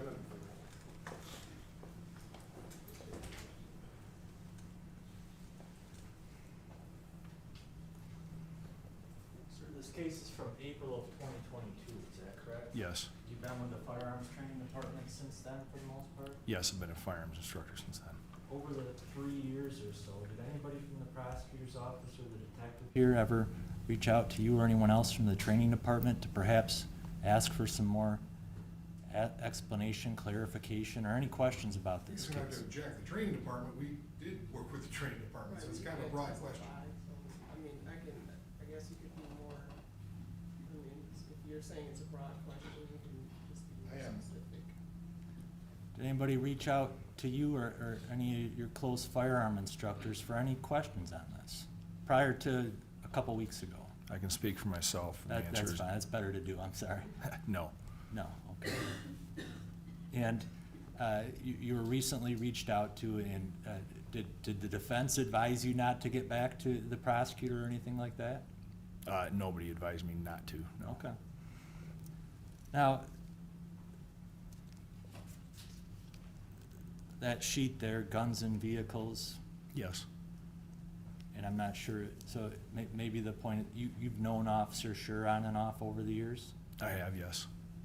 Is there anything about the testimony that you provided about basic firearm training and basic firearm use that was biased for Officer Schurr? Not at all. Okay, thank you. Nothing further, Your Honor. I do see at least one question on the jury,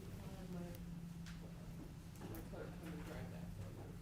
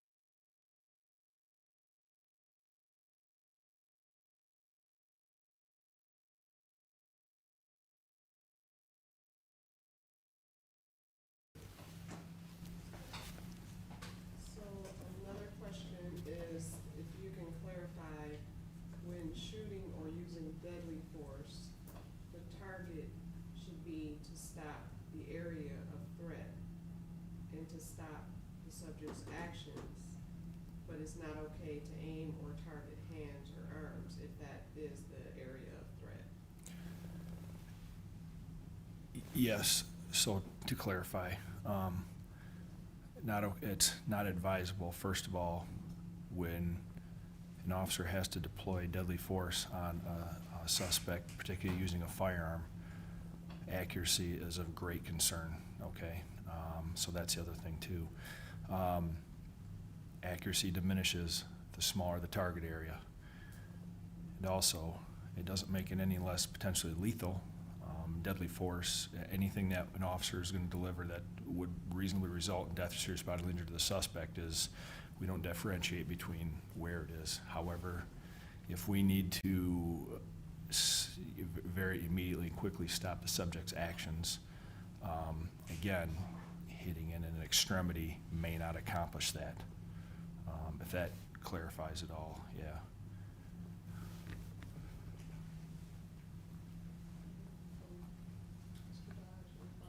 Just if I think you explained it well, officer, but let's just say you have a stationary target, okay, like a human body target.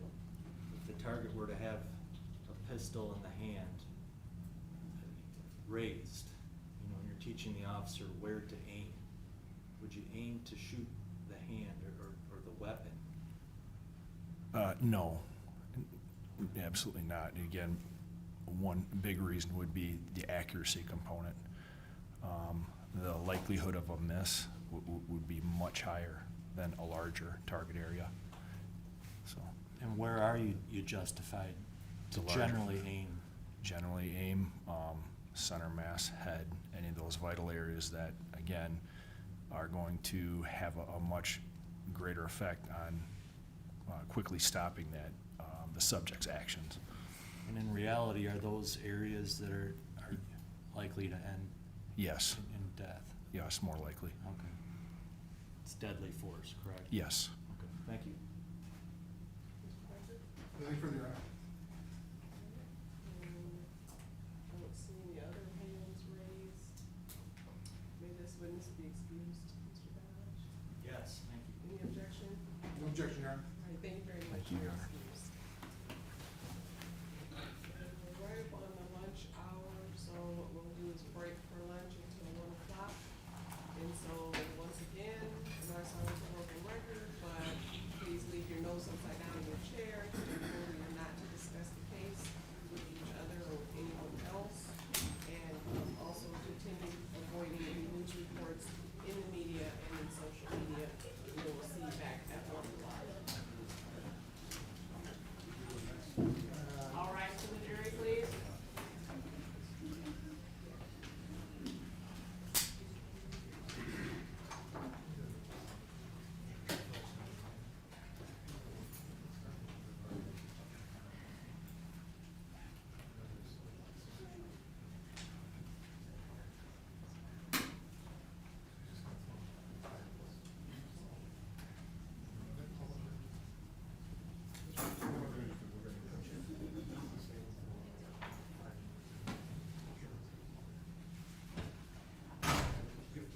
Thank you, you may be seated.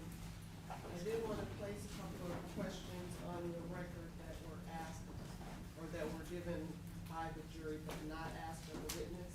I would like to place them on the record. The first is, do we know if Mr. Rioya was left-handed or right-handed?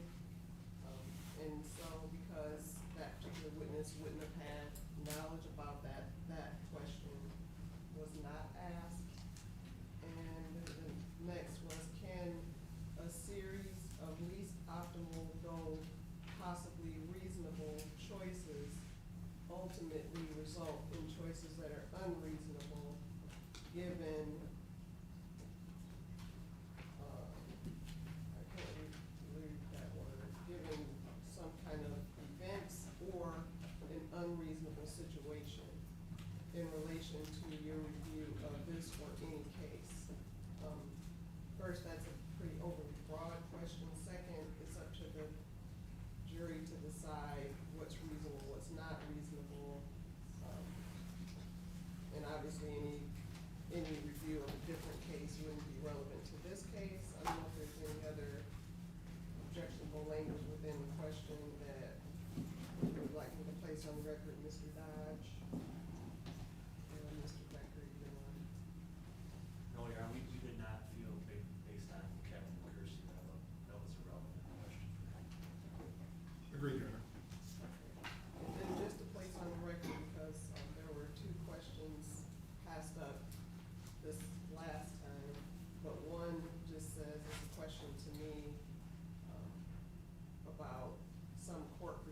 gestures and language that's used.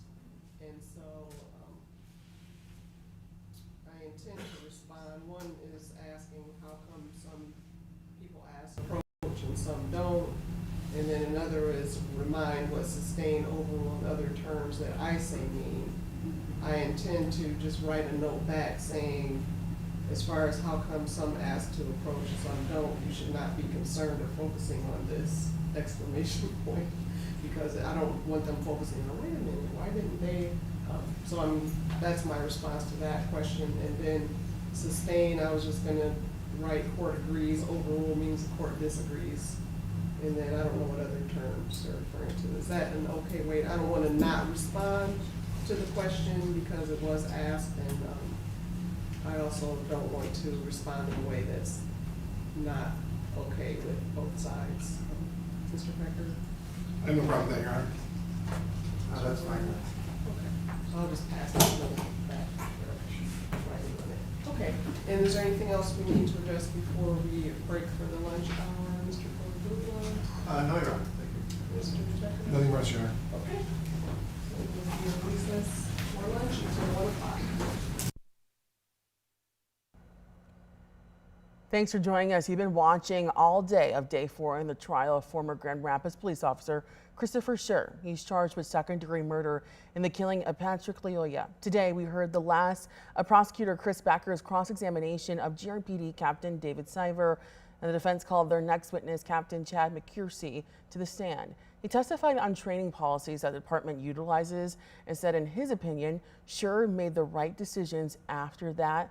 And the defense next witness was Jason Gady. He's a firearm expert who drew criticism from the prosecution after they revealed Gady had not met with the lead investigator on Schurr's case, while Gady had trained and knew Officer Schurr. Let's bring in 13 on your side's Callie Lichter and Riley Mack, who have been inside the courthouse all day long. Ladies, what is your reaction after this first half of day 4? I mean, you know, the defense was really open and honest. I believe they even explicitly said it, like I said, you know, during the last time that I talked with you, Lauren, that these were kind of their rebuttal, their foil experts to those 2 use of force experts that the prosecution brought in. Again, not quite sure, you know, who they're going to bring in next, but at least these 3, you know, we're talking to that use of force, the taser, the handgun, some of the things that we heard from, you know, the prosecution's use of force experts. And the defense was asking them questions that kind of stemmed from, you know, answers that the prosecution's use of force experts talked about. And it seemed like the GRPD officers, and there's 2 captains and 1 officer, had differing opinions than the prosecution's use of force experts. Absolutely. It feels like yesterday we were kind of learning more about what is generally accepted police practice. We were talking a lot about that. What would a reasonable officer do in this position? And the defense was kind of asking, are you an expert on Michigan law? Are you an expert on Grand Rapids Police's policy? And they were saying no. So today we brought in kind of the GRPD specific policies who can speak on exactly how Schurr was trained to react in these situations.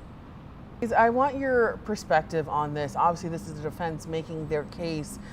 Do you feel as though the things that they were asking the witnesses today, were they helping their case? I guess, what was your perspective on the things that they were saying during their testimonies? You know, from that opening statement, Lauren, the defense's opening statement, they were saying that, you know, this was Schurr doing his job, and this was self-defense. He was scared. He had run out of options. So a lot of the questions they were asking, you know, all of these, the 2 captains and the officer who were called in today, they were talking to that training. You know, when is it appropriate for a GRPD officer to use deadly force? When is it appropriate for a GRPD officer to, you know, elevate that use of force in these different types of scenarios? So they're really trying to play into, you know, this is what Schurr was trained to do. This was his training. This is GRPD policy. This is kind of all he really knew what to do. Absolutely. And I think we've heard a lot today in the courtroom this term, the totality of the circumstances. We've heard that over and over and over today from the experts in this trial who are trying to explain, you know, you need to take into account the high stress, you know, situation that he was in. We need to understand his exhaustion levels, you know, even the size of the suspect. Like, these things need to be taken into account when we consider Schurr's reaction to the situation. And then you had some, you know, really not quite explosive like we saw at the end of the day yesterday, Yeah. but this heightened cross-examination by Kent County Prosecutor Chris Becker. I forgot exactly which witness it was on the stand, but Becker was kind of going through a list of different types of tactics or actions that GRPD officers are trained to do, to get at, like, could he have done any of these other actions in that situation, or like when is it appropriate to use these actions? So that's kind of how Becker was cross-examining these witnesses, being like, and this is what he's trying to prove in the case, was there anything else that Schurr could have done in this situation that would have prevented him from pulling that trigger?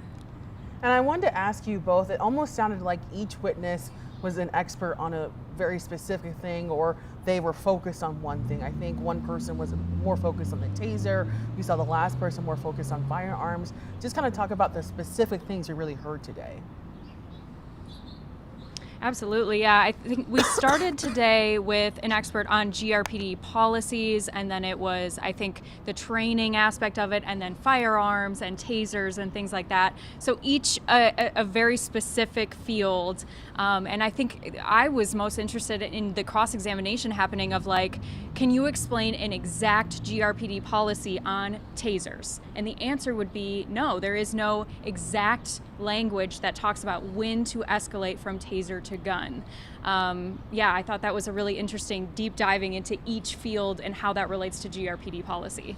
Because I know something that the defense, and I'm sure you noticed this, Riley, you, Lauren, and the viewers at home, the experts that the prosecution called in, the defenses in their cross-examination of the prosecution's expert witnesses, they were saying they aren't experts in Michigan law. They aren't experts in GRPD policy specifically. So these three expert witnesses that were called in are all currently employed at GRPD in, one level or another, and they could all speak to those specific things that the experts from the prosecution were called in for. Yeah. And I wanted to ask you both, when we first started some of the witnesses yesterday, they were almost comparing what was said before with Stoughton and the other use of force expert that the prosecution brought in. Did we see that continue? Did you see the defense kind of asking similar questions that almost, I don't want to say debunk, but also go against what Stoughton and the other use of force person were saying? Absolutely. I think they were using exact verbiage that, the people were saying, the experts were saying yesterday. I remember specifically, we really dove into the aspect of testimony yesterday from Seth Stoughton, who is an expert for the prosecution. We dove into him saying that a taser is as much of a risk to causing blindness as maybe a rock or a thumb, he said. And, today we brought that up with the GRPD policy experts and said, what's more dangerous, a thumb or a taser? What would you let your kids play with? And it, just to bring that exact verbiage into question and kind of refute those points so that, they could kind of get their points in back from yesterday.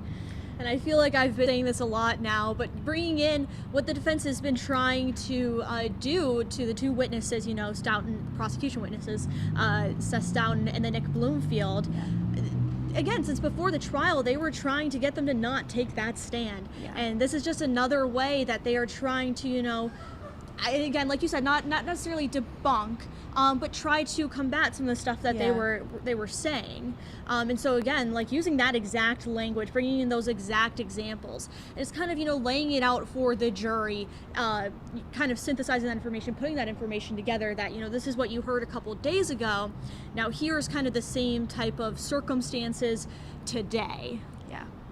And now we are in a recess once again. What are you ladies looking forward to in the next half of the day for day 4? Absolutely. I yesterday watching that cross-examination with Kent County Prosecutor Chris Becker, kind of getting really lively up there and rapid fire questioning. It was almost like I could, feel the media room kind of leaning into what was going to happen next. I'm really looking forward to hearing some more from, the prosecution's cross-examination of these experts. Just to see who takes the stand next. And we don't know, who's going to take the stand next, when anything's going to happen. It's a trial, it's dynamic. I've just been, amazed. I obviously go to court a lot. I cover a lot of crime, but this trial is, definitely a lot of eyes on it. It's been anticipated for years at this point now. So just, seeing what the two attorneys are doing on both sides, both Borgula, who is Schur's defense attorney, and Becker. We talked to, an expert who says these people in the courtroom right now are some of the best attorneys, trial lawyers, in this area in the country. So, you're kind of seeing some of the best go up there and present their cases. And I think that's very interesting to see, on this type of level and this type of case. I mean, you don't get a case based on an officer-involved shooting every single day, every single year, every single month. And so it's just, the intrigue of the case and, just awaiting what the outcome will be. Yeah, I think this is definitely a case that could be a history maker for Grand Rapids. Well, ladies, you both have been working so hard all day long. I know that court will be beginning soon, so we want to let you get back into the courthouse. We appreciate your reporting today. And we have a team of experts who have been watching this trial, and we'd like to bring them in now. First, we'll introduce you to Tanya Cross-Phelan. She's the Associate Dean of Academics at Cooley Law School here in Michigan and has been teaching at the college for 20 years. She's a Ferris State grad and has worked as both a criminal defense practitioner and assistant public defender. Also joining us is Andrew Rodenhouse of Rodenhouse Law. Andrew is a trial attorney and graduate of Hope College. Andrew received his Juris Doctorate degree from Cooley Law School and oversaw the appeals case of People versus Ackley, which changed Michigan law as we know it. And new today, we have Anastase Marcoux. He's been a criminal defense lawyer for over 20 years and has a history of successfully defending those charged with serious criminal offenses in state and federal trial courts. He is a graduate of the University of Michigan and previously served as a defense counsel liaison to the Kalamazoo County Drug Treatment Court. All three join me now. Thank you all for joining me today. Good afternoon. And Anastase, I would actually like to start with you first. We haven't been able to talk with you throughout this whole entire trial.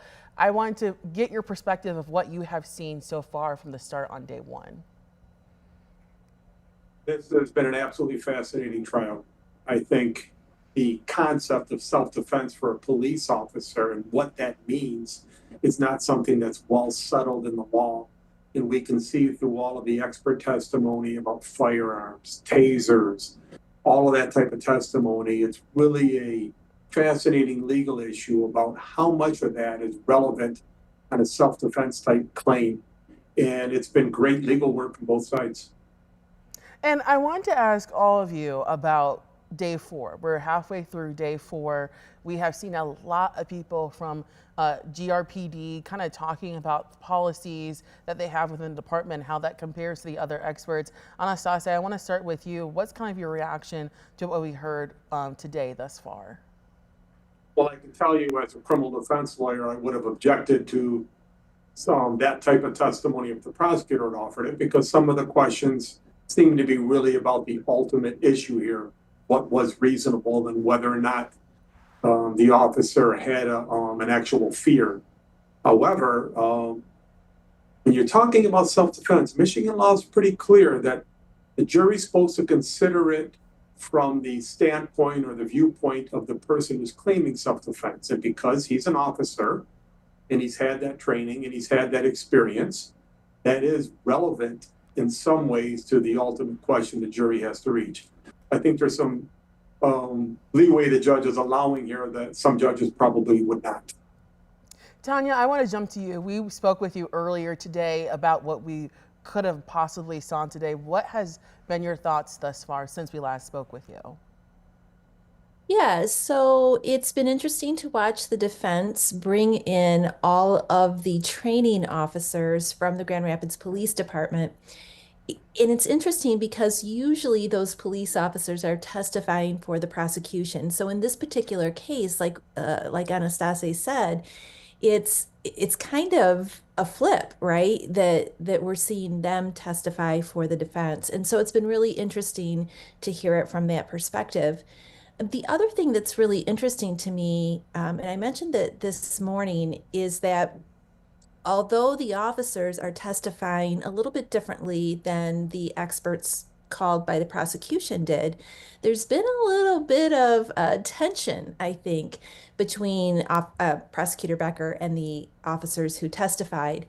And I'm not sure where that's coming from, if he's surprised by what they're saying, or if he just is so involved in what his expert said that he doesn't find what they're saying reasonable. So, as Anastasia said, these experts, it's coming down to what the experts say about what was reasonable conduct here in the context of Michigan's self-defense law. And Andrew, I want to bring you in as well. We have definitely, like Tanya said, heard from a lot of experts from GRPD. What are your thoughts so far? Well, I have one big thought as I was, I'm sorry I missed this morning. I had to be at actual court. My home court is Kent County, and so I was at the courthouse building itself. One of my big thoughts is that, Mr. Becker is the chief law enforcement officer for this entire county. The city of Grand Rapids is entirely encompassed by the county of Kent. Mr. Becker is the person who would be assisting the Grand Rapids Police Department in establishing its policies. And what I find amazing is that he is now cross-examining these local people on their policies that he presumably has some say in because it doesn't jive with the experts that he brought in from outside of the state. And so I'm kind of taken aback by that, and I'm just waiting for somebody to point that out. It's like he literally is the person who would have the most say in what the Grand Rapids police policies are. And I want you to specifically talk about that, because I don't think a lot of people understand that. Talk about him, I guess, in simpler ways, saying he should know these things, and he's asking these people these things. And also, if the defense comes back and says, why are you asking questions that you should know the answer to, does that hurt his case? Well, it hurts his case with me. I don't know if it's going to hurt the case with the jury, if the jury's even going to know it or understand it. One of the things that he should know the policies of the Grand Rapids Police Department, and quite frankly, I think that with the one witness, they asked him, why did you not talk to my investigator? And he said, well, it's the proximity to trial. Well, this has been going on for over 3 years. Like, why did it take so long for anybody from the state police investigative team to get around to asking Mr. Schurr's training officers what he was trained in and what the Grand Rapids police policies are? And now all of a sudden he's upset and they're surprised by what this is. It's like this was literally your job for 3 years, and now you're telling us that, oh, it's your fault for not talking to my investigator. And so I think that the officer was kind of taken aback by that, is my big takeaway.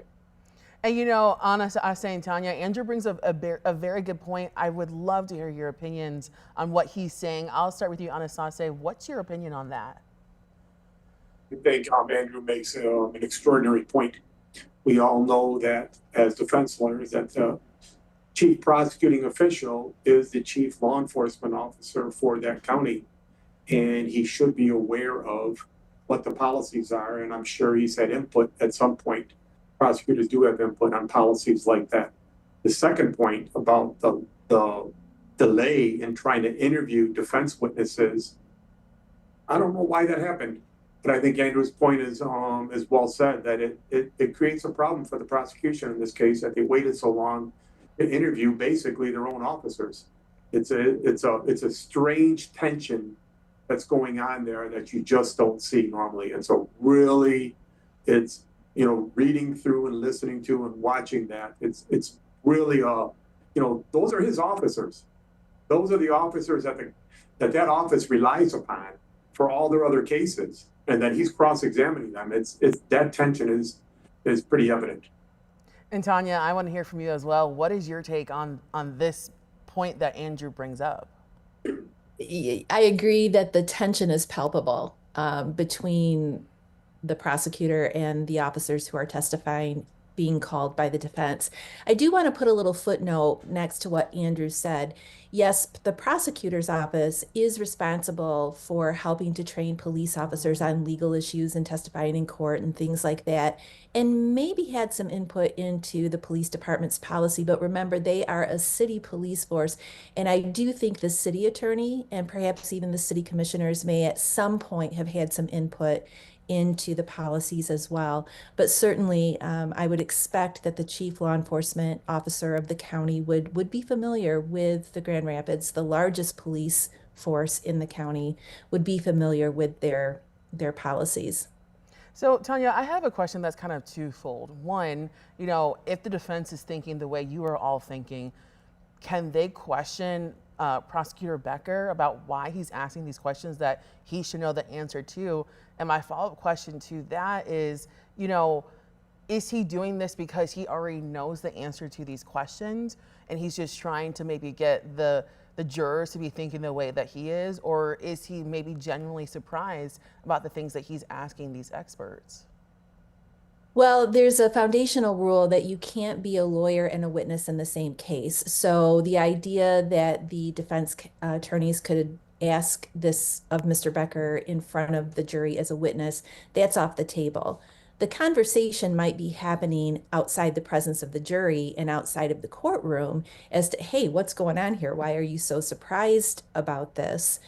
Part of it also, I would love to be able to talk with Prosecutor Becker after this trial is over to see what his strategy was and what his thought process was.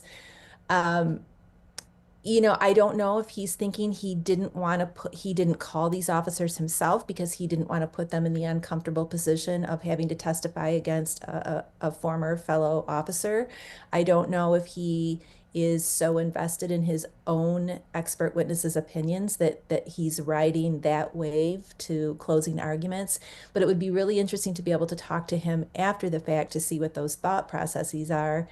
And at the end of the day, it doesn't matter what we all think about what his strategy might be. What is going to be important is how the jury interprets, the prosecutor's expert witnesses versus the experts that have testified. And the one thing that I would note that I think is worth the jurors' attention is, yes, the prosecutor's experts talked about national standards with respect to general police practices and tactics. But these training officers, these are the boots on the ground type of training that are given to police officers who go out there every day on their shift and have to carry out these policies. So there's a lot of credibility, I think, behind the local police department's policy. And remember, it was testified to today that they have met all certification criteria for their policies. So that indicates that their policies do comport with the national general accepted practices and tactics. And Andrew, that kind of what Tanya just said actually kind of leads into my next question for you. We have heard a lot about these policies that GRPD has.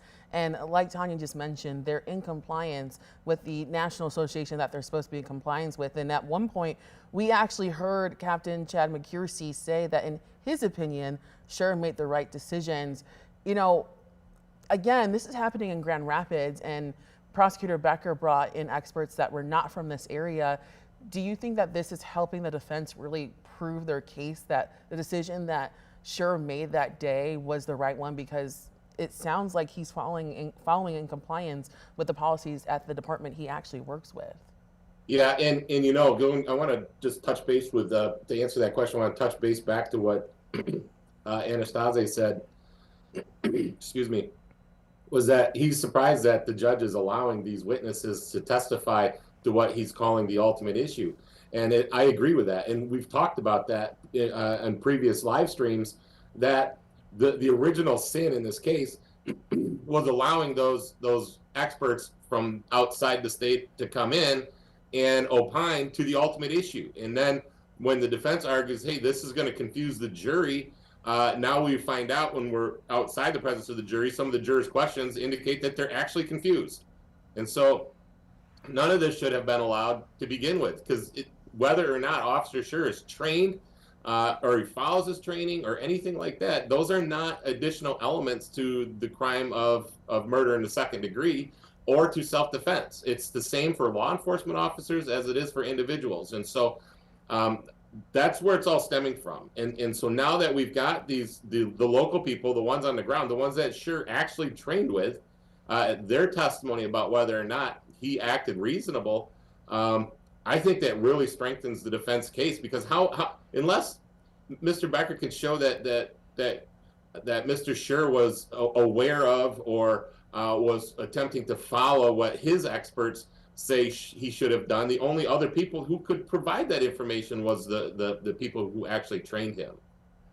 And I have a quick follow-up too. We've talked about how the defense has also made moves that could help them in the appeal. Do you think that this, if this case does not go their way, that all the things that you're talking about and bring up the point about what the judge has and hasn't done, does that also help them in the appeal case, in the chance that they can appeal?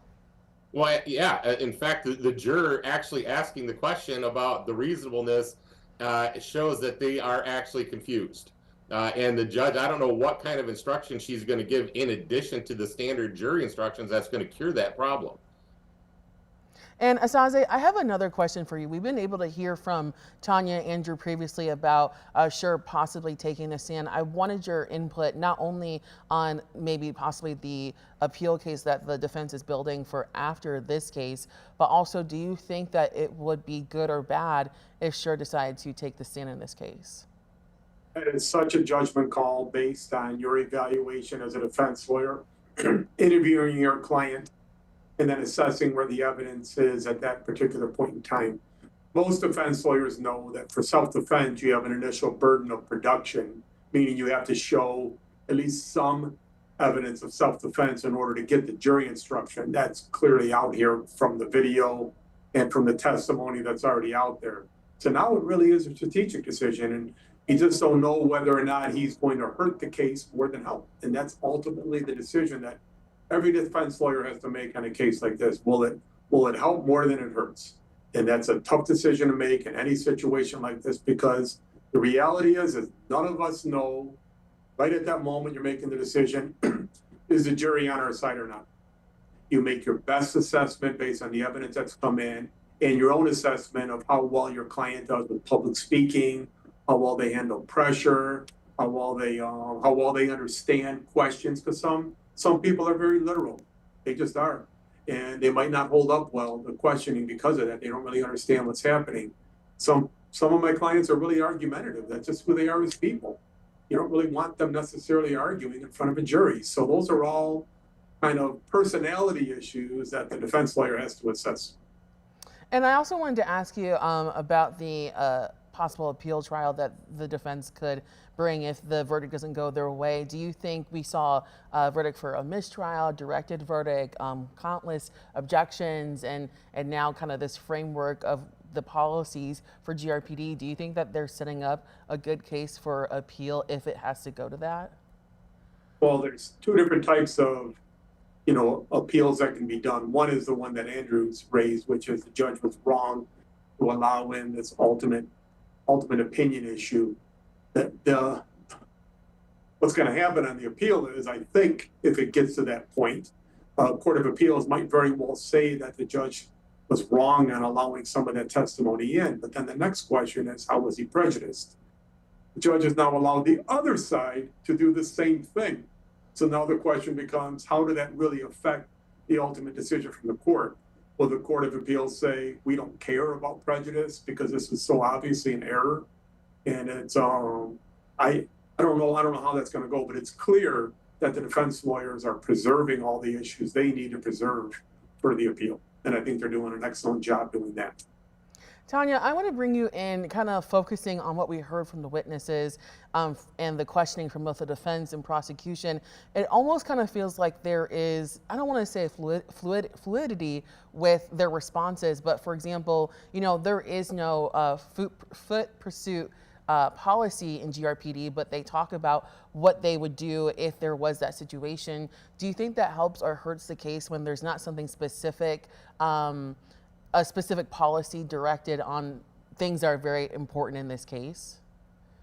Well, with the risk of giving a lawyerly answer, I'm going to say it depends. When I first heard the line of questioning about the foot chase issue not being a specific policy in the Grand Rapids Police Policy Manual, and I don't mean to be flippant, but I immediately thought of a scene from A Few Good Men when the witness was asked if there's no policy on how to go to have lunch, how do you know how to get to the mess hall? I mean, their foot chases are a part of law enforcement. I would dare venture that the majority of police officers have had at some time in their career a foot chase. And to think that there's no organic or internal policy about that must fit with other standard protocol policies and laws, I think is misguided. So I don't know if that helps or hurts, but the fact that there's nothing in the policy manual that says policy on foot chases doesn't mean that there is not some sort of policy or general understanding within the police department of how conduct in a foot chase has to fit under the other policies that are in place. And Andrew, I'm going to bring you in, also asking specifically about what we're hearing from these witnesses. You know, they're basically saying like this is the policy. You know, they Schurr is following the policy, and I don't want to say they're frustrated, but they're like, look, like he's doing what he's supposed to be doing. I'm curious, do you think that that's impacting the juror? I know you said the jurors could be confused by it, but also, does it help their case the fact that these are the GRPD officers that are saying, this is the policy. He followed the policy, you know, even at times saying that officers will have to make a decision, a split-second decision in that moment, and that could apply to Schurr. Do you think that that's really kind of helping the defense or kind of explaining to the jurors of like what's happening? I think that it's a positive for the defense. I think that there's this question of escalation of force, foot chases, all that stuff is oftentimes in the officer's discretion because they're the ones in the field actually dealing with it as it happened, and every situation is going to be different. And so one of the things that I jotted down is there's this argument about whether or not a taser to the eyes is the same or different than thumbs to the eyes. And, you know, I remember, you know, a lot of times in the Deep South during the Reconstruction times, there was a concept of fighting dirty or fighting clean, and you could choose to fight dirty, and it was agreed upon that then eye gouging becomes a thing where you could actually, you know, kill somebody by stabbing your thumb in their eye and driving out their eye. There's actually a crime for it in Michigan. It's called mayhem, and it's a serious crime. And so this concept of thumbs aren't dangerous to the eyes, I don't get it. I just don't understand that argument altogether. And I know I wouldn't want to get tasered in the eyes, and I wouldn't want anyone putting their thumbs in my eyes either. And I wanted to ask too, you know, there's been a lot of questions that we've seen from viewers about why GRPD is being a witness for the defense and not the prosecution and vice versa. Can you kind of walk us through the process of being a witness? Like, can you say no if you're called to be a witness, or do you have to take the stand? No, there's the only way that you get out of being a witness is if you have some type of privilege and a party wants to call you and you're relevant to the case. So if they had contacted and done an investigation and talked to his training officers, which now it sounds like maybe they didn't, they would have had these people's names. They would have been included on a witness list. I'm not sure when Mr. Dodge and the defense team filed their notice of witnesses. Usually the defense isn't required to do it till closer to trial.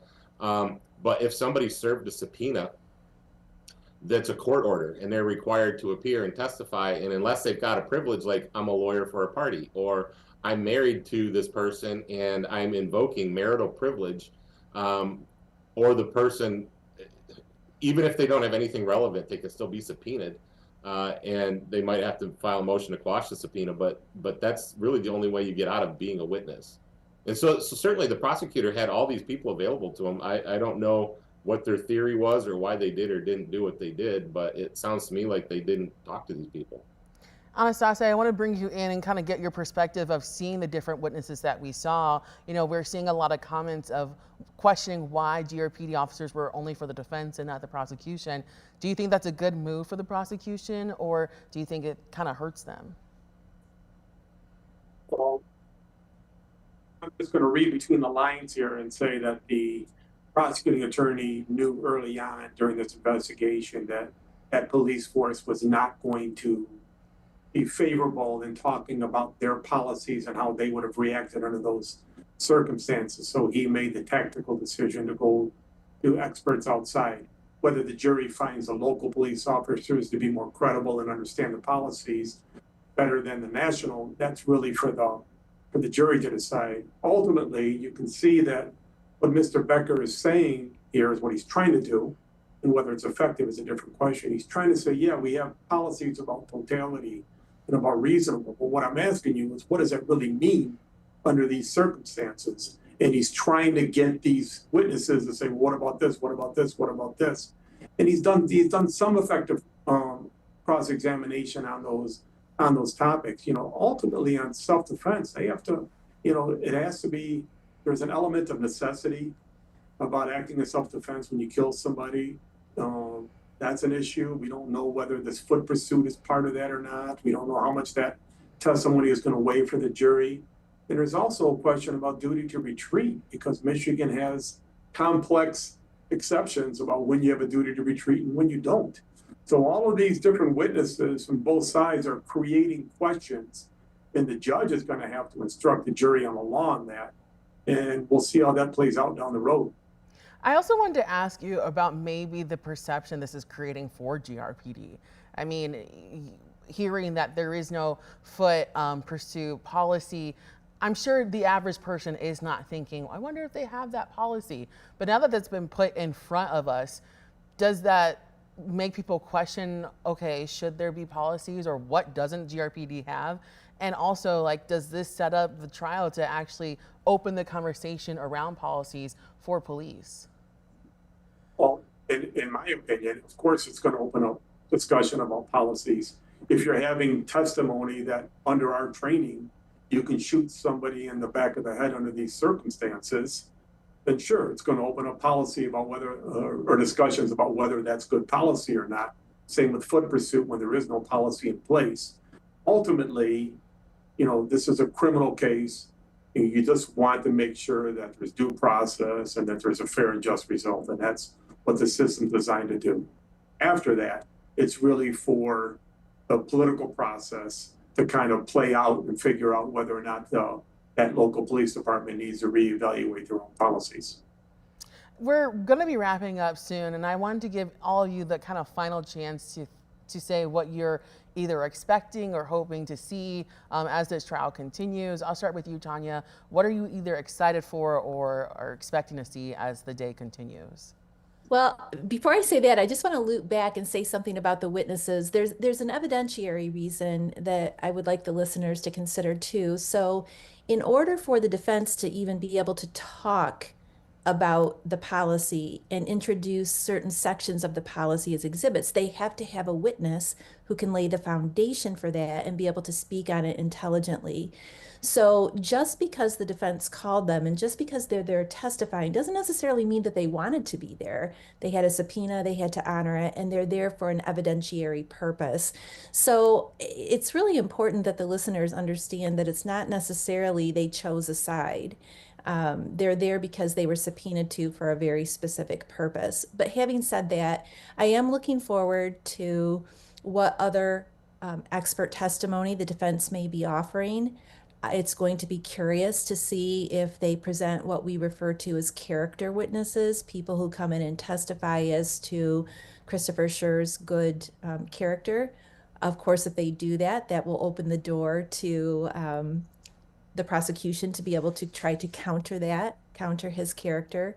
And then, of course, what we're all waiting to see is what decision Mr. Schurr and his defense team make about whether or not he will testify in his own behalf. And Tanya, before we move on, I also wanted to ask you about being an expert expert witness. We saw a lot of these people who are just officers with GRPD the defense almost like asked, I'd like this person to be entered as an expert. Can you kind of talk about that process? Because I think some people were confused, like, how are they not an expert, or do they just magically become an expert in that moment? Like, kind of walk us through that.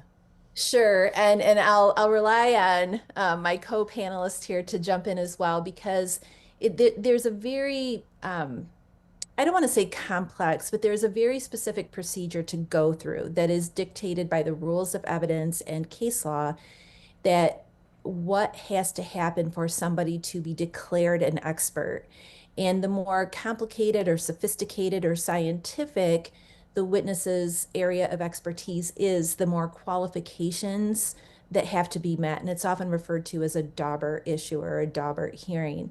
But having said that, the person has to have a special knowledge or expertise that is accepted within their community of that particular area of knowledge. And importantly, it has to be on an issue that will be helpful to the jury to make a decision about what's at issue in this particular trial. So that's about as much as I can put that down into a Reader's Digest version, but I'll rely on my co-panelists to fill in any other details. Yeah, I was actually going to ask the other co-panelists as well. Anastasia, is that your agreement with that definition? Tanya's completely correct about the law on that, and she summarized it very well. What actually happened in this case is really confusing to me, because it's not particularly clear how these people were allowed to testify on opinions when there wasn't a clear basis set forth, foundation, and then they're an expert in this. They're clearly allowed to testify about their own training, but to give the opinion testimony was where you're really talking about expert opinion. So I found this whole expert issue to be unusual in my experience. And I also wanted to ask you, while I have you, your expectations or what you're looking forward to the rest of day 4. For the rest of day 4, just the rest of the expert opinions, and see how they play out and how far the defense can get with the expert opinion, and how far the judge is going to allow them to go on some of the issues that are really critical for self-defense claims. The rest of the trial, it's whether or not he's going to be testifying, whether the defendant's going to testify in this case. It's fascinating. And then my issue is, because I do a lot of appellate work, I really am curious about the final jury instructions. This is going to be absolutely fascinating on some critical issues on self-defense. And finally, Andrew, before I ask my last question, again, I'd like your opinion about people becoming experts during trial. Well, so going back to what Anastasia said, it is an unusual way to go about this. In the typical practice, what you would expect is the sides to exchange proposed expert witness lists. Then you would expect, along with that proposed expert witness list, you would expect to have that person's curricula vitae, which is basic. It's a fancy way to say their resume, but you would expect to get at least their resume, their relevant training and experience into what area of expertise they're being offered into. So, for example, the classic example that everyone saw in this case was Dr. Cole. Dr. Cole was textbook expert. There was a curricula vitae. He takes the witness stands, he talks about his training and experience, how long he's done it, how many times he's been qualified as an expert. Nobody challenged him because everyone knows him. And so they already know that he's going to be qualified as an expert. The prosecution then moves to have him admitted as an expert. The defense has an opportunity to challenge. They didn't, because they agree that he's an expert, and he was admitted as an expert, and then he can give his opinions as to what he thinks the evidence means. Otherwise, people who are not experts or admitted as experts can only testify about their personal knowledge, and they're not allowed to offer their opinions. They're only allowed to testify to what they saw, heard, smelled, tasted. The training officers, I don't know if you'd really even call them experts if they're just telling how he was trained, but apparently there was like a sprinkle of magic pixie dust, and they all turned into experts and were offering expert opinion. But I think it was just in rebuttal to what, going back to the original sin, was allowing the state's 2 proposed experts to come in and really opine onto what was the ultimate issue. and or if you go back and look at my commentary at the time, I commented about it and said, look, they're really conflating this idea of national policing policy and conflating it into an ultimate opinion in this case. And that's where the defense was making the argument, like, this is going to be confusing, and voila, here we are, it's confusing, and now we've got all this weird stuff going on. And Andrew, my final question, is what you're looking forward to or expecting. You know, a lot of people are ready for you to say what you're going to say, because the last time we asked him this question, he said that we may see a directed verdict, and that was the next thing that we saw. So Andrew, what is your opinion? What are you expecting, or what can we maybe see? Not what I'm expecting. What I'm really curious to see is if the defense calls any experts who are not officers with either the Kent County Sheriff's Department or the Grand Rapids Police Department. Do they have their own, call it an outside expert from a different agency or from a different part of the country to kind of match up, so that the prosecution can't make a straight-faced argument that, look, it's just all the Grand Rapids police backing each other up. I would want to see somebody from an outside agency come in, and I don't know if they have that or not. I'm not privy to the witness list. I'm just kind of, and it could be that they're using these officers right now, as what the good professor Tanya Krause-Phelan said, was, you got to establish these evidentiary bases, and sometimes you just have to call in a witness to bring in a foundation. And so perhaps the experts, if they do have them, they're just laying the foundation for those experts at a later time. So that's the thing that I'm most looking forward to right now, is to see if they're going to call in any outside experts. Well, Andrew, Tanya, Anastase, we appreciate you all coming on just to kind of break down what's happening from an expert idea and to give people just a better understanding of what's happening. So we appreciate all of you coming. You're welcome. You're welcome. And now we want to take you to some sound that we've been hearing from today. We'll start with the defense's latest witness that was called to the stand, Jason Gady. He's a firearm and use of force expert who works for the Grand Rapids Police Department. He's often involved with training around determining when it is appropriate to draw and use a firearm. Take a listen. Now, moving on to the case here, you're obviously familiar with the case that we're all here on today. Yes. And have you had the opportunity to review the body cam, the in-dash cam, and the cell phone video from this matter? I have. Several times? Yes. Is that fair to say? I just want to talk about proximity. Does GRPD train officers on firearm use that they may need to use their firearm in close proximity to the subject? We do, yes. What is that sometimes referred to as? Close quarters engagements, close quarters manipulation. Now, if an officer, going to firearms training, okay, if an officer is in a physical struggle with a subject who's a deadly force threat, what sometimes is trained to the officer on simply backing away or disengaging from the subject? There is times that we do train inside those close proximities to have to deploy your firearm because, first of all, they may be in a position with the subject, either they're on the ground, pinned, tangled up in a manner that the officer cannot engage physically. But if a deadly force threat presents itself, they still have to be able to meet that potentially with a handgun and be able to draw it, manipulate it, keep it in battery, and effectively utilize it, right? Another reason may be simply due to entanglement with a subject, due to physical exhaustion or physical limitations. The officer may not simply be able to quickly and effectively get up and disengage, right? So in that scenario, again, a deadly force threat presents itself. They may have to utilize, again, their handgun inside that close proximity. So those would be two big reasons why we train inside those close distances. Okay. Just going to the case here, and we've already exhausted several of these topics, but as you review the case here, if an officer in Officer Schurr's position is in reasonable fear of serious injury or death, was there anything inappropriate about or unreasonable about the way that Officer Schurr drew and fired his pistol? No. The prosecution, however, immediately raised doubts over the legitimacy of Gady as prosecutor Chris Becker called out in front of the jury the fact that Gady refused to meet with the lead investigator on Schurr's case. Take a listen. Why did you refuse to meet with Detective Sergeant Tubergen about your testimony? At this point, due to proximity of the case, I just didn't feel it was necessary. He was going to ask you about what your testimony was, right? You knew that it was about the case, or we wanted to know what you're going to testify to, right? Yes, sir. And you just, on yourself, decided not to, it's not necessary. Correct. Why, how could it not be necessary? Isn't it important to have, give information so people can know what you're going to say and be able to share in open court?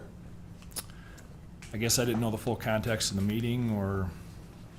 You don't know the full context. You didn't reach out to him. You had to go through your sergeant, or excuse me, your captain, right?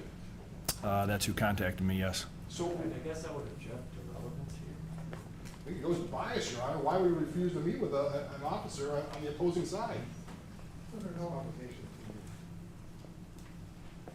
Relevance. Right, so relevance as to why he wouldn't, Mr. Becker. I think it goes to bias, Your Honor. Or credibility, I'll allow it. I'll overrule that objection. So why, is it common practice for you just to not take it upon yourself not to meet with opposing counsel when you're called in other cases? I haven't been contacted like that in any cases prior in any of my experience. So the one time you are, you just say, you blow it off and say, I'm not going to do it.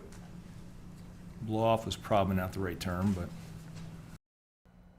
And before Gady finished his date in court, a jury member had a question for him, which asked about the logic behind GRPD's policies, including where or why you may want to use a firearm. Take a listen to that.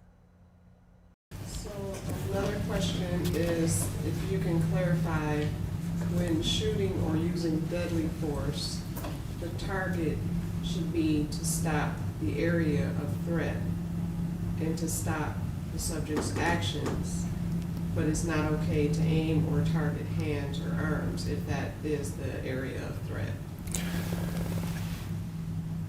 Yes, so to clarify,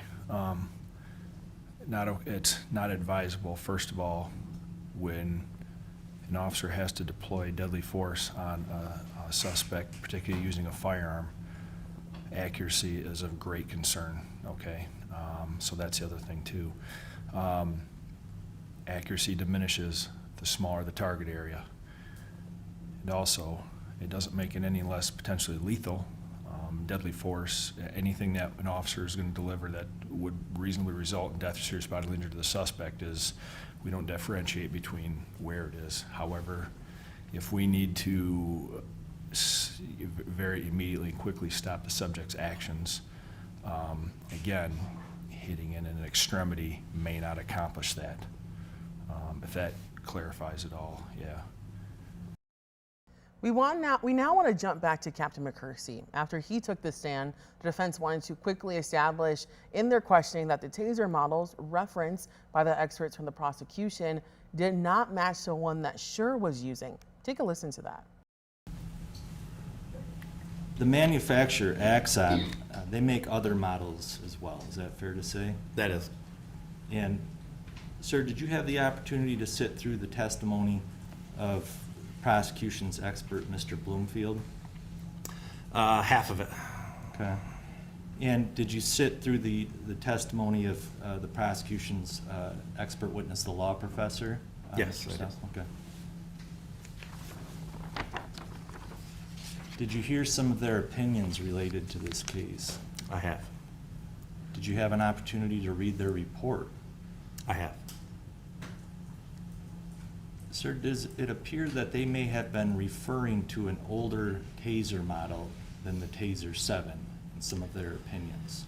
Yeah, it was testified to as well as in the report of, in one portion they considered the optimal distance of 7 feet standoff.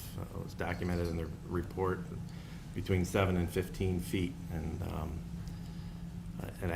that is the rule that was in place for older model tasers, not the Taser 7.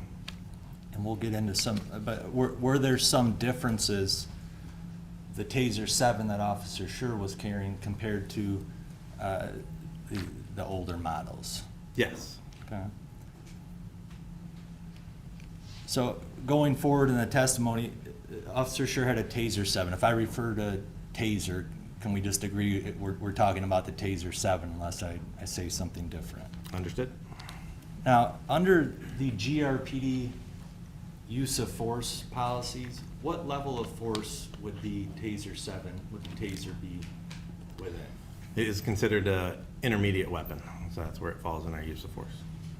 And how about OC or pepper spray? Where is that located? That is a lower level of force. The OC, that is used for verbal noncompliance, active, passive resistance, lower levels of resistance that officers would observe. Does GRPD, do they consider the Taser a less lethal form of force? Yes, we do. Now, is that consideration in the hands of a trained police officer? That is correct.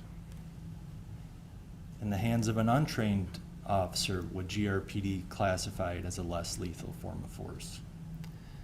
If an untrained police officer, they wouldn't be allowed to carry it. Well, let's just go into that, because I think Detective Tubergen touched on this a little bit in his testimony, but an unlicensed person, as far as what are you required to have in order for any old citizen to carry a Taser? In the state of Michigan, if you were to obtain a Taser, you need the licensing, like a concealed permit, as well as the training and certification form for that device. And is that whether the battery's in it, no probes, no anything within the device? Are you still required to have that licensing to even touch the device by law? Yeah.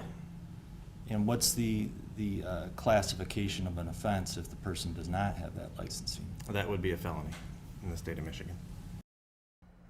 But prosecutor Chris Becker directed his questioning in a different way, asking about the history of Taser-related incidents in Grand Rapids and if an officer had ever been injured after being disarmed of their Taser. Do some follow-up. Go into this, somebody disarms you with a Taser. So if I grab your Taser and I stand there, can you shoot me?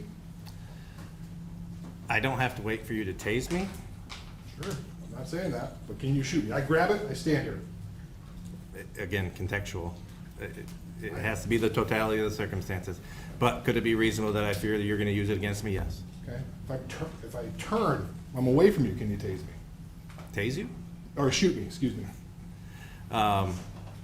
Again, action's faster than reaction. You have to base it on the whole entire situation. We can't just have a black and white answer here. So the fact that he took the Taser doesn't allow you to just shoot him. It's not based on the totality of the circumstances, right? Say that one more time. The fact that somebody takes a Taser doesn't mean you can shoot him. It depends on all the facts and circumstances. You gotta take a look at the whole incident. Correct. You have to take a look at the whole incident. And I guess going to that, since you're the Taser expert, has a Grand Rapids police officer ever been disarmed of a Taser and shot?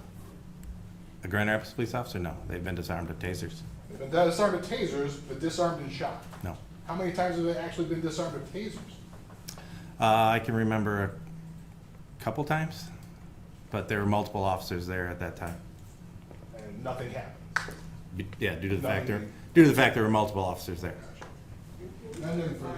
You said tase and then shot. You mean with the Taser, right? In terms of Disarmed with the Taser and shot. That was the question that you asked. Correct. He answered, but I'm just asking, when you say shot, you mean with the Taser? Shot with a gun or shot with a Taser, either. Yeah, the answer is still no. Thank you. But of course, today began with the continued cross-exam of Captain David Siver with GRPD. Siver trains officers on use of deadly force in policing. The tense cross-examination, which was cut off yesterday, continued with prosecutor Chris Becker continuing to go over training policies and certifications for the department. Take a listen. Force, when you talk about totality of use of force, it's all uses of force. It's not just deadly force, it's force at the beginning, force at the end, force in between, right? Correct. And it's got to be objectively reasonable for the entire time, right? For the use of force duration, yes. Okay, so that use of force in terms of considering that it was a good idea to chase, let's look at right off the bat, the moment to chase. Patrick's bigger than him, right? Yes, There's two people, there's one in the car and Patrick. correct. Relative strength, we already know, but this is before the chase is taken off, Patrick's stronger than him because as you throw in your testimony, he lifted him off the ground. He did. So he's bigger, stronger, there's more than one purpose, and may have access to a weapon, right? Correct. So on the first four things, the first top four things, if you will, all of them count against the defendant chasing after Patrick, correct? His factors, yes. They're factors. So what are the good factors, I guess, in there that would allow for a chase? It's also a compressed time constraint, his decision-making of deciding to pursue and then actually trying to physically restrain or arrest. Those are all happening in split-second decisions, not long drawn-out, Sure. working through them. Sure, but a reasonable officer at the time, you train officers to take all these things. I mean, you just don't have that up there for no reason. You don't have a policy for no reason, right? Correct. They're trained to take these into consideration. They are. And so part of the training would be say, hey, somebody's bigger, stronger, you got more people, may not be the best idea to go after somebody in those situations, right? Potentially.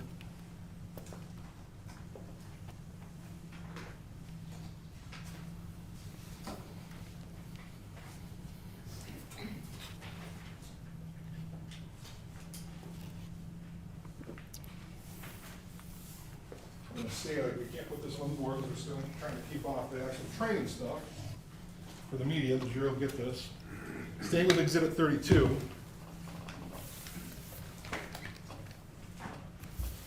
This would be use of force policy changes from 2020. You recognize that? I do. And one of the policy changes was, well, maybe not a policy change, because it was a warning before shooting. That's one of the things that's listed there, correct? Yeah, under number 3, it says require a warning before shooting. Then our MOP, which is our manual procedures, whenever reasonably possible, officers should provide verbal directives before deadly force is used. And verbal directives before deadly force is used. You kind of said yesterday, well, that covers anything, like stop, or it doesn't have to be stop or I'll shoot. Stop is sufficient under your view. We don't define exactly what a directive is, no, but stop could be construed, I would say can be construed as a directive, yes. What's number 4 there? Require that all alternatives be exhausted before shooting. Okay. Already, and then underneath it says, already in manual procedures 9-1 under escalation and de-escalation of force. So it says it's a kind of a change, but that's, according to that, you already had that, you're supposed to exhaust all alternatives before shooting, correct? It says that as a use of force policy change, recommend yes. So, under policy, you're supposed to try and exhaust all alternatives, right? Correct. Okay. Now, I get it. Yesterday you said if somebody walks up, pulls a gun out, you don't have to try and do anything else. You gotta respond with deadly force if you're met with immediate deadly force, right? Yes. But Grand Rapids Police teaches a number of different things in terms of use of force continuum, don't they? I would say in use of force, we don't necessarily have a continuum, but yes. And then what we heard was Becker confront Siver about the training officers may receive, which would inform their decision to use deadly force, just like Schurr did. Take a listen. Now, you talk all these training records, and I kind of put them in front of you. These are all taught basically at the academy, right? Or not the academy, through your training program. Correct. When they're recruits. And so these training records, use of force, you're recertified each year, right? Yes. So these training records we have, the defendant was recertified every year on all these pressure points, aft strikes, whatever, any training that we just went over. He was recertified every year on that. Correct. And in fact, he was recertified on February 22nd, maybe a month and a half before this incident. Yeah, I believe so.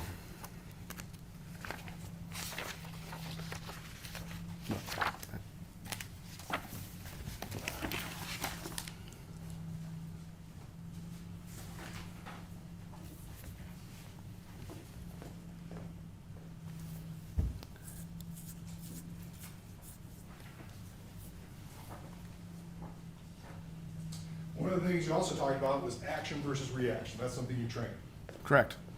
So action versus reaction, I want to be clear on this. So hypothetically, you're an expert, so hypothetically, you're responding to a domestic violence call. That's something common for Grammars Police, right? Yes.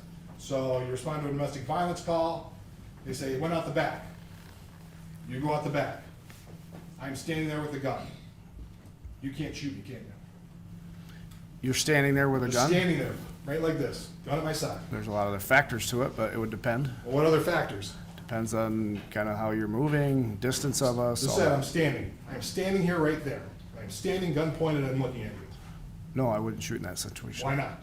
Because you're pointing at the ground. Okay? Not posing a threat to you right now, am I? No, you're a threat. I'm a threat, but I haven't done anything well, if I'm a threat, why can't you shoot me then? Because I would have you at high ready, my gun pointed at you, giving you loud verbal commands. Okay? Wonder if I'm running away. I would be giving you loud verbal commands. So if you have a firearm in your hand, you're running from me, I would still have my gun up and giving you verbal commands to give chase. But action beats reaction. I can quick Yes. shoot, right? That's what you're trained. Yes, But even in this circumstance, this wasn't a gun, this was a taser, right? it was. Taser doesn't do the same thing as a gun. You would agree with me on that, wouldn't you? Does not function like a firearm, no. So the one big concern of the tasers is going to disable somebody to have somebody access their gun. That's one of the biggest concerns, right? Yes.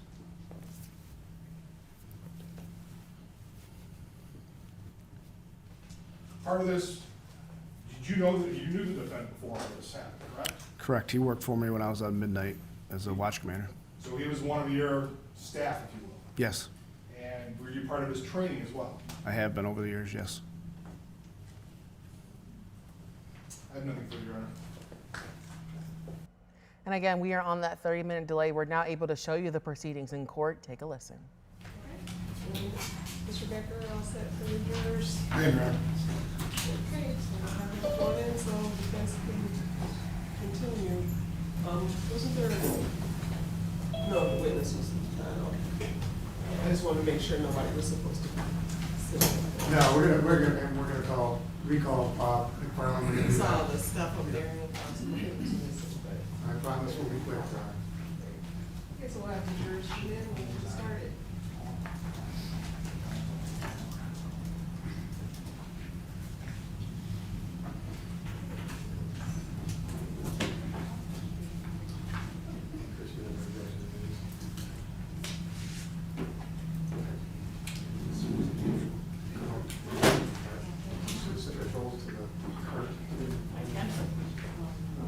And this,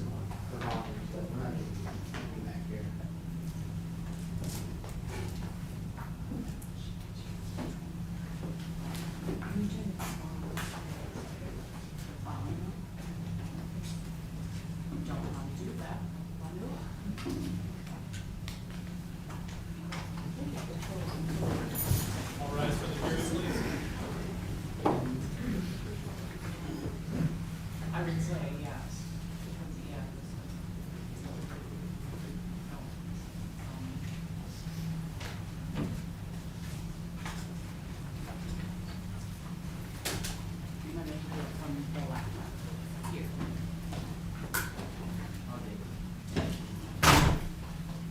Welcome back, you may be seated. And please be called the next witness. thank you, Your Honor. The defense called Bob McFarland back to the stand.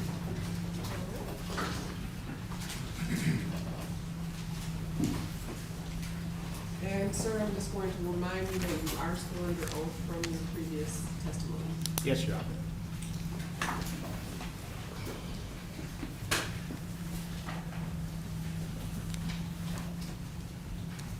Good afternoon, Mr. McFarland. Good afternoon. Good to see you again. So we're going to sort of pick up where we left off, but we're going to go much quicker this time around and talk about some exhibits. And, you know, I know you wanted an opportunity to explain what you were doing before. Just so the jury's clear, you weren't actually creating any evidence on the stand. I was not. I was simply publishing what we were going to produce, yes. And we were marking, and because it's electronic and not a piece of paper, you can't really put a sticker on it. But you were going to do that later. Right, I was taking notes on the segments that you asked me to Okay. create exhibits on. All right, and some of those exhibits were identified as B2, B3, B4, B5, B6, and B7, and you already published all those to the jury, I right? did. Okay. Your Honor, at this time, the defense moves the admission of B2, B3, B4, B5, B6, and B7. No objection.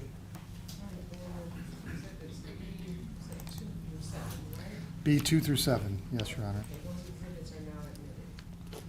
And because we already went through those, we're not going to do it again. Okay. I'm sorry, was there a B1? No. B was already admitted, there's no B1. Yeah, we started at B2. Okay. I don't know why we don't have a B1, Your Honor. And to confuse things further, we're going to now go to B11. You have, and we have marked as Exhibit B11, a part of the video that's already into evidence. Yes. Okay. And you, tell us what B11 is, Mr. B11 is a series of sequential images that were exported in BMP format, and then subsequently your office printed them. Okay, and in the exhibit B11, what is happening before you put it on the screen? Or? I'm not We sure. can move admission to B11, Your Honor. I've already provided the paper. Objection to B11? No, Your Honor. Okay, B11 is now admitted. And to save time, Your Honor, I will move admission to B12, B14, B15, and B16. Wait, B11, B12, B14, B15, and B16. And we did skip some numbers there, Your Honor, just to save some time. And any objection to those exhibits, Mr. Becker? No, Your Honor. Okay, so 11 and 12 and 14 through 16 are now admitted as well. Okay. And now that they're in evidence, we're going to publish them to the jury. Can you start with B11 and then describe for the jury what is in this particular exhibit? This particular exhibit starts at RFN 5392, and it's a series of images that go through showing a segment of video where Officer Schurr and Mr. Leoya were in the struggle. And I'll just advance it with the arrow keys. Do we want to dim the lights, please?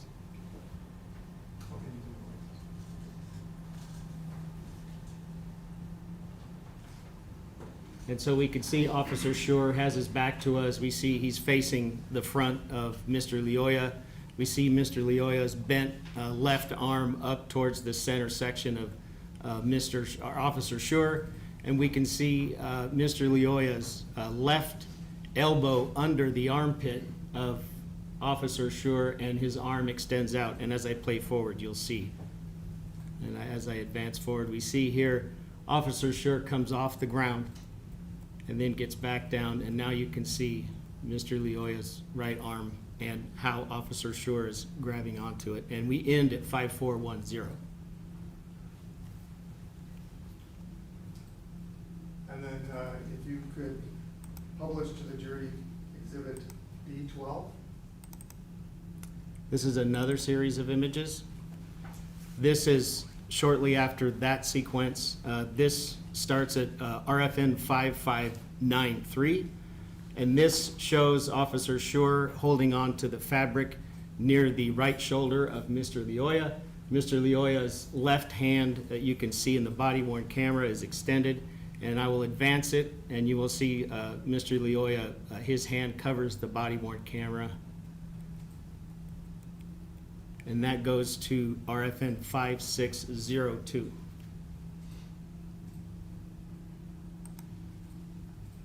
If you could publish for the jury defense exhibit B14. Yes. So this particular exhibit is two RFNs from two parts of the incident because we lose some of the action between these two. And right here we see Officer Schurr has the taser by the hand grip of the weapon, and Mr. Leoya has the, well, just for lack of another term, the other end.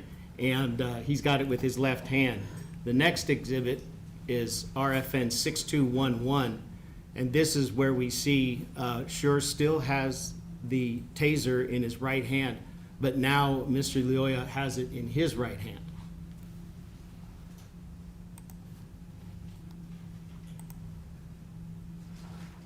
Are we in B15? No, we didn't do B-15.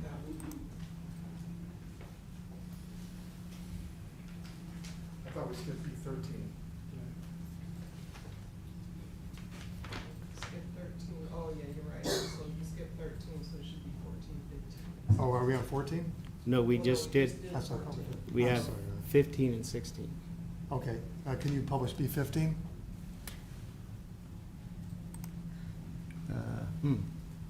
You might be right.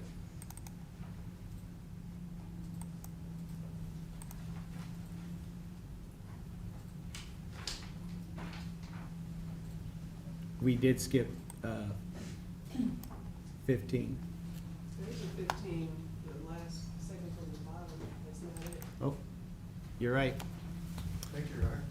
This is a single image, RFN 7447. And what we're showing here is Officer Schurr on the back of Mr. Lioya. You can see Officer Schurr's left hand down near the taser, and the taser's also in Mr. Lioya's right hand. And Officer Schurr, both of his feet are up in the air.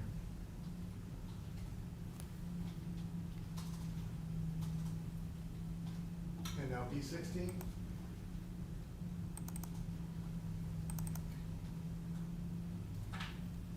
This is images, a series of 3 images. They start at 7513, and as I move forward, you could see the taser officer, or excuse me, the left arm of Officer Schurr come up. If I go down, you can't see it because his left leg is in the way. If I inch forward, you can see Officer Schurr's left arm come up to this point in 7515 that Officer Schurr no longer has his hand on the taser, and in the image there you could see the taser, and I'll go in just a little bit. The taser's right here to the inside of Mr. Lioya's left forearm. You can see it on the ground, and it's in Mr. Lioya's right hand.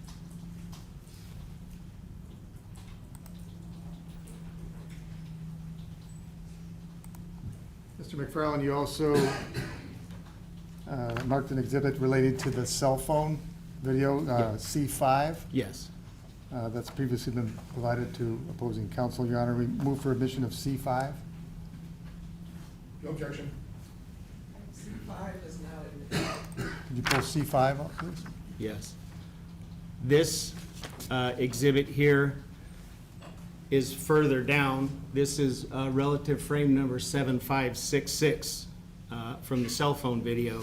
And what we see here is Officer Schurr a few frames after the last series of image we watched, a larger blow up of the taser in the hand of Mr. Lioya, but also we see that go across his left forearm in the area in the zoomed in portion, and I'm using my arrow to point at it.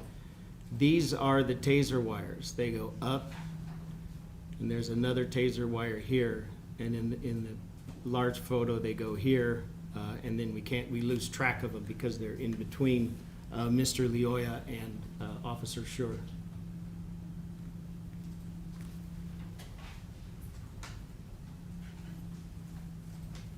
Thank you, Mr. McFarland. You can take that down.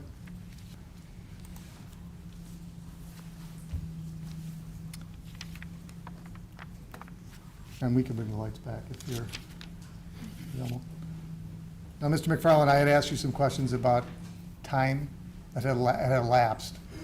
And when you analyzed the videos and you made these synchronized videos, you were able to calculate how much time had elapsed from certain points in time. Yes. All right. And can you tell the jury how much time passed from the moment that Officer Schurr first put a hand on Mr. Lioya until the time the shot was fired? Almost 2 minutes and 30 seconds. Okay. 2 minutes and 28 seconds to be exact.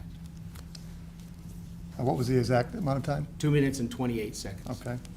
And, much of the video is taken with a cell phone by Mr. Tuyasheme. There's some time periods where he sort of puts the phone in a downward position so you can see the lawn, but you can't see what's going on. Yes. I asked you to determine how much time when you actually can't see the action on any of the cameras. This is right after Officer Schurr and Mr. Lioya went to the ground and were struggling over the taser. The cell phone camera went down to the ground for 33 seconds. Okay. Thank you, Mr. McFarland. No questions. I don't see any hands raised from the jury. May this witness please come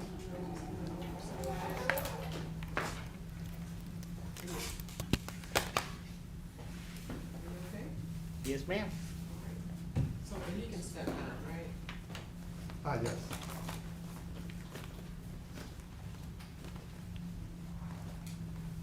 Mr. McFarland, is this yours? Yes. You want me to take it?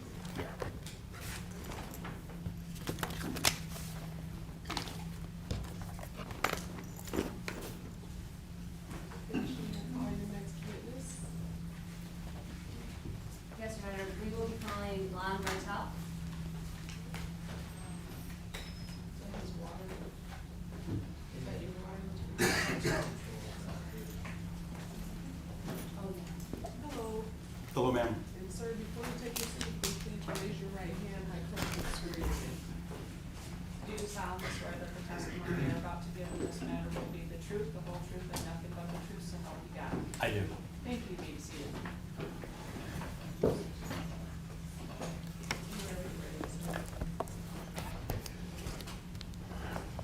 Good afternoon. How you doing? Could you please state your name and spell it for the record? Sure. My name's Lon Bartel, L-O-N-B-A-R-T-E-L.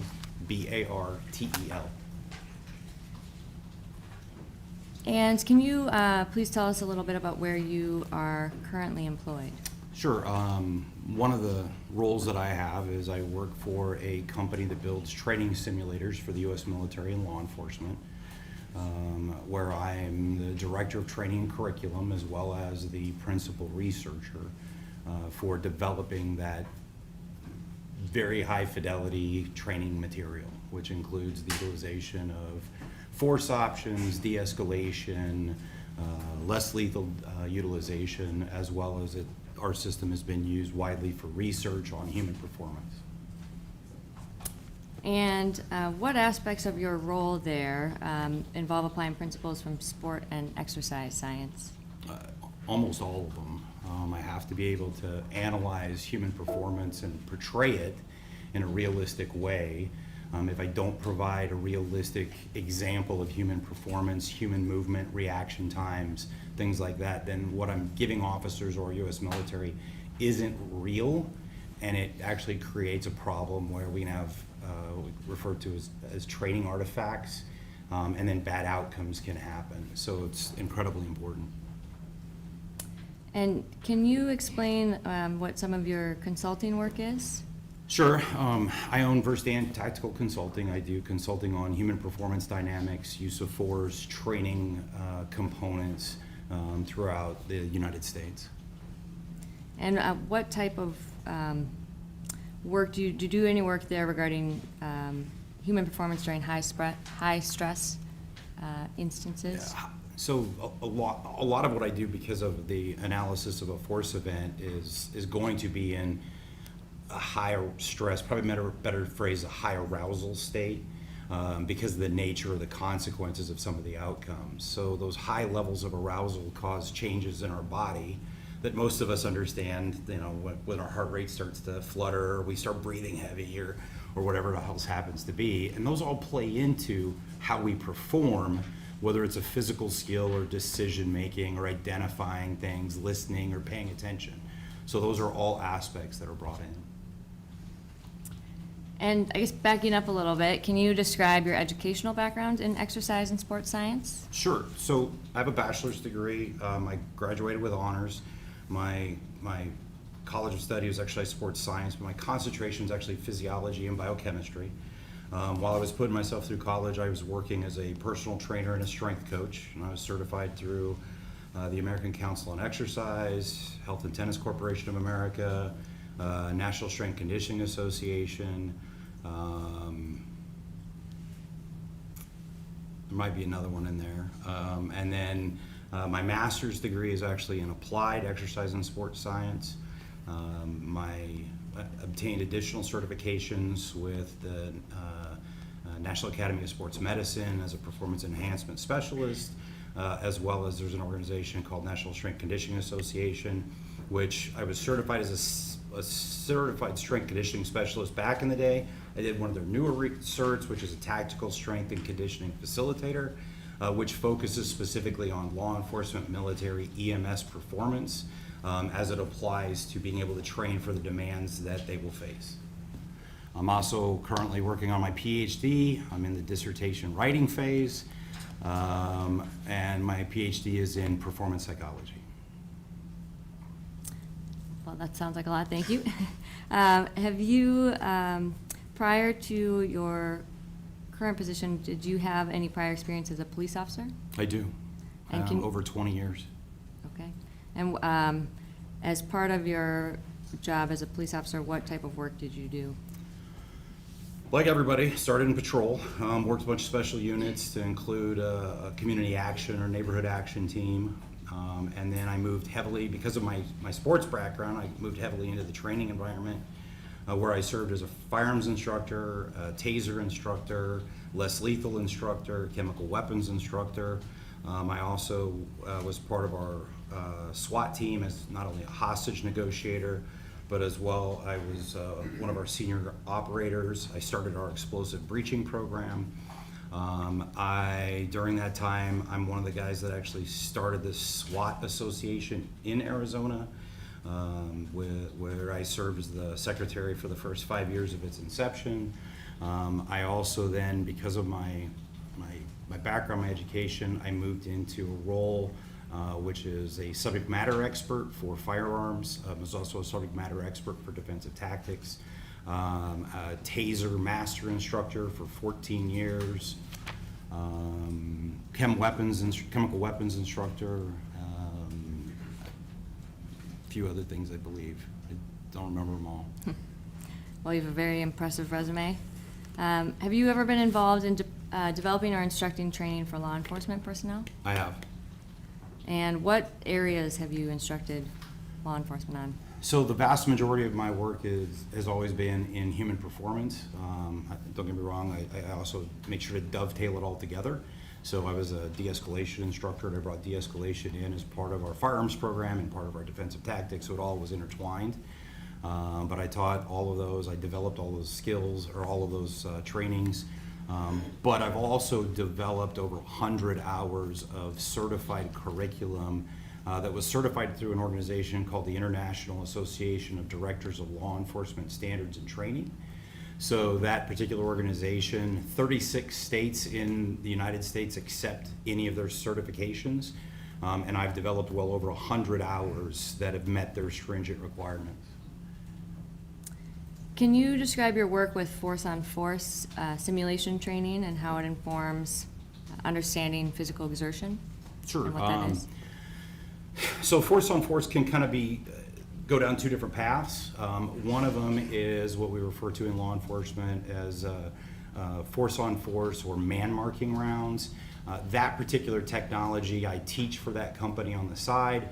They're the largest manufacturer of this particular technology. They take real guns and they modify them. They put in a new barrel and different magazines, and then the ammunition that they use fires a small paint pellet so that it will actually show where the round hits. And if I give 3 different people different colors, I know how to keep you accountable for your rounds or your rounds. But the weapon cycles the way a real firearm does, and one of the other components to it is because those little paint pellets are moving at a pretty good speed, they hurt. And because of that, what that creates is an elevated arousal state, which is highly beneficial in law enforcement training, because we need to get officers to be able to adjust and make those type of, or deal with those type of environments. So it's one of the ways that we can elevate the arousal level or the stress level and force them to have to perform whatever the tasks are. Now, we don't necessarily always use the tool, they just need to know that it's a possibility. Often those drills are nothing more than a de-escalation drill. But I don't want you to know that ahead of time. I need you to not know that. It's an important consideration. So another form of force on force or simulation training is the stuff I build with the digital simulators. Those simulators, imagine a large movie screen. One of the systems we have is actually 5 large screens.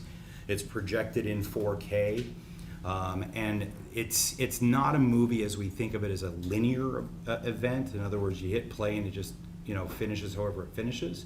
The particular technology has a branching component to it, and many of us grew up reading books called Choose Your Own Adventure books, where you would read the book and you got to a specific point and there were decisions you could make. You would go to a different page and then there's a completely different storyline.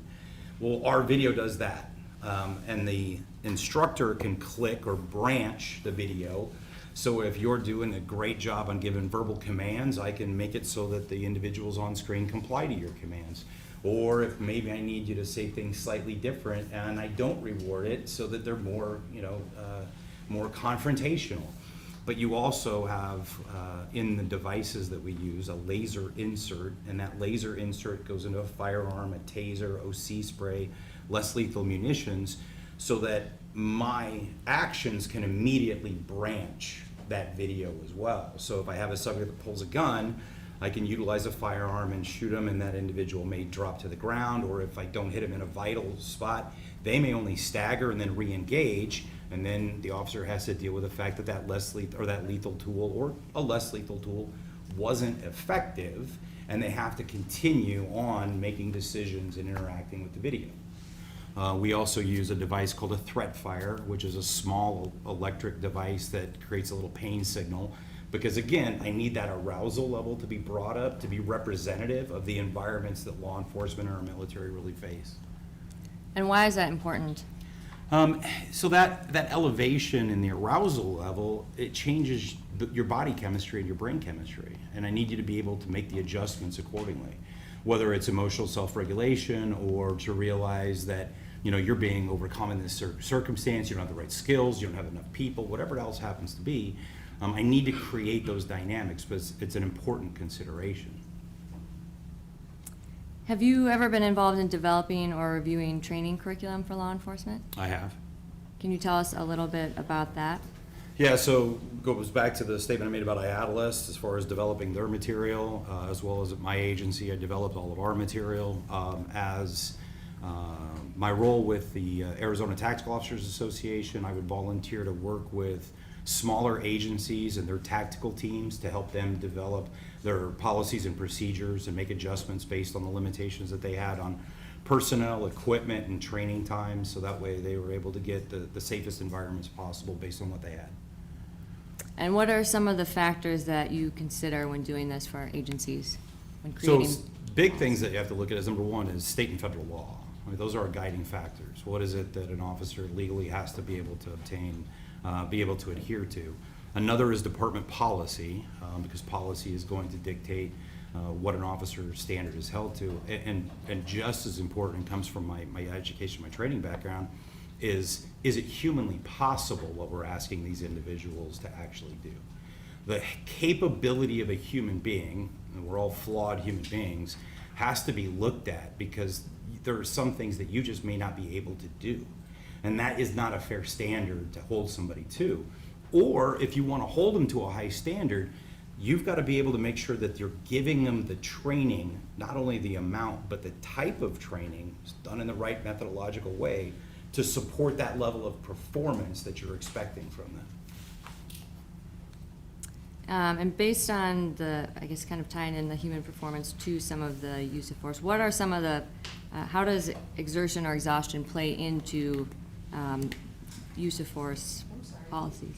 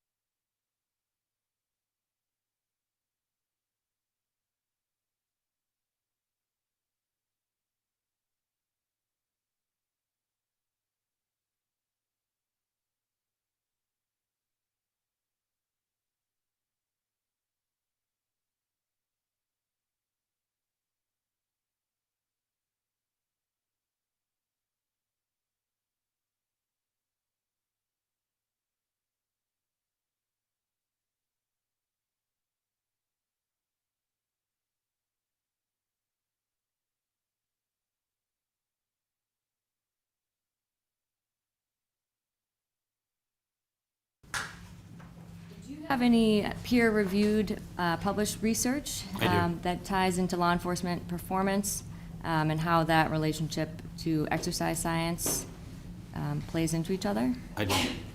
Can you explain are any of those peer-reviewed and published research, is that related to use of force or deadly force encounters? All of it.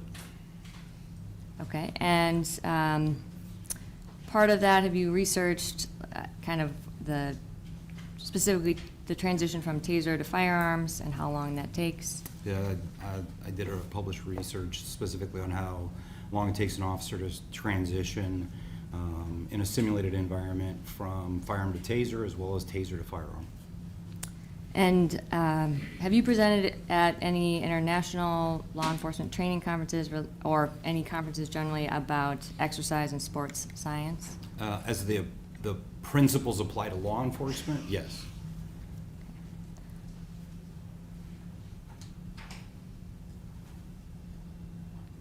And Your Honor, at this time, I would have moved to qualify Mr. Bartel as an expert in exercise and sports science and exertion and exhaustion factors. Like the what here, Your Honor? I'm sorry, you said an exertion, I'm trying to write down what you're saying. Exertion and exhaustion factors. All right, and yes, you made what here? Since got a report from you, it's basically on fatigue. Would that be a fair kind of summary of what your report on this matter is regarding? Exertion and exhaustion, probably. Exertion, exhaustion, okay. But the peer-reviewed things you just mentioned is use of force and deadly force for how to transition from a gun to a taser. That's one of them, yes. It's one of them. But you have no published things on exercise science, peer-reviewed. Actually, all of the principles in exercise science are going to be specific to the law enforcement component. But that's a whole different thing, though. This is your law enforcement component. You're saying that exercise science, you're talking about fatigue, people getting tired. You have no studies, you have no published articles on that aspect of it. Correct. Okay, that's what I'm focusing on, because that's what you're testifying to this jury. You've never done your own research in this area. Your report has none of your own research, correct? Correct.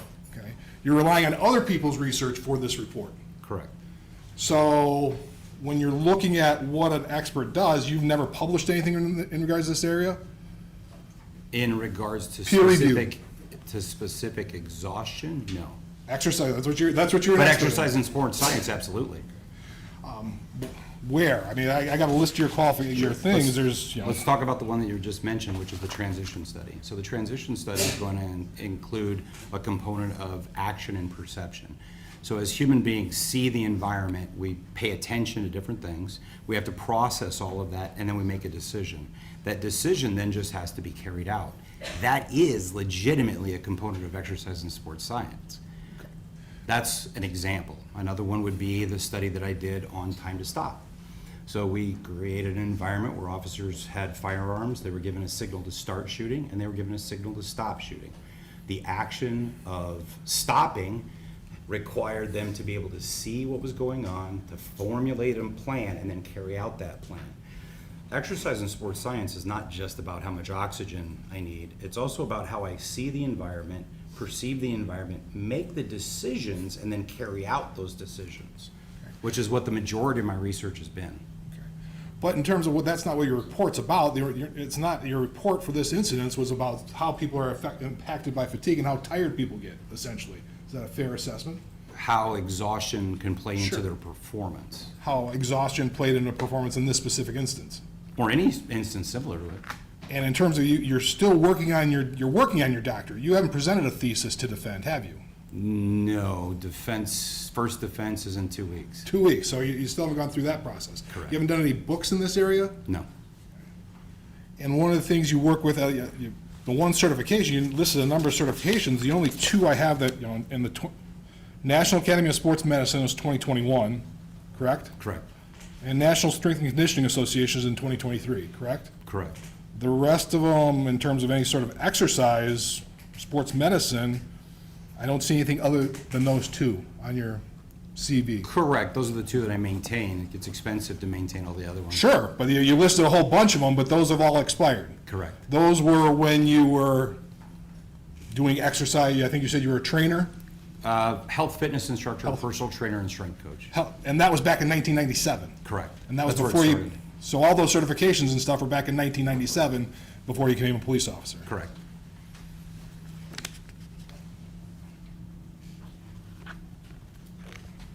I have no further questions, Your Honor.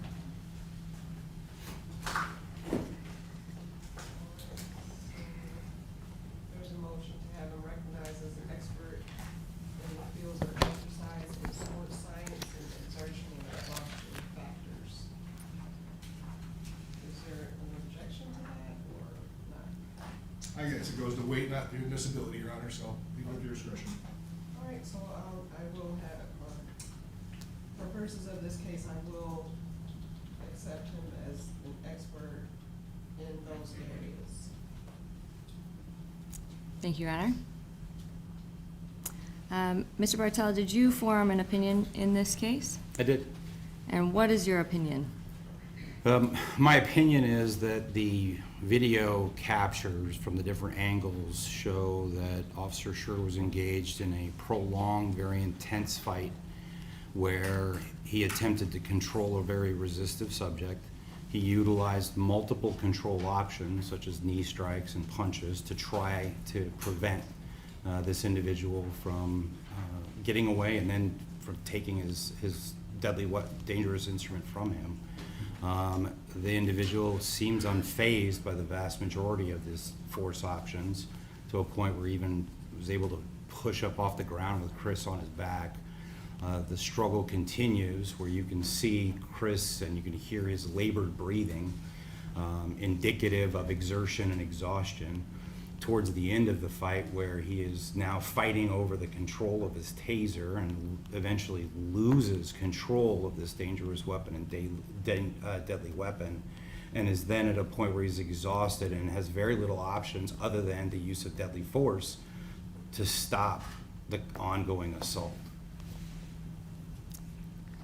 So breaking that down a little bit, have you, I guess we'll kind of maybe work backwards and then come back to it, but have you formed an opinion about, I guess, whether it would be reasonable for an officer in Officer Schurr's position to be in fear of serious bodily injury or death after all of the factors you just listed? Yes. Why? When we start getting tired because of high levels of physical exhaustion, and most of us understand this at some level, your ability to continue that effort goes away quickly. The idea that we're able to fight for an extended period of time is not realistic. And what happens is we quickly lose the ability to maintain muscular strength or muscular power, which is absolutely vital in these type of situations. So as our ability to maintain, or think of it this way, produce force with our muscles starts to decrease, our ability to hold on, our ability to control somebody, our ability to hit somebody effectively is diminished rapidly, meaning we no longer are able to effectively fight. This individual can overcome us, they can take things away from us, and those things can then be used against us, which creates a very, very difficult position. And kind of breaking all of this down a little bit, let's kind of go through an overview of how physical exhaustion comes up during stressful encounters generally, just to kind of walk through some of that. So based on your experience and training, how does a high-intensity exertion affect the human body during stressful encounters? So understand that our body loves to be in a position or a condition called homeostasis, which is kind of how we're all sitting right here. If I do anything that gets us out of homeostasis, out of that balance, I have to do stuff, my body has to engage in stuff to get it back. So if I try to hit somebody really, really hard, I exert a lot of energy. That exertion changes things in the body. I start using chemicals up, I use fuel, right? So everything from, there's different types of fuel. Most of us understand that we use sugar and we use fat as a fuel source, and we do, you need oxygen for long distance stuff, but short distance, high intensity, we don't use a lot of oxygen. We're using more blood sugar or another substance in the body. But when we engage in those behaviors, we start using up those stores. So that fuel starts to go away. And what happens when we burn it or burn it off is we have all these byproducts. And these byproducts, and most of us have felt it, like if I had to do a bunch of push-ups, you know, that burning sensation that you start to get, or a bunch of sit-ups, yeah, that's some of those byproducts that start to get built up, and you quickly start seeing your fatigue. Your muscles start to shake or tremor, and you're unable to generate the same amount of force on the 20th one that you did on the first one. So there's a level that we really understand what happens when we go through these high levels of physical exertion. And I'm just talking about 20, 25 push-ups. I'm not talking about a fight that lasted for 2 minutes and 30 seconds while wearing extra weight of the bulletproof vest and the belt on top of it. Those are all things that would lead into the exertional component to this, and how, as we start to get tired, our ability to control somebody goes away quickly. And can you explain a little bit more about why that is? Well, I mentioned the burning of the fuel sources start to go away, the byproducts that start to happen, and without getting too into it, the fatigue can hit two different ways. One can be central, which is the nervous system, because it's being utilized in these high intensity situations, and the other is a peripheral, or within the muscles itself.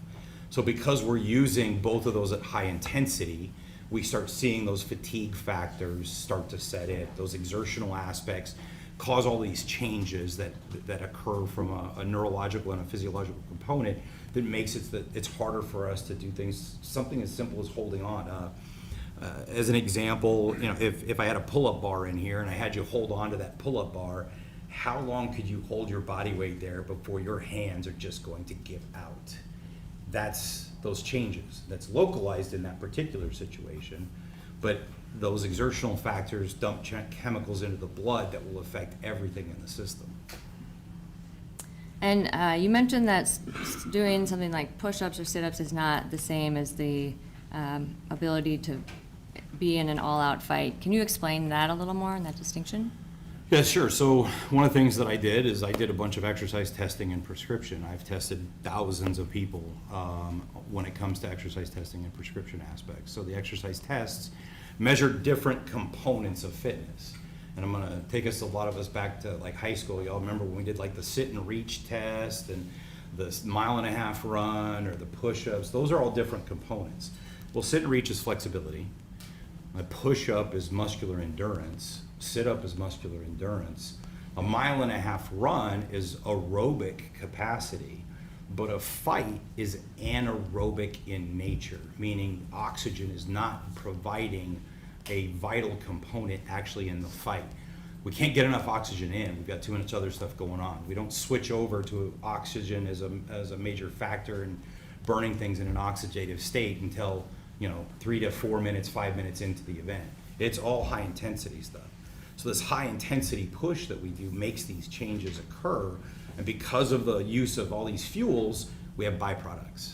And that burning sensation that you feel, the fact that I feel weakness or fatigue or tremors, that's all a aspect of the byproduct and the exertion.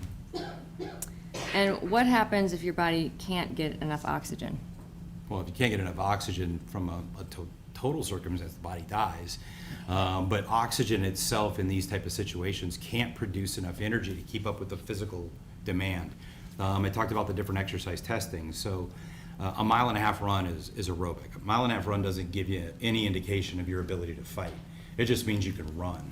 The body functions on this thing called specificity, meaning if I want to get better at running, I have to go run. I don't swim. If I want to get better at lifting heavy weights, I have to lift heavy weights. If I want to get better at anything, I have to engage in that particular task. A run in an aerobic state, I'm not talking sprinting, 1.5 mile run is an endurance issue. It's not a fighting issue. Those are two separate components, and there's a significant amount of research out there that these generalized fitness tests are great for fitness components. They are not indicative of measuring somebody's capacity to actually fight or to sustain anaerobic power. Anaerobic power is a completely different test. And what type of power is your body using if you're in a fighting situation? Anaerobic. Okay, and that was what you were describing, where it targets the large muscle groups? Or Yeah, how so can you explain big, that? it's not just the big muscle groups, it's the fact that the big muscle groups are having to generate high levels of force. So think about the difference between, if I'm running, a mile and a half, I don't have to produce a lot of force, I just have to do a lot of it, right? Multiple steps. But if you need to push your car out of the roadway, that's large muscle groups, right? That's anaerobic in nature, that's generating high amounts of force. You're not pushing your car a mile and a half, right? Not happening, because it's not the same. The legs are moving, but it's not the same. One is generating high levels of force, the other is low levels of force, just repetitively. So in an anaerobic state, I have to produce large amounts of force, and without getting into the recruitment of muscle fibers, I recruit certain type of powerful muscle fibers that will help with that, but they don't use oxygen very well, and they produce a lot of these byproducts very, very quickly. And what does that do to someone's fatigue level? It drives it up immediately. I mean, you can get people fatigued or gassed within 15, 30 seconds of a super high intensity exercise. And what would be, if you're in a fighting situation, how quickly could that happen? Same, depends on the nature of the fight.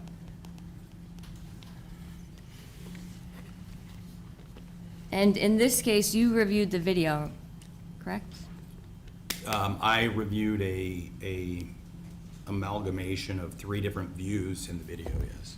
And I know you just got here recently, but if I have Bob pull up Exhibit B, which is a sync transcript video. Can you please pull that up, Bob?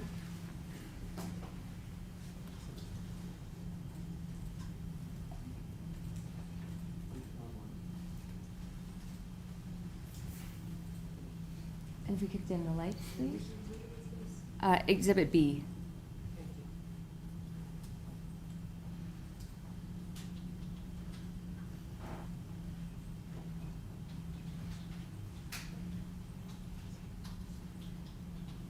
And when you say the compilation of videos, is this the compilation that you're talking about with the? So far, it looks like it, yes. Okay. Yes, that's it. Okay.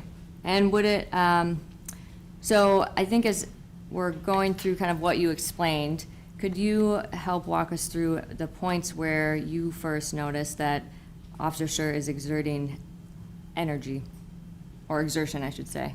Sure. And I guess, sorry, Bob, before you start, based on what you observed in the video, what physical exertion was Officer Schurr displaying throughout this interaction?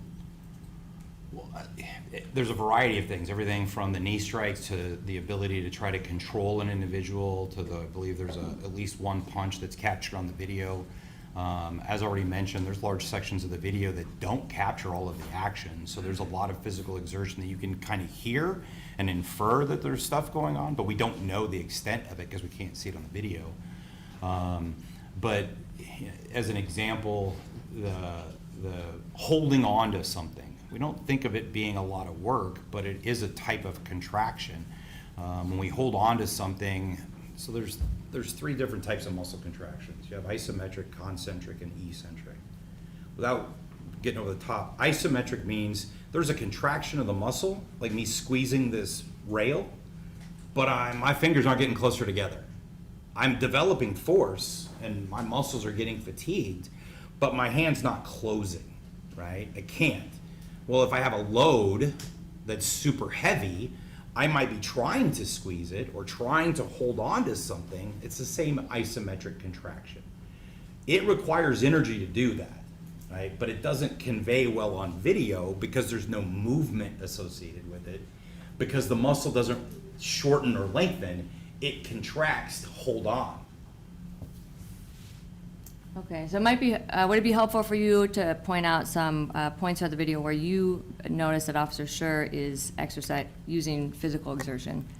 Yeah, well, physical exertion, as well as I mentioned at the very beginning, the concept of homeostasis, right? Where our body wants to be in balance. There are other things that can actually make it harder for us.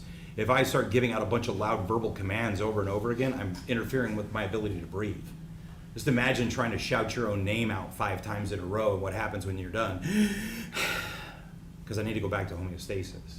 So there's a lot of things that will actually play into the exertional component on this. Okay, and what would be the first thing that you observed about Officer Schurr's conduct throughout this? Like, when was the first time that he would have been exerting some type of...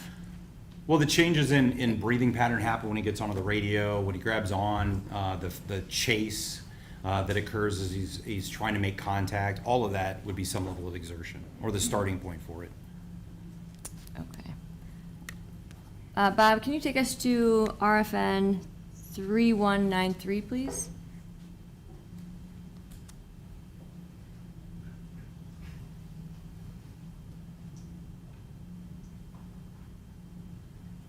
Okay, and what do you observe about this frame of the video? He's making contact with the subject's shoulder. It's hard to say if there's any real squeeze. It doesn't appear, just the nature of the fold of the clothing. I can't say for certain, but this is the first contact where he's trying to gain control. And at this point, what would be happening to his physical exertion levels? Again, if there's not high levels of muscular force being used, not a lot, minuscule. Okay. Bob, can you play the video from here, please? Stop. Put your hands down. Stop.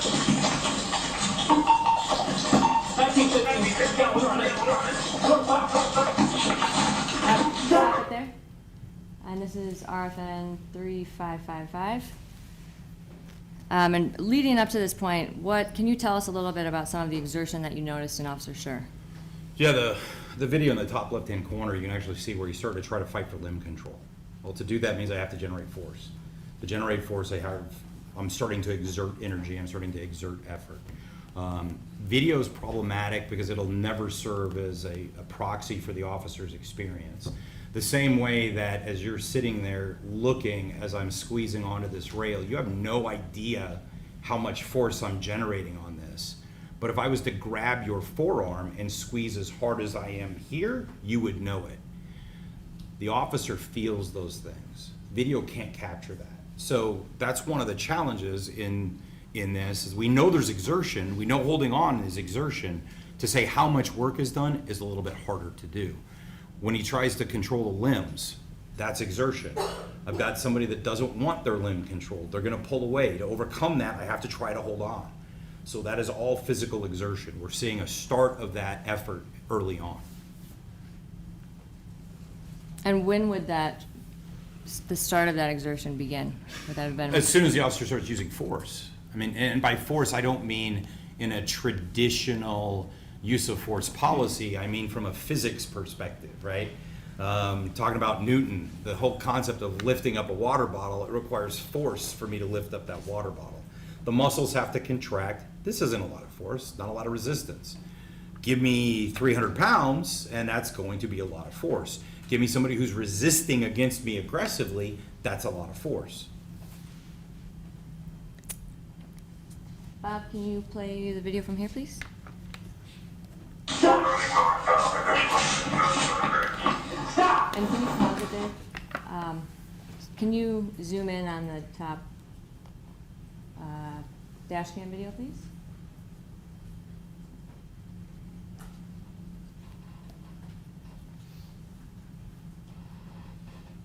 Okay, and sorry, can you back up to 3555?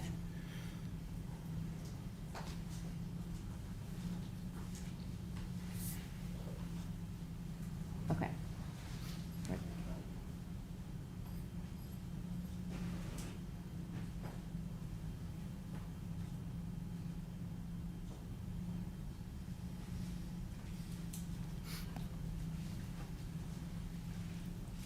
Okay, so we're at the point where Officer Schurr has tackled Mr. Lioya to the ground, and then I'll play it forward briefly, and then can you just, well, why don't you explain, once he tackles him to the ground, what type of physical exertion would Officer Schurr be using? So, and I already mentioned the homeostasis component. When he gets on the radio, though, he's shouting out location and what he's got going. Remember I talked about the whole concept of if I shout my name a bunch of times, I get myself out of that homeostasis. It takes time to get back in. So that's a component that it plays into his performance. One of the other challenges you run into is the officer, as he's getting on the radio, maintaining control of that radio. In doing so, he effectively loses a limb that he can use to effectively actually control or grab on. I can't hold on to the radio and hold on to a person with that hand at the same time, meaning he's having to try to overcome and use additional force in other ways because he's tied up with the radio. And the radio is important. It's how he's going to get assistance, right? There's no question on that. But that makes it even harder for him to control someone. Okay, and Bob, can you play it forward here to 3806?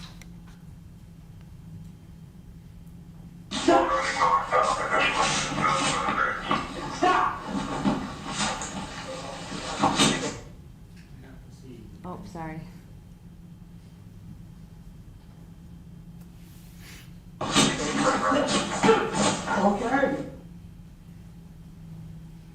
if you could zoom in at that point, and this is RFN 3816. Okay, and at this point, what have you observed of Officer Schurr's exertion? So he's trying to keep a subject who's fighting him on the ground, which requires physical force and physical effort. You see him change position at one point in time as he's trying to move position. That all requires physical force and exertion. All of that is going to require some level of force. And again, the piece that has to be taken into account is he's doing so wearing a vest and body armor, as well as his duty belt. So those all play into how much load he has to carry, as well as the challenges that you run into with the restriction that a vest can actually cause. Okay, Bob, can you play it, please? Stop! Stop! Get your hand behind your back, okay? Hand behind your back, okay?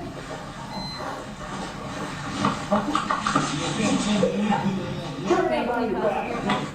What is the RFN number? 4417. Okay.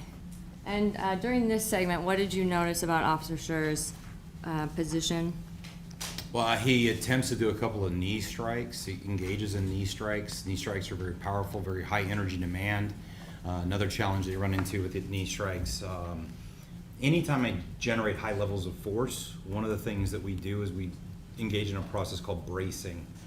So think about if you go to lift something up, you will literally tighten up your core to do it, so that way you can lift things up. The challenge is, and if you want to do it along with me, if you tighten up your stomach and you try to breathe normal, it's not easy to do.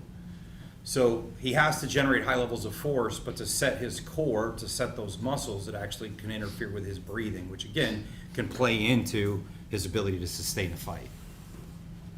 And up to this point, what have you noticed about Mr. Lioya's actions after Officer Schurr tackled him to the So you ground? hear verbal commands that, or hear verbal statements that he's going to comply, but the actual physical actions are not compliance.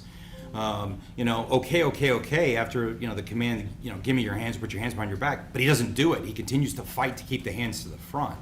So there's a contradiction between the verbal statements that are made and the actual physical actions that are made. And you can see that Chris is trying to control those limbs, and he's not able to do a great job at it for whatever reason.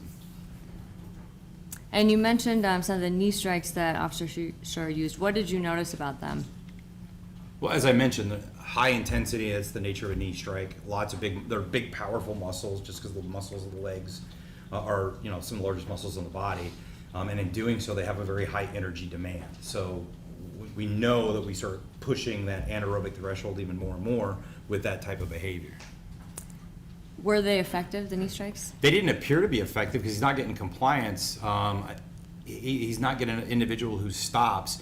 You're not seeing an individual that ideally, if I do a knee strike to, say, a common peroneal, I cause a neurological effect on that muscle to where it doesn't contract very well.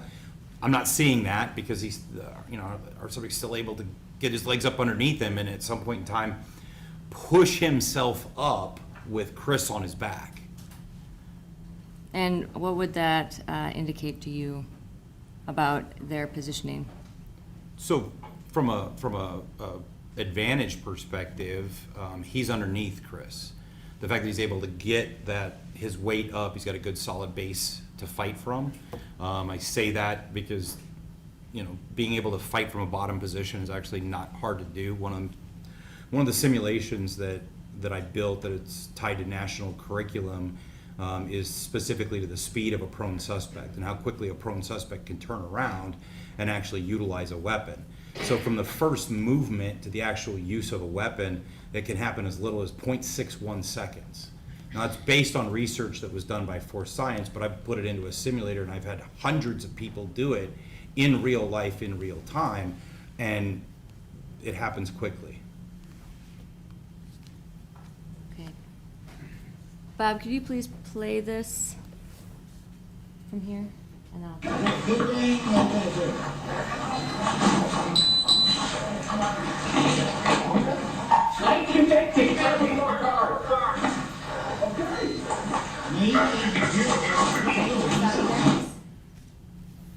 Okay, and I think this is what you were just talking about, but is this what you were talking about with Mr. Lioya doing a push-up? Yeah, he's able to stand up with Chris on his back. Doesn't stop him. And from what position was he in? And position was Mr. Lioya at the beginning? Face down. And once he was able to push up, was Officer Schurr in a position of tactical disadvantage? When you see Chris's feet lift up at any point in time, he's at a position disadvantage because his center of gravity is actually not his own at that point. He doesn't own it. He doesn't have the ability to push off the ground because his feet aren't in contact. That's all problematic. The concept of, just because I'm on top, I'm in control is not necessarily the case because I've got to have good solid control over a limb, whether it's an arm, a leg, as well as a head. Otherwise, I have individuals that can stand up like we just saw, or spin. And how long, or I guess how quickly is someone able to experience fatigue when they're in this type of dynamic fighting situation? Yeah, I mean, compromised with the breathing capability as well as high levels of physical exertion, you can get people fatigued within 15 seconds, 30 seconds. And within, your first 30 seconds to a minute of exertion, your physical ability to contract your muscles is already starting to compromise. And are you aware that in this case, and I think you were here for the beginning or the end of Mr. McFarland's testimony, but that the fight here lasted for roughly 2 minutes and 28 seconds? I am. Okay, and within that, how would that affect Officer Schurr's ability to fight? Well, the longer the fight goes, the more problematic it is, the more exhaustion and fatigue is going to play into it. The more of those chemicals are produced that actually inhibit our ability to hold on to stuff or contract our muscles effectively.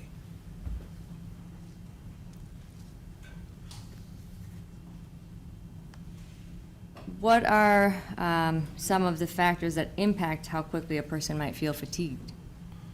Well, the demand of the activity is one of the bigger ones, right? How is it a high power activity like we're seeing here, or is it a lower power requirement? The difference between walking 5 miles, which might take us an hour and a half to do, versus something that I've got to do within seconds because I've got to generate high levels of energy or high levels of power, which require high energy demands. So the nature of the event itself, the load that is carried, the amount of work that transpires, how effective I can actually breathe. And breathe is not necessarily just the aspect of getting oxygen in, but being able to blow off carbon dioxide, right? That's one of the byproducts. I have to be able to do both. So if my ability to breathe is compromised, that can factor into it. Those are all things that can play in. And when Officer Schurr was on top of Mr. Lioya, was there anything that would be impacting Officer Schurr's ability to breathe based on their positioning? Yeah, so 2 things of note. One, like I mentioned, the nature of the body armor because it can be restrictive as well as the gun belt. But the other problem is in that position, for every action there's an opposite but equal reaction. So the weight of the bottle sitting on the desk also pushes up against the bottle. It's just kind of the nature of things. So you see Chris's stomach actually sitting across the top of the hips, you know, throughout some of the points in the video itself. Well, as that occurs, the body is actually pressed on. That makes it harder for me to breathe. Imagine laying over the edge of this ramp or on the edge of your couch with, you know, face down with it on your stomach, and now trying to actually inhale and exhale. It's all compromised. And sorry, I realize we have RFN 4829 on the screen, but you're talking about a few frames prior to this when he's on the ground. Well, there's a couple of portions. I mean, when they first go to the ground and then towards the end, so it happens more than once. Bob, can you back the video up a little bit? And can you tell us what points you're talking about? Sure. So we're starting to see this here, where he's over the top, and again, body position and the body underneath. The body underneath is going to press up against Chris. That's just the nature of physics. So you start to see that occur. Sorry, for the record, this is RFN 4640. Okay. Bob, if you could play it forward, and then can you tell us when to stop when you see the next position? If you're talking about the position where the respiration is now potentially compromised because of both individuals' body positions, that's going to be towards the end. But you've got molar strikes that occur between then, or between that event and this event. There's other physical exertion that's going on throughout this time frame. Okay, so I probably am doing this the backwards way because I didn't have the RFM number. So I apologize. This is confusing, but. Would it be easier for you to explain this if we backed the video up, or? You can continue from here. I mean, you do. I'll do whatever it is you need me to do. Okay. We can just go forward from here, and then. Bob, if you could.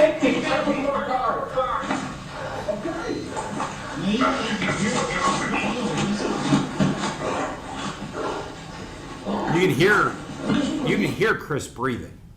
You can hear those deep inhalations and exhalations, right? That's a sign of exhaustion. We all have been in that circumstance. We've all felt that. We've all experienced that. And what are some of the things that happen once your body starts breathing that hard? What does that indicate? Well, it indicates a high, demand on the body itself, and the body's trying to compensate. Again, goes back to that big word, that homeostasis thing, the concept of going back to baseline, and needing to blow off all this carbon dioxide, all that CO2, as well as trying to get oxygen in that it can be used at a later time. But that's all indicative of the level of exertion that you're seeing. The bigger, the deeper the breaths, the more that you see that expression of exhaustion, it gives you an indication of how much exertion was actually occurring. And Bob, could we actually switch to, oh, and sorry, for the record, this is RFN 4963. And this is the point once Mr. Leoya has gotten up and Officer Schurr is behind him. And if we could actually switch to Defendant's Exhibit C1, which is the cell phone video.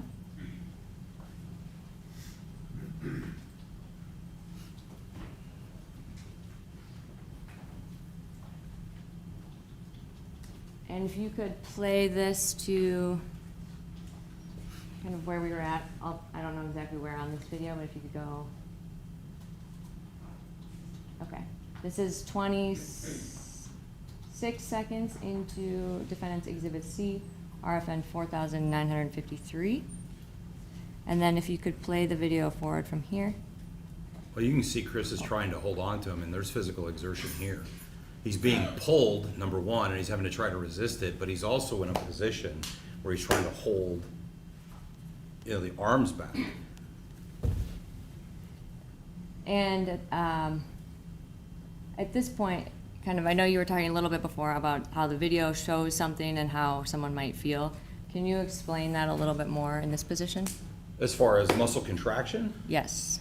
Yeah, I mean, we can demonstrate it if you want. Uh, Your Honor, permission to have Mr. Bartel step down from the witness stand to do a demonstration? And what is he going to, is he just gonna reenact what's in the video? No, Your Honor, I mean, the point is, muscle contractions, as we see on here, that isometric concept, anybody that's in the room, if they put their hands together and they push as hard as they can, as they're trying to collapse their hands, you're not gonna see on video that there's a lot of movement. But there is absolutely a ton of muscular contraction that's happening, and fatigue will start to set in. You'll feel it. So just because the video doesn't show an arm move, doesn't mean that the muscles aren't being used significantly. I'm still, I don't know what demonstration you're gonna ask him to specifically do. So just kind of to explain, and I guess we can go forward at this point. He kind of did a little bit by pushing his hands together. I don't know if that. Or if anybody wants to experience it, if you want the jury to experience it, they can do it. I mean, it's your call, Your Honor.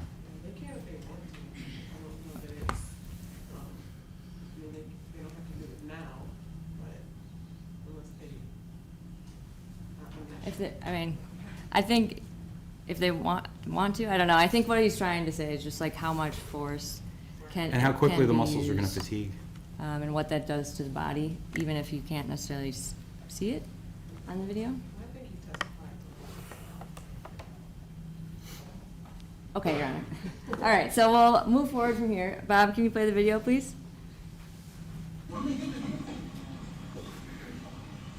Stop, okay? Do not resist me. No, you good, not resisting nothing, bro. Okay, Bob, can you stop it here? And this is 42 seconds into the Exhibit C1. And can you tell us what you've observed about Officer Schurr's body positioning compared to Mr. Leoya's in this segment of the video? Yeah, well, I mean, you see another knee strike, or, again, which doesn't have an effect on stopping any type of behavior. You see Chris, it appears that Chris is kind of getting pushed around. He's not directing the movement. It seems he's subject to the movement, which means he doesn't necessarily have the ability to physically overcome all of the resistance, which, again, it appears that he's trying, but, you know, as an example, you're seeing Chris spin backwards, which I don't think was necessarily an ideal position for him to do. Why not? But you don't know what you're going into when you go backwards. If you step back, you could trip all over things. It's kind of a concept of a tactical movement. Moving backwards without being able to see everything, your heel can catch something, it's problematic. Ideally, spinning into something is going to allow you to see the environment. I don't know if that's his choice. I don't know if that was a choice that he made, or if it was him, you know, being pushed into that position. And that, when you say being pushed, would that be based on Mr. Leoya's actions? Or Correct. Okay. So as someone gets, what happens to someone's strength and coordination and reaction time as they fatigue? It drops. It diminishes rapidly. And in your experience, is this something that how does this impact, or how is it someone impacted as the duration of a struggle like this? Well, the longer the struggle, the longer I engage in high physical activity, the weaker I get. I mean, that's one of the reasons, you know, I get to teach across the country. Agencies are aware of this. They built it into their Graham factors, to their totality of circumstance. Exhaustion and fatigue is a primary consideration, because as this fight continues, my ability to sustain any type of fight, to hold on to somebody, to retain or regain control of it, it drops. The longer that fight goes on, the weaker I get, and that's a problem. Okay. Bob, can you play this forward, please? From RFN. Oh, yeah. From RFN 5410. Okay,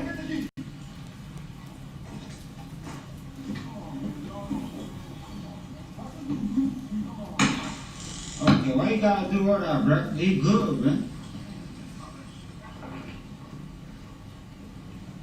Let go of the taser. And could you stop it here? We are at RFM 5992. And throughout, or sorry, can you move forward a little bit, Bob?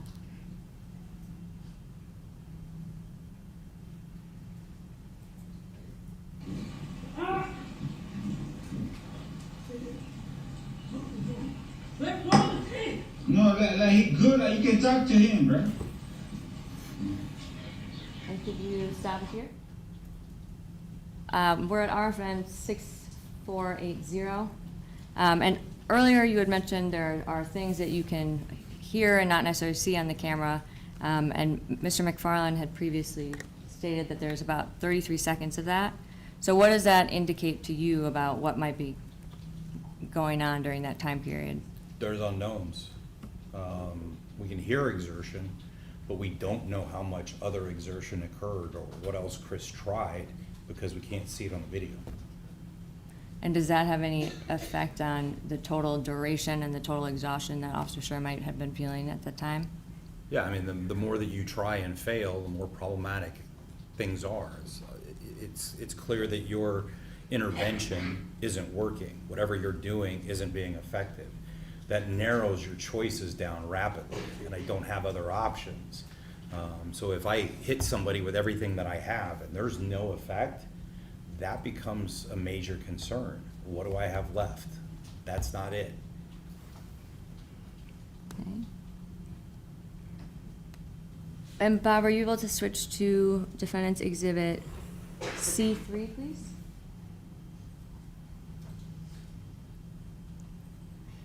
And this is the cell phone video that's previously been admitted. And can you play this all the way through? Or I guess I'll take it in pause. And this is, okay, can you pause it right there? And this is Exhibit C3, RFN 7458. Mr. Bartel, can you tell us a little bit about Officer Schurr's body position? Yeah, Here. I mentioned earlier the concept of the hips being pressed up against the abdominal area, but just as concerning is both of Chris's feet are off the ground, meaning his center of gravity is not within his own control. He can get dumped, he can get swept. There's no way for him to generate any significant amount of power because he's not in control or in contact with the ground. You know, I realize that the purpose of this video or this section is specifically talking about the taser, but Chris's body position is indicative that he's in a bad position. And why is that? Because he can get swept or get dumped, whether it's left side or right side or even over the top. Again, standing up, grabbing that arm, ripping it down, all of that would end up with Chris on his back and in an even worse position. And is there anything about the body positioning of Officer Schurr's hips or stomach at this point that would Yeah, impact I his mentioned ability? the concept of the hips being, of Leoya being pressed up and potentially compromising his ability, Chris's ability to exchange oxygen and carbon dioxide. And how does that impact his fatigue level? It adds to it because I can't blow off what I need to with CO2. I can't suck in enough oxygen. That all plays into it, makes it even harder. Imagine, and I talk about the aspect of pushing a car. Imagine if I asked you to push that same car, but at the same time I restricted how much you could breathe. It's going to be harder. And how does physical exhaustion affect a person's ability to continue controlling someone who has been resisting and fighting for roughly Well, I'd mentioned 2.5? that you rapidly see the muscle's ability to generate force, to hold on, to push things. It rapidly diminishes. So as I start getting exhausted, my ability to maintain force, to hold on, to punch something, to keep something in a position, it's affected really, really quickly. Some of the research says within the first minute, the force production decreases by almost 30%. That's a lot. That's a big change. And we're well beyond that 1 minute mark. Bob, could you play this forward, please? Can you stop it here? All right, and this is RFN 7476. Can you explain the position that Officer Schurr is in at this point? It's similar to the last one.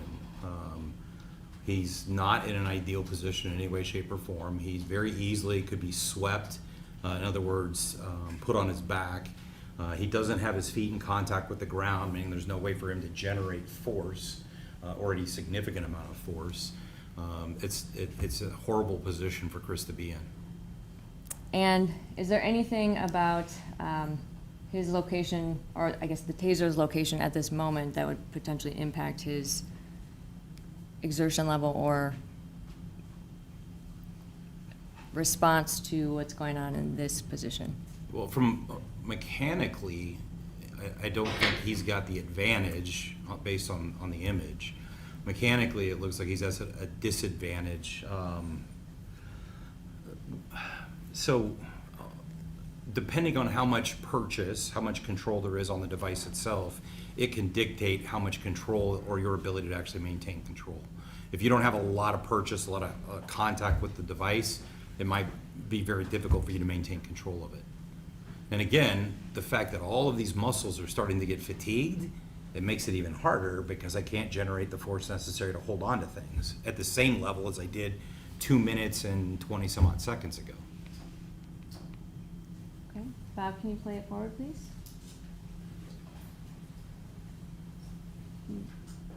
Stop it here. Okay, and this is RFN 7504. And at this point, can you talk about the body positioning of both Officer Schurr and Mr. Lioya? Yeah, I mean, it's not an ideal position, obviously, for Chris. The challenge that we run into is his body is actually starting to slip underneath Lioya, meaning that once the control of the taser occurs, activation against Chris is really pretty easy. We're talking, and then I realize it's a two-dimensional video and trying to represent three-dimensional space, but based on where their positions are, that taser device is very close to where his thigh is underneath the abdomen area of Lioya right now, meaning they're close. There's not a lot of movement needed. Okay, can you play it forward, Bob?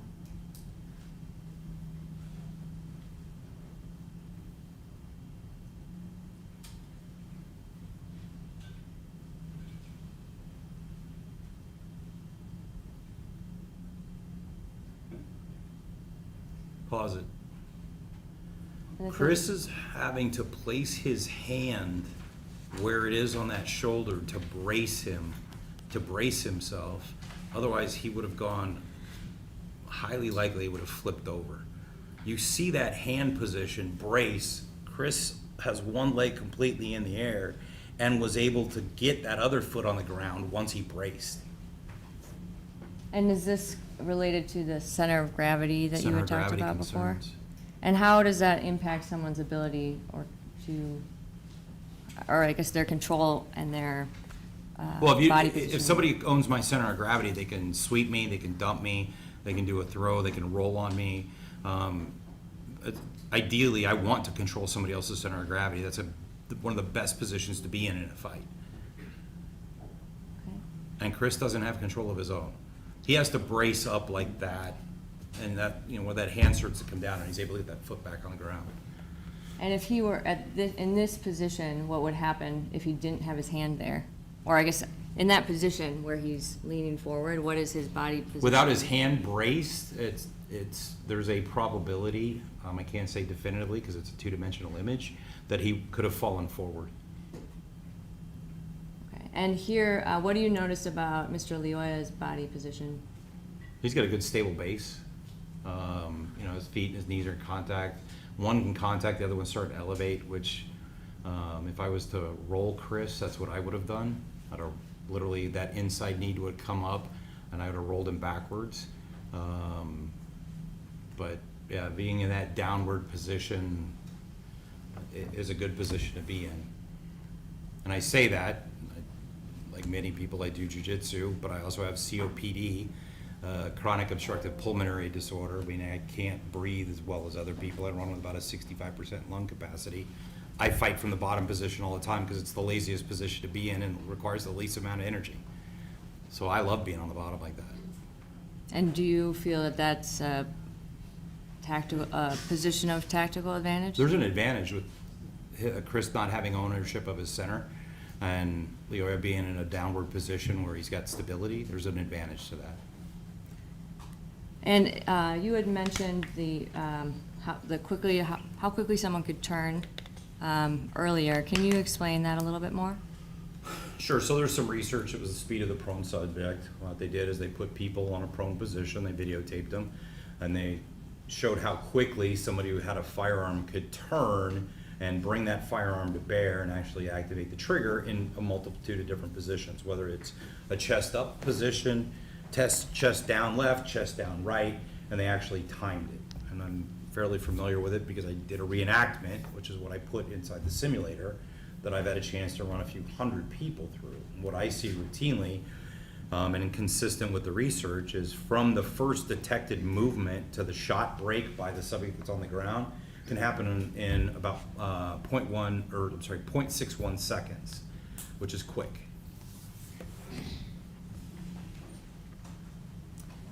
Okay, Bob, could you finish playing this video, please? Okay, and this was the bystander cell phone video in slow motion. So Bob, could we have you pull up Defense Exhibit C2?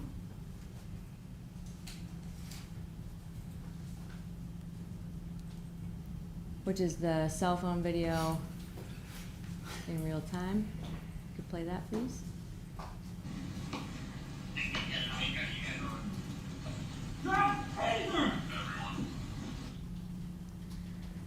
And part of what you had mentioned was some of the speed that someone could turn. Is that related to like the action beats reaction concept?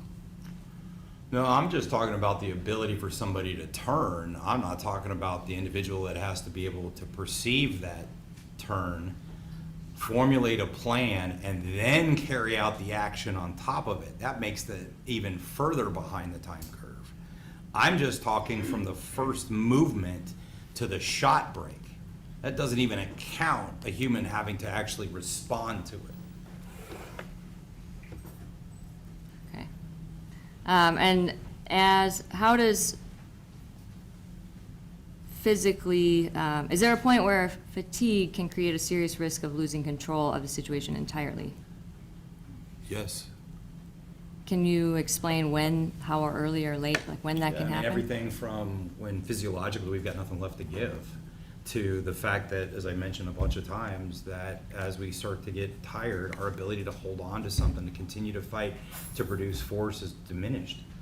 Where our arms don't even want to, we can't even hold our arms up anymore because we're so tired. So all of that can play into it.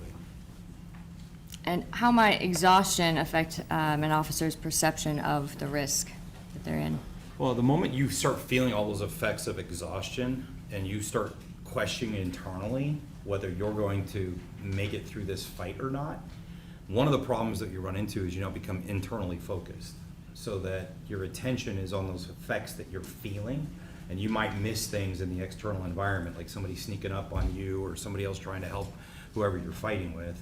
But that's one of the things that starts to occur. And the other is you realize you're losing the fight, and the options that you have, many of them are no longer viable.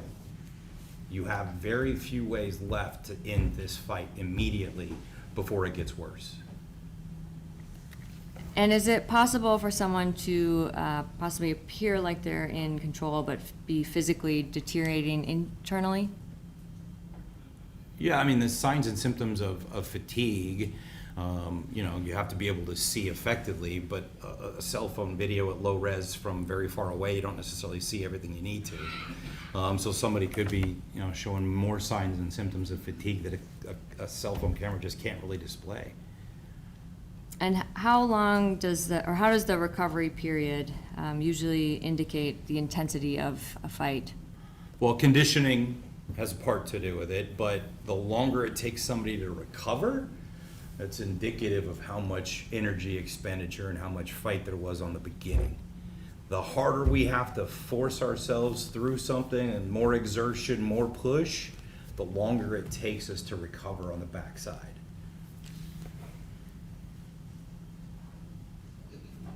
And Bob, I guess throughout, you've watched the whole video all together. After Officer Schurr, after the shot is fired, did you notice anything about Officer Schurr's exhaustion level? Well, you can see signs and symptoms of exhaustion, there's no question. You see the big exhalation, you hear the breathing, you see the discoloration on his face. Those are all examples of where we start seeing exhaustion express itself. And can you explain, like, when you see the breath, his breath come out, can you explain? Yeah, what so there's that could be big, from? deep breath, and I'm trying to get all that CO2 out, and that big, huge inhale and then exhale, and that deep breathing that we've all experienced and we've all gone through as we're trying to recover. That's indicative of how intense the fight was. And Bob, can you pull up Exhibit EE, please? No, EE.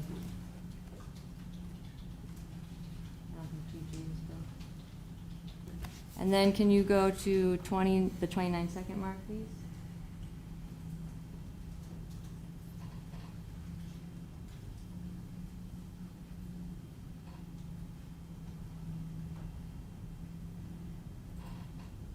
Oh, 29 seconds.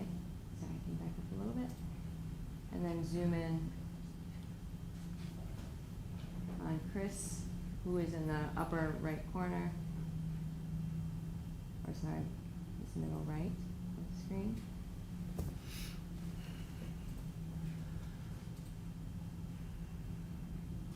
And Sue, if you could dim the lights, please. Thank you. Okay, and then if you could play this forward for about 10 seconds. How do you mean?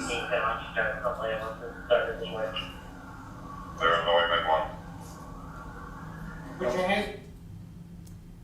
And is there anything about Officer Schurr's demeanor at this point, which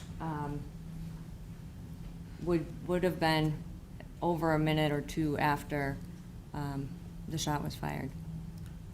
That indicate the exhaustion level? Yes. Oh, absolutely. Even in the questionable video. So think about it. Every other officer here has got both hands on a gun that they're pointing on individuals. Chris can't even hold up his left arm. It is literally straight down here, and he's holding the gun like this. That shows signs and symptoms of somebody who's excessively fatigued. And is there anything about his breathing or his body position that would indicate his fatigue level? If you can play it again, I wasn't seeing any rise and fall of his shoulders. One of the things that happens when we're breathing really deep is sometimes you actually use muscles of the upper back to help us breathe, to get bigger lungs. I wasn't paying attention to that, so maybe those are all signs that you start to see. I'm more looking at his posture, the discoloration that appears to be on his face, the fact that he's not holding onto his gun the way I absolutely know he's trained to do, because it's standard across the United States. That I've seen multiple times on officers that are absolutely exhausted. And what would that indicate to you about the amount of energy and exertion that Officer Schurr had been using up to that point? Yeah, back to my statement that I made earlier, those type of signs and symptoms of exhaustion give me an indication of how intense that fight was for Chris. And once you get to a point of exhaustion, how does your exhaustion impact the risk to an officer once their taser has been taken from them? Well, again, just the ability to maintain control of any weapon is problematic as I start getting fatigued. I lose my muscular control, my muscular coordination, the ability to hold on to things, to defend myself. Those are all problematic. Taser is just an example of one weapon that could be utilized or taken away from an officer. And would an officer who is already exhausted be in greater danger once someone has control of a taser or other potentially deadly weapon? Absolutely. Why? the inability to maintain effective fighting because of the exhaustion. The muscles can't do what they need to do to protect yourself. And could Officer Schurr's fatigue level have affected his ability to use any other tools to try to control an individual? Oh, absolutely. Or would it also impact his ability to continue to fight or wrestle to try to get the taser back? Yes. At the point where, if Officer Schurr had reached his full exhaustion level, is there any other viable tool that he could have used based on his position and extreme exhaustion once he lost control of his taser? Was there any other viable option for him at that point? Well, so I guess the problem I run into with the question is, you said full exhaustion level. That means he can't do anything else. You can't get there. If you allow yourself to get to the point where you have nothing else that you can do, you can't lift your arms, and many of us have felt that, you can't do anything. There's no way for you to stop it. You have to engage prior to that event. You have to do something before you get to that point of exhaustion. Now the challenge is how fatigued somebody is. Are they able to do other things? I've got knee strikes that are ineffective. I got punches that are ineffective. To utilize a baton requires the ability to generate force with muscles that are already tired, and I need distance because a baton is a distance weapon. I don't have that. But in creating distance, I run the risk of separation and the device that he's taken away from me being used against me that much easier. So it's a very difficult position to be in. And think about it, you can take this down. And based on all of the exertion that you saw Officer Schurr go throughout this entire thing, would it be reasonable for him to be in fear of being harmed or You're asking to object. They're asking, would it be reasonable for him? That's not the, you're going over it, they keep on trying to do it. I'm sorry, Your Honor, I'll rephrase the question.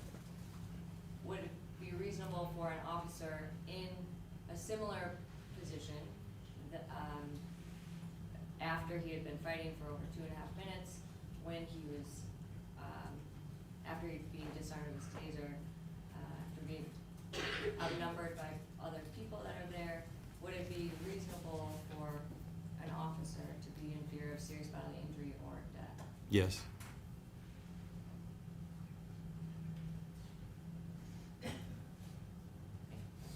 No further questions, Your Honor. Break? Yeah, I think we should, cause it's been about an hour and a half or so. So what we'll do is we'll take a break now, for 15 minutes, we'll come back, it's about 2:40, we'll come back at 10 minutes to 3.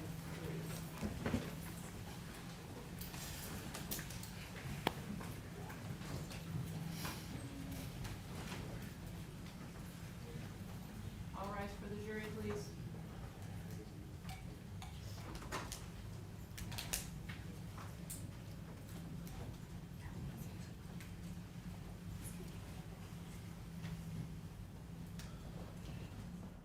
Welcome in. You've been watching day 4 in the trial of former Grand Rapids police officer Christopher Schurr. He's charged with second-degree murder in the killing of Patrick Lyoya.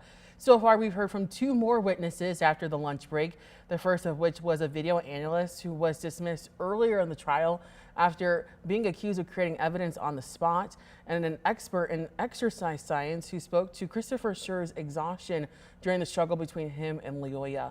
Let's bring in 13 on your sides, Riley Mack, who's inside the courthouse. Riley, what can you tell us about these 2 witnesses we saw so far? Absolutely, Lauren. It feels like today that the defense were really getting a sense of what they're building their case to be.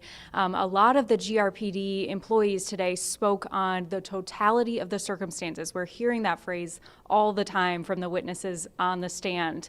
And they're speaking to, yes, you know, this fatal shooting did happen, but let's take a look at all the other circumstances that were going on at the same time. Today, they're really trying to focus in on that exhaustion factor, on Schurr's exhaustion in the case. And so that's why they brought in Robert McFarland first, that forensic video analyst.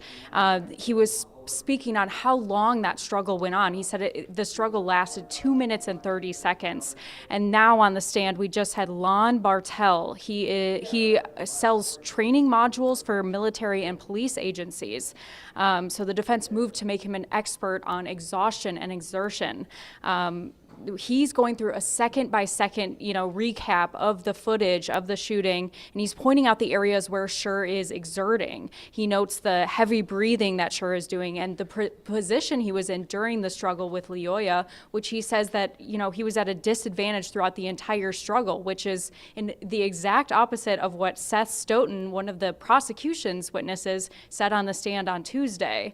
So they're really trying to focus in on that exhaustion factor, trying to prove how that can, play into be a factor that justified this deadly shooting. Marlon, because he was actually, like we said earlier, he was a witness before and then he was dismissed because of some issues with evidence being added. When they brought him back in, what was different? Did he focus on more of some of the things that we had already seen? Did they bring up new clips? Was there anything specific that stood out to you with him? Absolutely. So the first time he was brought in, it was kind of the defense was, just having him go through the footage second by second. And I specifically remember an hour had passed going through that footage second by second of McFarland explaining what's happening in the footage where, the prosecution butt in and said, is this really a good use of the court's time? Is this a good use of the jury's time? And the judge agreed, is there a specific spot you want to show in this video? Can we get to that?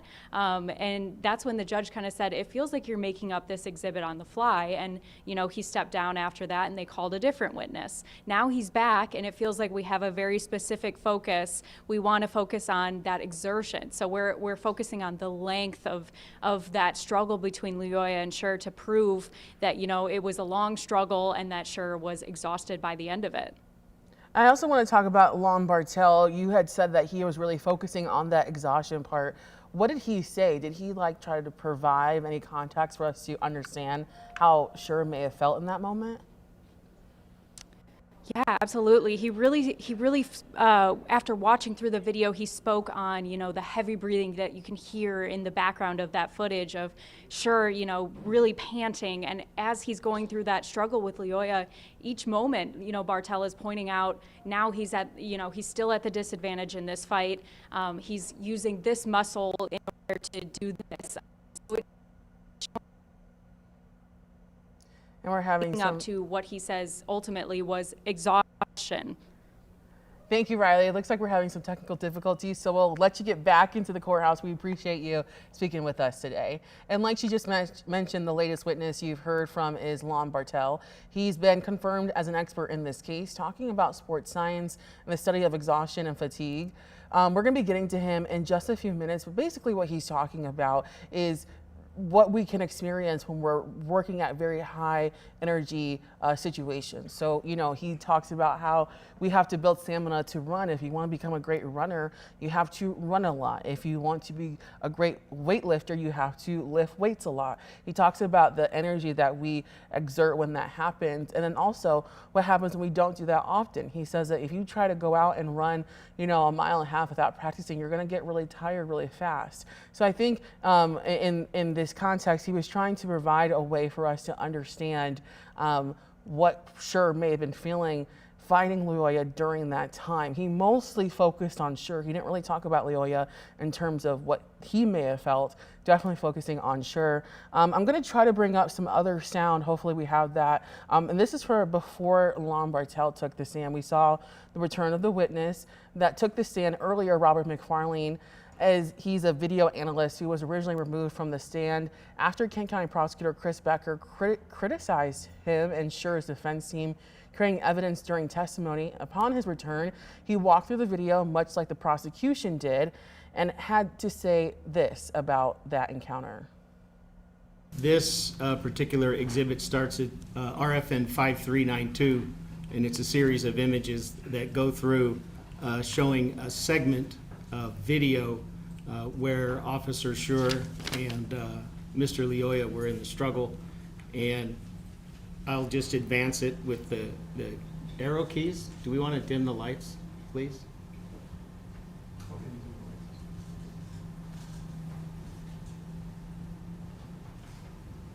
And so we could see Officer Schurr has his back to us. We see he's facing the front of Mr. Lioya. We see Mr. Lioya's bent left arm up towards the center section of Officer Schurr. And we can see Mr. Lioya's left elbow under the armpit of Officer Schurr, and his arm extends out. And as I play forward, you'll see. And as I advance forward, we see here Officer Schurr comes off the ground and then gets back down, and now you can see Mr. Lioya's right arm and how Officer Schurr is grabbing onto it. And we end at 5410. And then if you could publish to the jury Exhibit B12. This is another series of images. This is shortly after that sequence. This starts at RFN 5593, and this shows Officer Schurr holding on to the fabric near the right shoulder of Mr. Lioya. Mr. Lioya's left hand that you can see in the body-worn camera is extended, and I will advance it, and you will see Mr. Lioya, his hand covers the body-worn camera. And that goes to RFN 5602.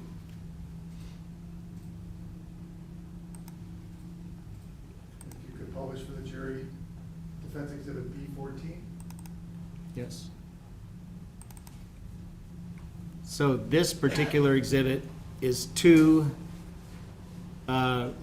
RFNs from two parts of the incident because we lose some of the action between these two. And right here we see Officer Schurr has the taser by the hand grip of the weapon, and Mr. Lioya has the, well, just for lack of another term, the other end. And he's got it with his left hand. The next exhibit is RFN 6211, and this is where we see Schurr still has the taser in his right hand, but now Mr. Lioya has it in his right hand.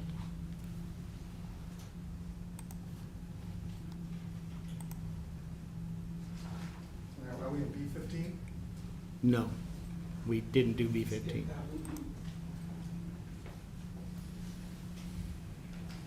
And he continues to just go on over that evidence that they're presenting in the case for the defense. We want to jump back to that Lon Bertel sound. Again, he is talking about some of the exhaustion that Schurr encountered during this flight. Take a look. During this segment, what did you notice about Officer Schurr's position? Well, he attempts to do a couple of knee strikes. He engages in knee strikes. Knee strikes are very powerful, very high energy demand.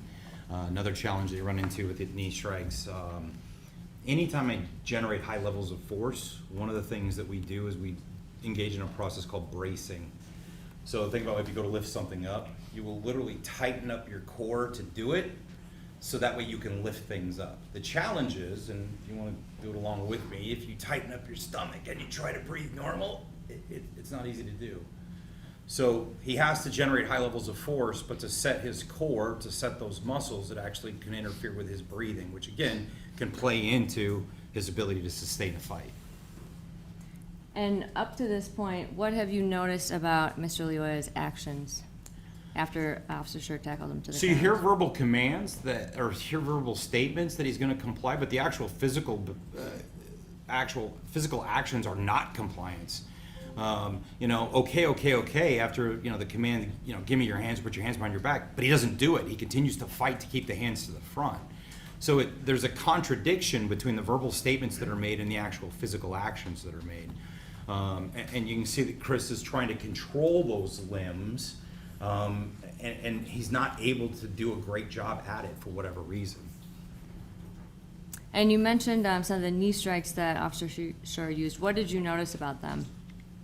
Well, as I mentioned, the high intensity, that's the nature of a knee strike. They're big, powerful muscles, just because the muscles of the legs are, some of the largest muscles in the body. And in doing so, they have a very high energy demand. So we know that we start pushing that anaerobic threshold even more and more with that type of behavior. Were they effective, the knee strikes? They didn't appear to be effective because he's not getting compliance. He's not getting an individual who stops. You're not seeing an individual that ideally, if I do a knee strike to, say, a common peroneal, I cause a neurological effect on that muscle to where it doesn't contract very well. I'm not seeing that because he's, our subject's still able to get his legs up underneath him and at some point in time push himself up with Chris on his back. And what would that indicate to you about their positioning? So from a advantage perspective, he's underneath Chris. The fact that he's able to get his weight up, he's got a good solid base to fight from. I say that because, being able to fight from a bottom position is actually not hard to do. One of the simulations that I built that it's tied to national curriculum is specifically to the speed of a prone suspect and how quickly a prone suspect can turn around and actually utilize a weapon.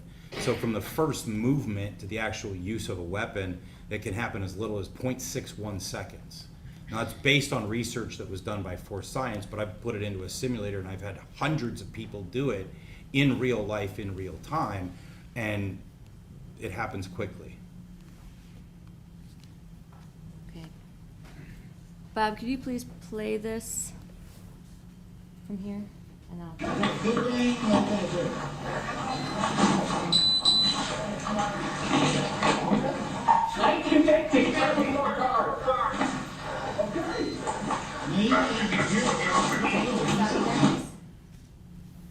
Okay, and I think this is what you were just talking about, but is this what you were talking about with Mr. Lioya doing a push-up? Yeah, he's able to stand up with Chris on his back. Doesn't stop him. And from what position was he in? And position was Mr. Lioya at the beginning? Face down. And once he was able to push up, was Officer Schurr in a position of tactical disadvantage?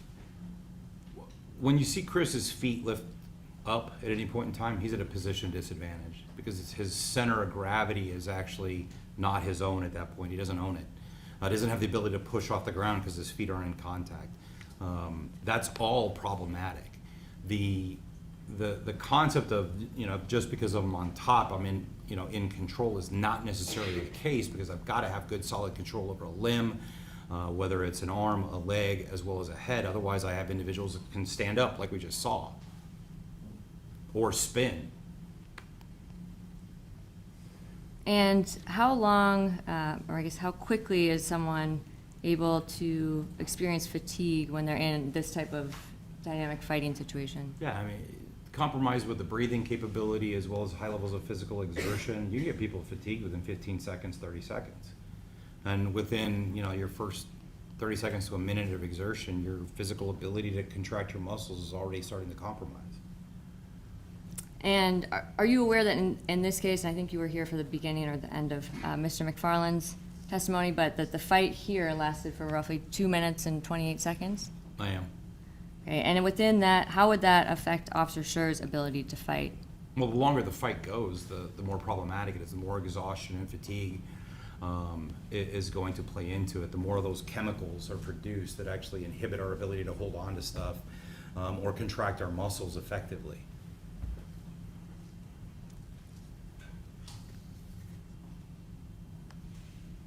What are some of the factors that impact how quickly a person might feel fatigued? Well, the demand of the activity is one of the bigger ones, right? How is it a high power activity like we're seeing here, or is it a lower power requirement? The difference between walking 5 miles, which might take us an hour and a half to do, versus something that I've got to do within seconds because I've got to generate high levels of energy or high levels of power, which require high energy demands. So the nature of the event itself, the load that is carried, the amount of work that transpires, how effective I can actually breathe. And breathe is not necessarily just the aspect of getting oxygen in, but being able to blow off carbon dioxide, right? That's one of the byproducts. I have to be able to do both. So if my ability to breathe is compromised, that can factor into it. Those are all things that can play in. And when Officer Schurr was on top of Mr. Lioya, was there anything that would be impacting Officer Schurr's ability to breathe based on their positioning?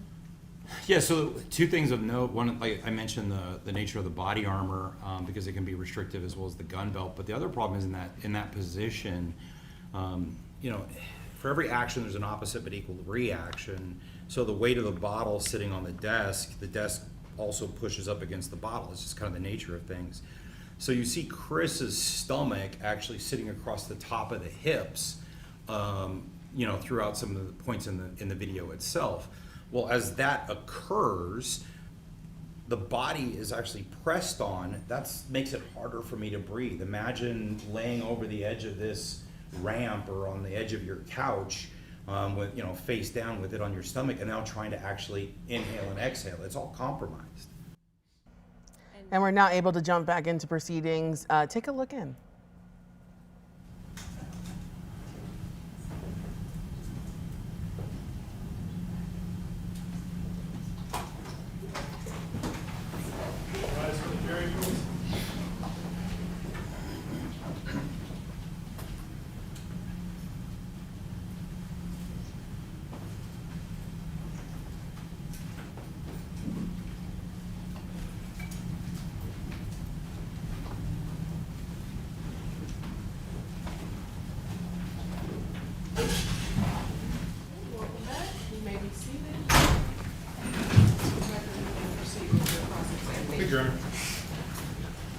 First, I want to go into your report and a lot of what you rely on. Do you have a copy of your report? I do. I'd like to go to, can you go to your reference section? Your references. These are the materials that you relied on in preparing your opinion in this case, correct? Correct. The articles and, because you didn't do your own research, you relied on research of others. Okay. And in two of those, looking at the top, you have Armstrong, K.A. and Gay. You see that one? Correct. That's a respiratory function and exercise performance while wearing body armor. All right. Journal of Occupational and Environmental Medicine, 58-2, pages 188 to 194. Correct. Right. You see, that's one of them. Mm-hmm. The other one was, looks like K. and Gay, E.W. Roberts and Cole, a 2019 study of the impact of body armor on exercise tolerance and respiratory function. And that was in the Medicine of Science and Sports and Exercise, volume 51, section 5, pages 987 to 995. Right. Those are articles you relied on for your research. No, actually those are misprints. The actual articles are Armstrong and Gay, 2016, the effects of flexible body armor on pulmonary function and ergonomics, and Armstrong et al., wearing body armor and backpack loads increases the likelihood of expiratory flow limitation and respiratory muscle fatigue during marching. So you cited the wrong articles? Yes. So so the research, because when you go into those two sections, those articles don't exist, do they? Yeah, they don't exist. They don't exist. So the articles I took a look at aren't something that are available to us because you cited the wrong articles in your study. Correct, except that I have an updated version that obviously you don't have.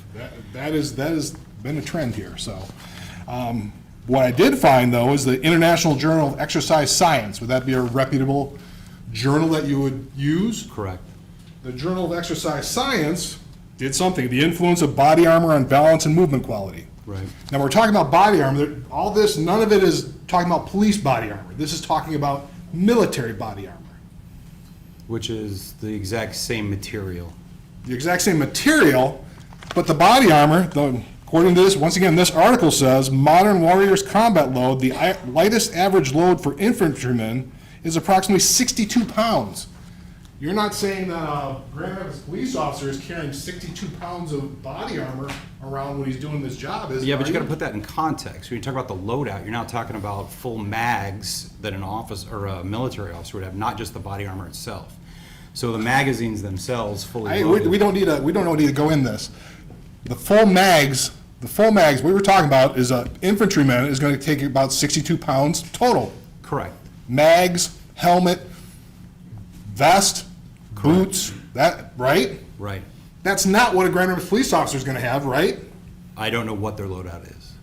How do you're an expert here, right? You're getting paid like almost $250 to $300 an hour to know that, aren't you? No. You shouldn't, you prepare an opinion to figure out how much weight You just talked about weight, how much weight an average vest and belt are for a Grand Rapids police officer? No, I said average. Yeah. So average across the United States. I wasn't specific to Grand Rapids. Well, should you They take a could look at have- what they are? They could have plate carriers that are heavier, they could have plate carriers that are lighter. And you don't know. I don't. You just relied on something regarding military body armor and trying to transcribe it into what a police officer has. No, some of this material is actually on law enforcement as well. Material, you keep on saying material, it's not material, I'm talking about the weight. The weight a Marine in Fallujah has on them is a heck of a lot more than what a Grand Rapids police officer. But that's not body armor, that's the full loadout with The full magazines. load. That's full loadout with magazines. Sure, but that's not body armor. But the That's total weight, ammunition. the total weight somebody's carrying around. In your article, can I see it? Sure. I'd love to add to my.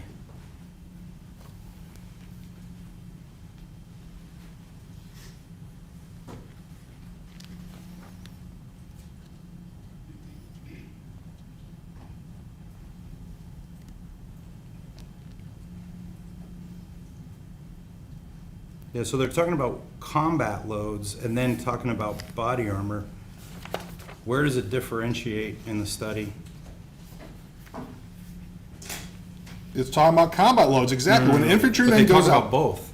Yeah. They but talk when you about combat loadout and body armor, but what I'm looking for is where in here do they differentiate in the study? But we're Because what they talk- said is the average infantryman that actually goes in a loadout, but not necessarily what was used in the study itself. But an average infantryman going out into combat is gonna carry about 62 pounds, correct? Right, but I don't know what And was that's used in gonna the be- study. That's gonna be a lot different. A Grand Rapids police officer is not gonna carry 62 pounds. Agreed. Okay, that's the point. But that's what your study was based on, or that's what your opinions were based on, at least military comparisons, correct? On body armor, not necessarily the loadout of the ammunition.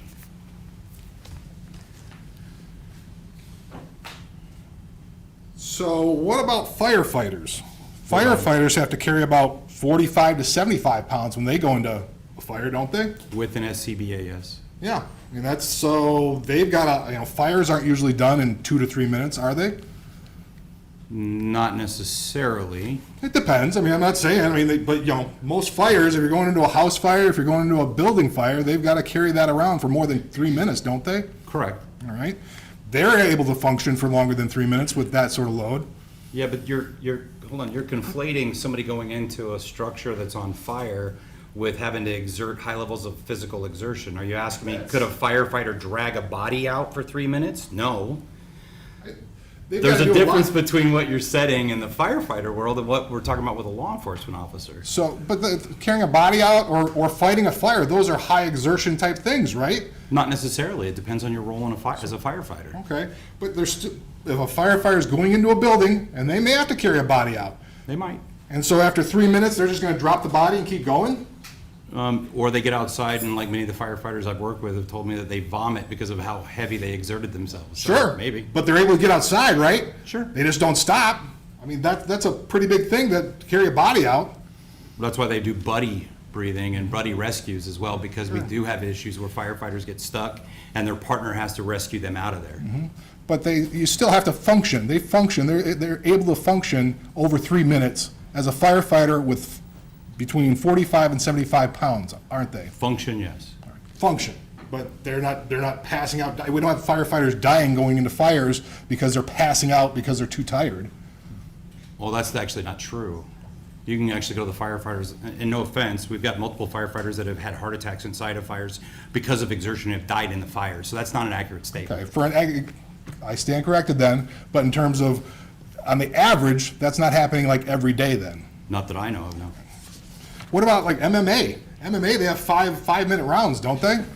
Depends on the event itself. Some of them are shorter than that. Some of them are shorter, but you go pay-per-view, UFC, those are a lot of those are 5-minute rounds. And they train for it. For years. Sure. They train for that. But our police officers shouldn't train for years to be able to do that, to be able to fight and conduct themselves in a situation like that? So, no, not trying to be flippant, but I've had the ability to train with a bunch of MMA guys. Sure. These guys will have 3 training sessions a day that last anywhere from 2 to 3 hours each. That's not what officers are afforded. So that's not exactly an honest comparison on an MMA fighter and what an officer has to do, and the preparation that's given. Sure. Going into your history here, you work for Virtra? Virtra is, like you said, you produce simulators for law enforcement training. Correct. And military. And military and law enforcement. So you work closely with law enforcement in trying to go into law enforcement agencies to get them to buy this equipment, right? Well, I don't buy anything. I build the content and the training curriculum. I don't have to worry about sales. You don't have to worry about sales, but that's part of the thing, something that this Virtra's got to do to sell their equipment to keep you employed to do the stuff, right? Sure. It's okay. So a lot of what you do is go out and talk to law enforcement groups, right? Correct. You went out to the SHOT Show in 2025, right? Correct. The SHOT Show is a law enforcement, only for law enforcement and military, only people who are along those lines, not open to the general public, right? Wrong. It's wrong? Yeah. So SHOT stands for Shooting, Hunting, Outdoor Trade Show. It's actually open up to anybody that might be law enforcement, military, mom and pop gun stores, camping stores, fishing supply, camping, all kinds of stuff. So no, that's not an accurate statement. Okay. So, but like, can I go? I could probably get you a pass. Not asking to as a friend. Can I go just if I show up? As of 3 years ago, you had to have something tied to that industry to be able to be allowed in. Okay. Prior to that, yes. Okay. So now you got to be tied to an industry at least. It's not open to, nobody can just walk up and go as a member of the general public. Correct. You talked a lot about Force Science. Force Science is Virtra, I'm sorry, it's hard to pronounce. It looks like Virtra. Virtra and Force Science are partners, if you will. We do a lot of collaboration. A lot of collaboration. You were co-sponsored this the SHOT Show. Correct. Okay. Force Science, you talked about Force Science studies. Force Science was started by a law enforcement officer, correct? No, Force Science was started by Dr. Bill Lewinsky. Dr. Bill Lewinsky, who's in the Law Enforcement Hall of Fame, correct? Correct, but not as an officer, but as a researcher. As a trainer, as a researcher. Okay. You're one of the 19 instructors by Force Science. You're on their website as an instructor. Correct, I'm an adjunct instructor. Adjunct instructor, because you're not full-time. Correct. Okay. As a full-time instructor, they have 5 full-time instructors, correct? Correct. And those are all retired police officers. No, some of them are active officers. Some are active, okay? Some are active, retired, but they're all police officers. Correct. 12 out of 19. Well, maybe not. I'd have to have the list. There might be a couple that are PhDs, so I'd have to have the list on those 5. I apologize. But 12 of the 19 instructors are police officers or attached to police departments, aren't they? Potentially. You don't know? Off the top of my head, no. But a part of what they do is also go out and sell their Force Science certification course, correct? They provide the Force Science certification course. They provide it. They don't have to try to sell it because people come to them. Sure, they come to them at $1,600 a pop, right? Yeah, and you have Dr. Christine Hall and Dr. Lewinsky and all these other very high-end researchers providing knowledge that's worth a lot to folks. Sure, it's worth a lot. Part of your history is you're the former union president of the Peoria Police Officers Association, correct? Correct. Some of your publications, I mean, well, some, just about all of them.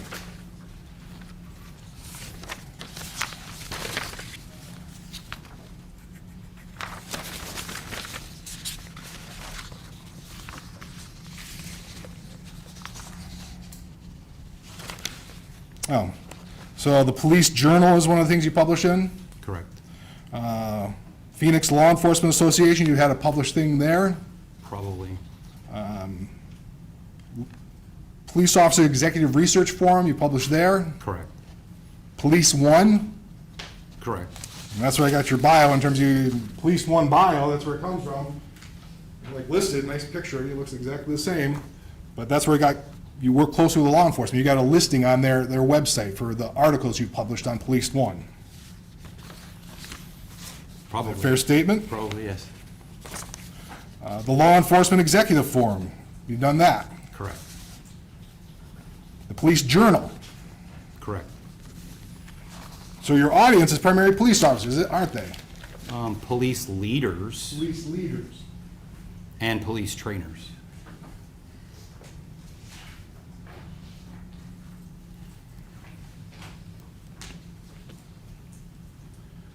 Well, some of your articles you've posted on LinkedIn, haven't you? Correct.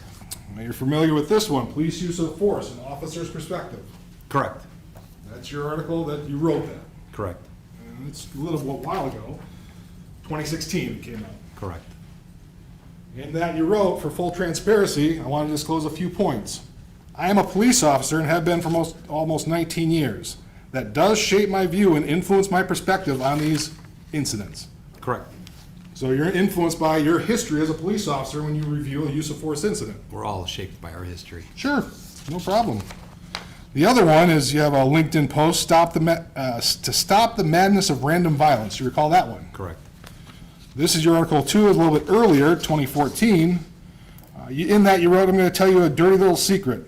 The only way to immediately stop violence is with overwhelming violence. You agree with that? I do. And I will tip my hat to the phrase, God made man and Samuel Colt made all men equal. You smile about that one. That's pretty funny, actually. Yeah, but that's how you feel. That phrase was out there, Yeah. yes, because what it means is people of smaller stature are able to defend themselves against individuals much larger than they are. Because of a gun. Mm-hmm. Okay. I have nothing further.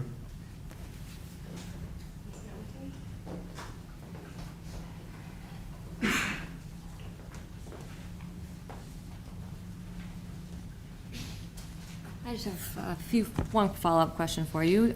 You were asked some questions about the load of duty belts and everything that Officer Schurr potentially would be wearing or others. Would an additional 20 to 25 pounds change your opinion in this case at all? No, it just makes it harder. It's magnified. The bigger the load, the more intense everything is, the faster, you're adding load to the body. The more I ask you to carry, the harder it is for you to do. No further questions, Your Honor. Nothing further, Your Honor.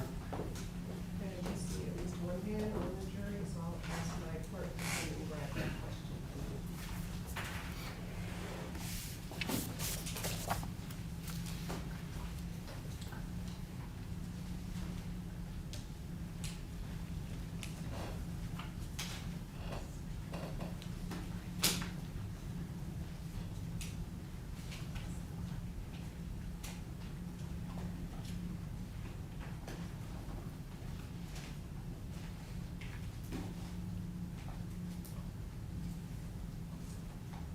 If you could approach Ms. Hamilton.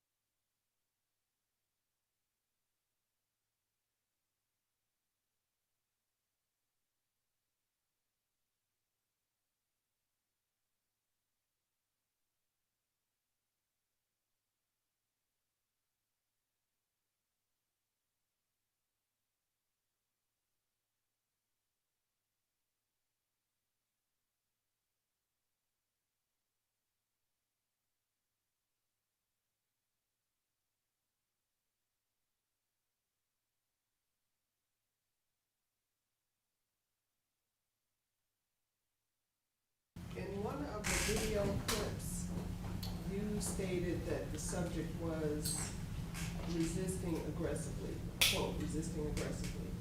Does this differ from the actual sole act of aggression? And are there different exertions expelled between those two? One more time, Your Honor, I apologize. In one of the video clips, and if you don't understand the question, that's fine, you can just. I'm doing my best. But, okay, in one of the video clips, you stated that the subject was, quote, resisting aggressively, unquote. Does this differ from the actual sole act of aggression? Are there different exertions expelled between the two? I think I understand the question as, because I've seen the policy on use of force, and they specifically call out the concept of active aggression, which is, I think, the phrase that's used in there. So active aggression is a fairly common phrase that's used across law enforcement, and what that means is actual acts of assault. In other words, an individual who's trying to punch you, elbow strike you, headbutt you, bite you, kick you, those kind of things. That's active aggression. That's one type of resistance. Other types of resistance can be what's called defensive resistance, and it can still be done aggressively. That means if I grab onto your arm and you rip your arm away from me, that's aggressively ripping your arm away. But they're not necessarily the exact same thing. So active aggression it's consistent with the policy I've seen. That's a level of assault versus defensive resistance is resisting arrest, no question, and it can be done very aggressively, but it's not necessarily directly focused to harm the officer. They both require a lot of energy to overcome. They both require a lot of effort. The idea of, as an example, if I grab somebody's arms and I'm trying to keep them pinned and they, break away, that's a lot of energy and effort to do. And to overcome that, I have to generate a lot of force. I think I answered the question. And any follow-up from that, Ms. Hamilton? Not this time, Your Honor. Mr. Becker? There you are. I don't see any other hands raised. May this witness be excused? Your Honor, is there one more question on this? Or? Okay. Is there one more question? I asked it, and he answered it. Okay, then no. Yeah, there were two on the paper, but I just asked them all together, and he did answer. So maybe be excused. Ms. Hamilton? Yes, Your Honor. Okay, any objection? No objection, Your Honor. Okay, thank you very much. Thank you, Your Honor.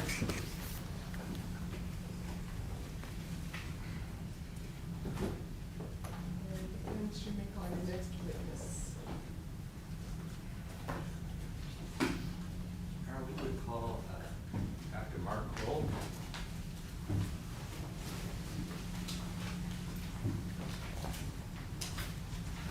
Hello. Hi. And sir, before you take your seat, if you can please raise your right hand, my clerk will swear you in. Do you solemnly swear that the testimony you're about to give in this matter will be the truth, the whole truth, and nothing but the truth, so help you God? I do. Thank you. You may be seated.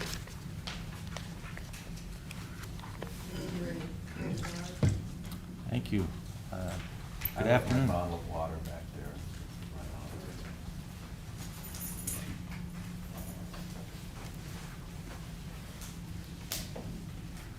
Thank you very much.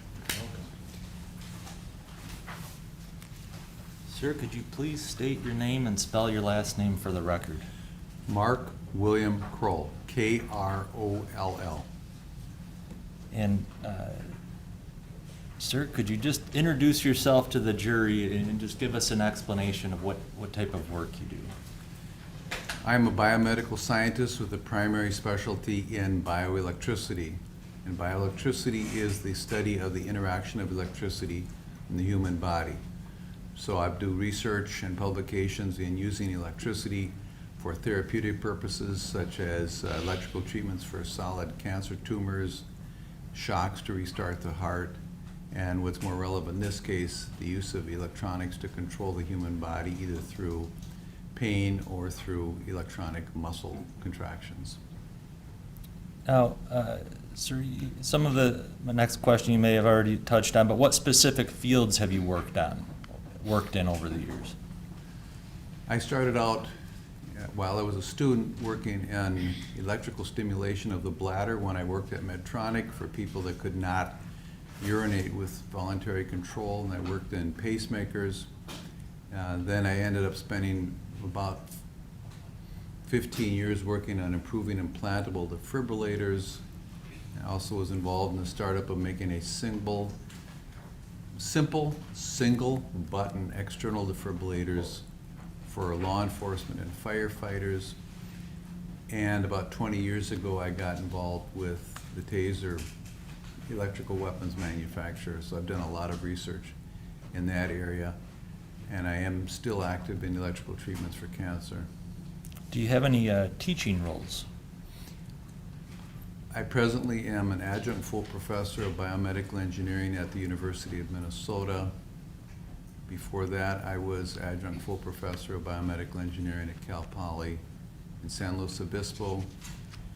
And overlapping that somewhat, I was a faculty member for the Creativity and Innovation Program at UCLA. Sit on any boards or committees? Yes. In relation to your work, maybe there's others, but just in relation to your work. Well, I sat on the Axon board, a company formerly known as Taser that makes the electrical weapons and the body cameras, for 21 years. I just got off of that about exactly 1 year ago. And I also sat on their Scientific Medical Advisory Board. I sit on the board of a company in Boston called Hemonetics that makes plasma extraction machines. If you've ever sold plasma at $75 or ever used a plasma-derived drug for a bleeding disorder, for example, that went through our equipment, most likely.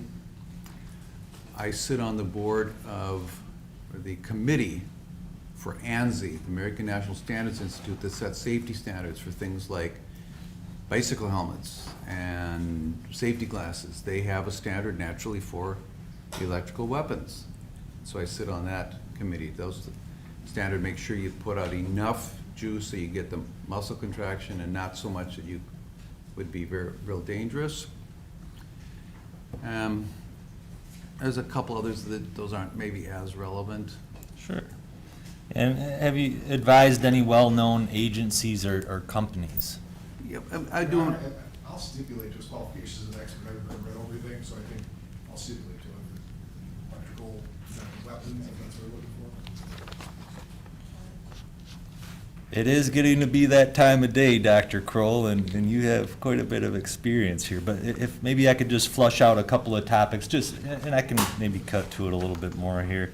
Do you advise any governmental agencies?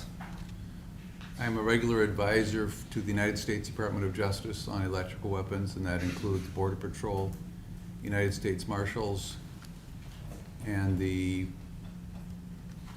Department of Justice Public Defender Program, and I've advised the United States Navy how to defend their ships from scuba diving terrorists, things like that. Now, I don't want to age you, but how long have you been working in biomedical research? What year approximately did you get started in this? 1970. Okay. Now, just your formal education. Can you just tell us post-high school education? I have a bachelor's degree in mathematics. And while I was in high school, I spent a summer at Michigan State, which I'm very proud of, studying mathematics. You just flew in from another state, right? That's right, yes. This morning? Yeah, that was 6 weeks, best 6 weeks of my life. And then I got a master's and PhD in electrical engineering from the University of Minnesota, and I have an MBA from St. Thomas University. I'm just going through here as far as in the last 20 years or so. You mentioned Axon. Have you had several adjunct faculty positions over the years? Yes, Cal Poly and University of Minnesota and UCLA. Can you share with us any major awards you have earned? The one I'm most proud of, in 2010, I was given the International Career Achievement Award in Biomedical Engineering. And have you been recognized in the field of medicine for your biomedical contributions?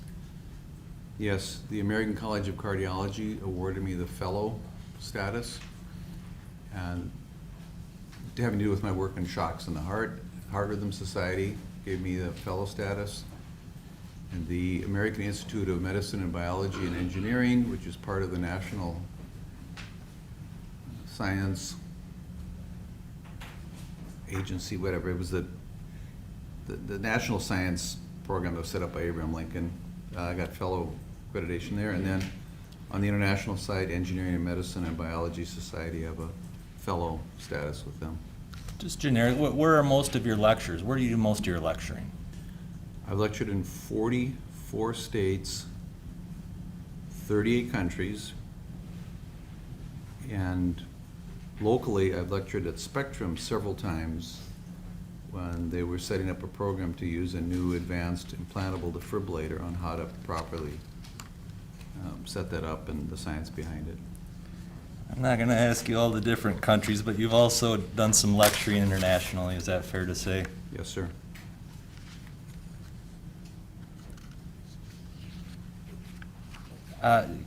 One topic here, publications. I think it's important to touch on. But did you write a book in particular relevant to taser-related cases? I'm a co-editor of 2 books on electrical weapons. First was Taser, Conducted Electrical Weapons, something like Science, Medicine, and Law, or something like that. Another one was Atlas of Conducted Electrical Weapon Wounds and Forensic Analysis, something like that. Okay. And I'm going to ask you just a few more questions to give some context to your testimony here, but just to move on. Your Honor, at this time I would respectfully offer Dr. Mark Kroll as an expert in the field of operations and effects of electrical weapons, including benefits, risks, and myths. No objection. Now, So, the expert in operation and effects of electrical weapons, and what was the other part? including benefits, I'll just leave it at, I'll consider him an expert in the field of operation and effects of electrical weapons. It includes whatever it includes. that's great, Your Honor. Thank you. All right, thank you. Just one topic here. Since you're a PhD doctor and biomedical scientist, can you just help us understand the difference between a doctor specializing in biomedical sciences and a doctor that specializes in MD or a medical doctor? There are 3 primary differences. Number 1, we never touch patients. We're not licensed, that's not our training, versus healthcare providers, whether it's a physician, chiropractor, dentist, nurse, EMT, they have training and licensing in touching patients. Number 2, we work on research that hopefully helps thousands, if not millions, of patients. And I'm very proud of the fact that over 2 million patients have had my patents in their chest with improved implantable defibrillators. Whereas a physician will typically deal with 1 patient at a time. And the third difference is our main job is to give the science to the physician, and the physician gives advice to the patient. So they're very different roles, but they're tightly intertwined. How about forensic, let's see. Have you authored any papers published in forensic medicine journals? Yes, I've published about 40 articles in forensic medicine journals. Okay.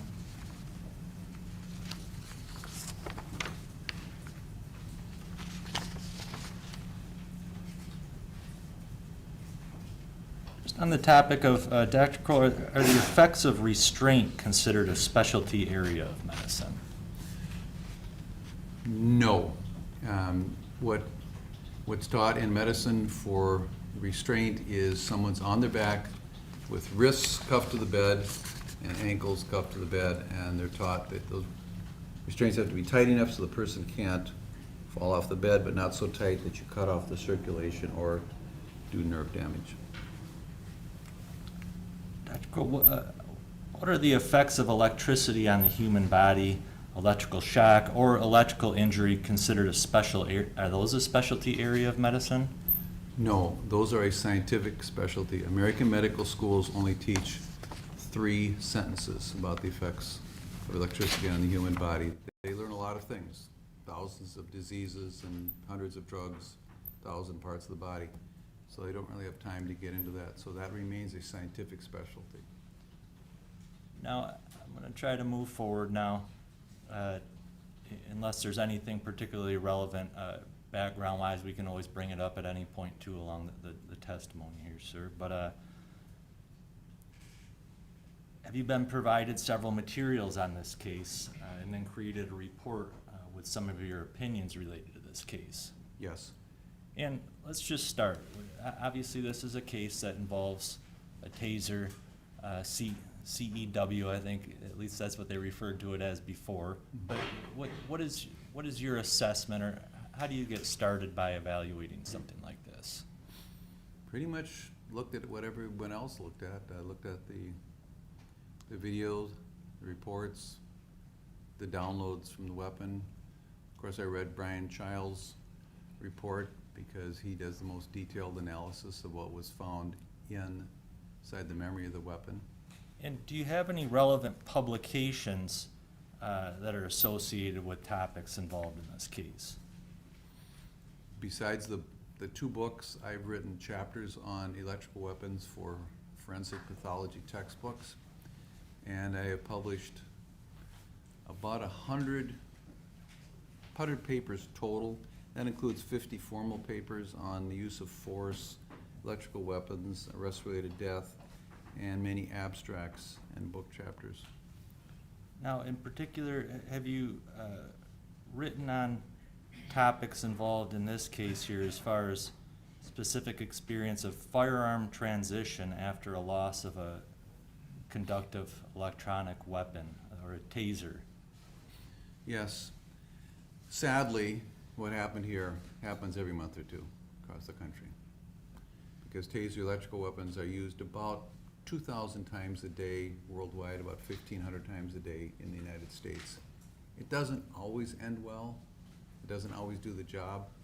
And then so there's a transition to firearm. And over a 20-year period, there have been over 1,000 deaths where the taser electrical weapon failed to control the situation and the officer moved to lethal force.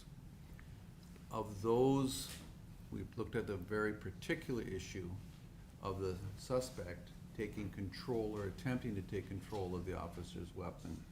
And as of 2020, there were 113 such cases.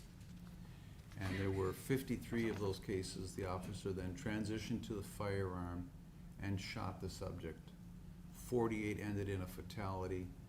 5 led to non-fatal wounds. And that was published in 2021 in a Journal of Forensic and Legal Medicine, I believe. Is that peer-reviewed?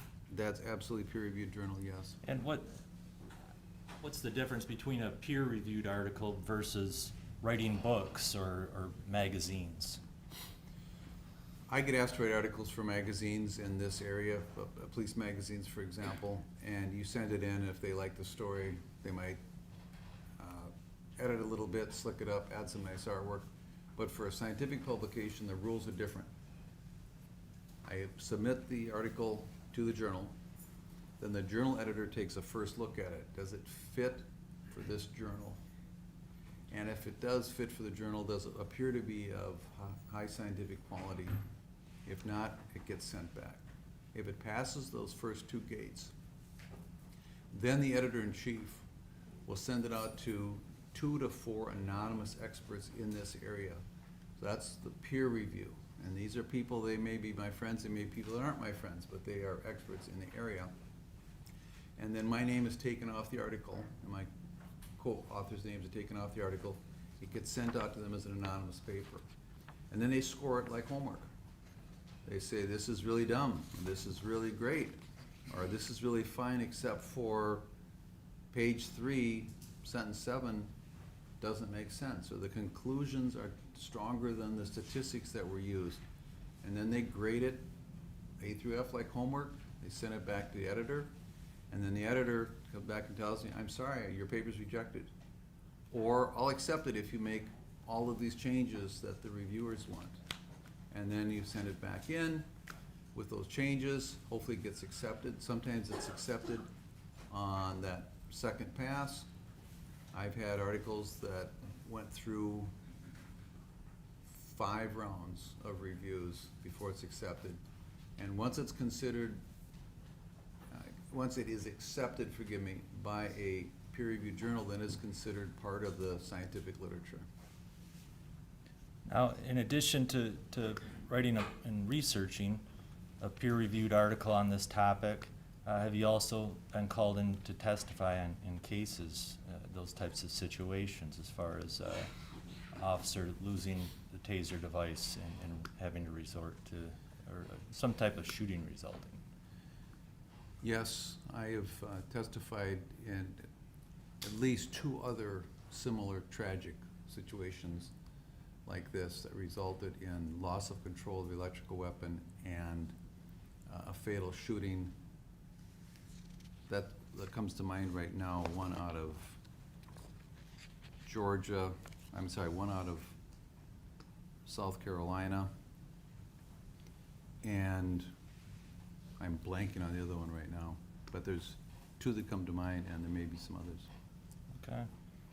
I'm going to get into just, we've heard from Brian Childs, who obviously is well-versed on the science behind the device and analysis. We've also heard from a master taser instructor, so I'm not planning to unfold the device all over again, okay? So we'll probably cut to some particular topics. But in your review of the materials on this case, did you also have the opportunity to review an expert report by the prosecution's expert, Mr. Stoughton and Bloomfield? Yes. And did you have the opportunity to listen to the testimony of Mr. Stoughton earlier this week? I did.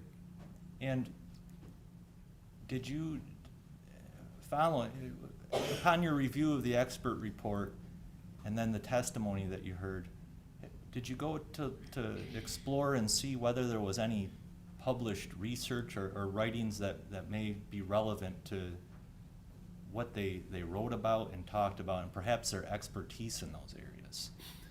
Well, yes, and even goes back when I first read Professor Stoughton's report, which was probably in January.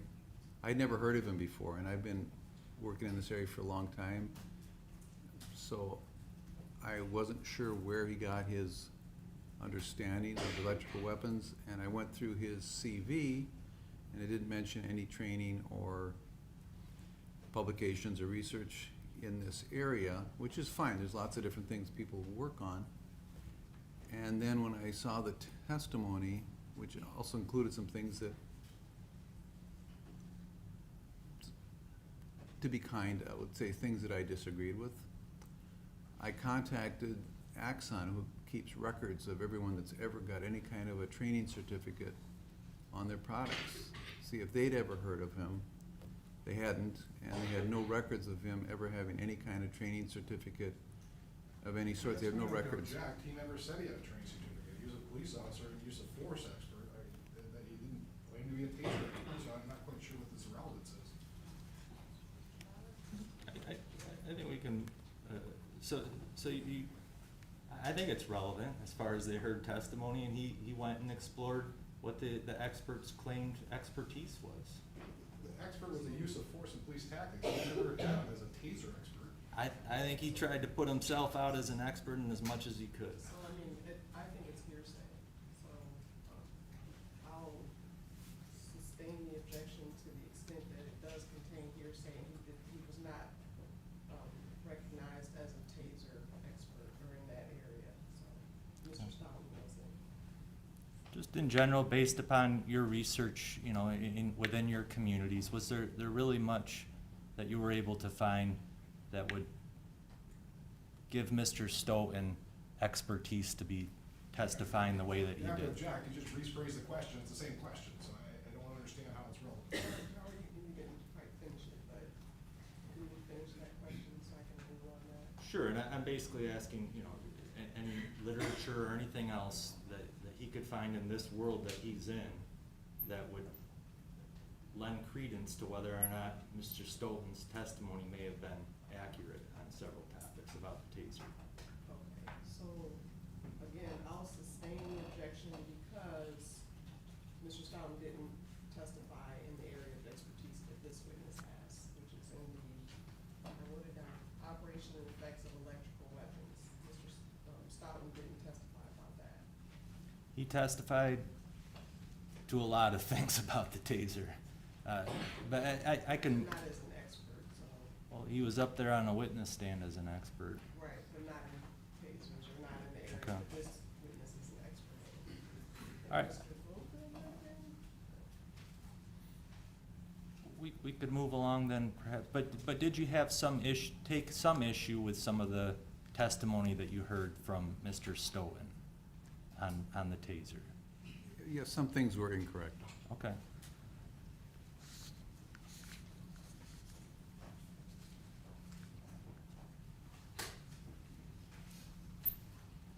Now, just moving to some topics here in this case,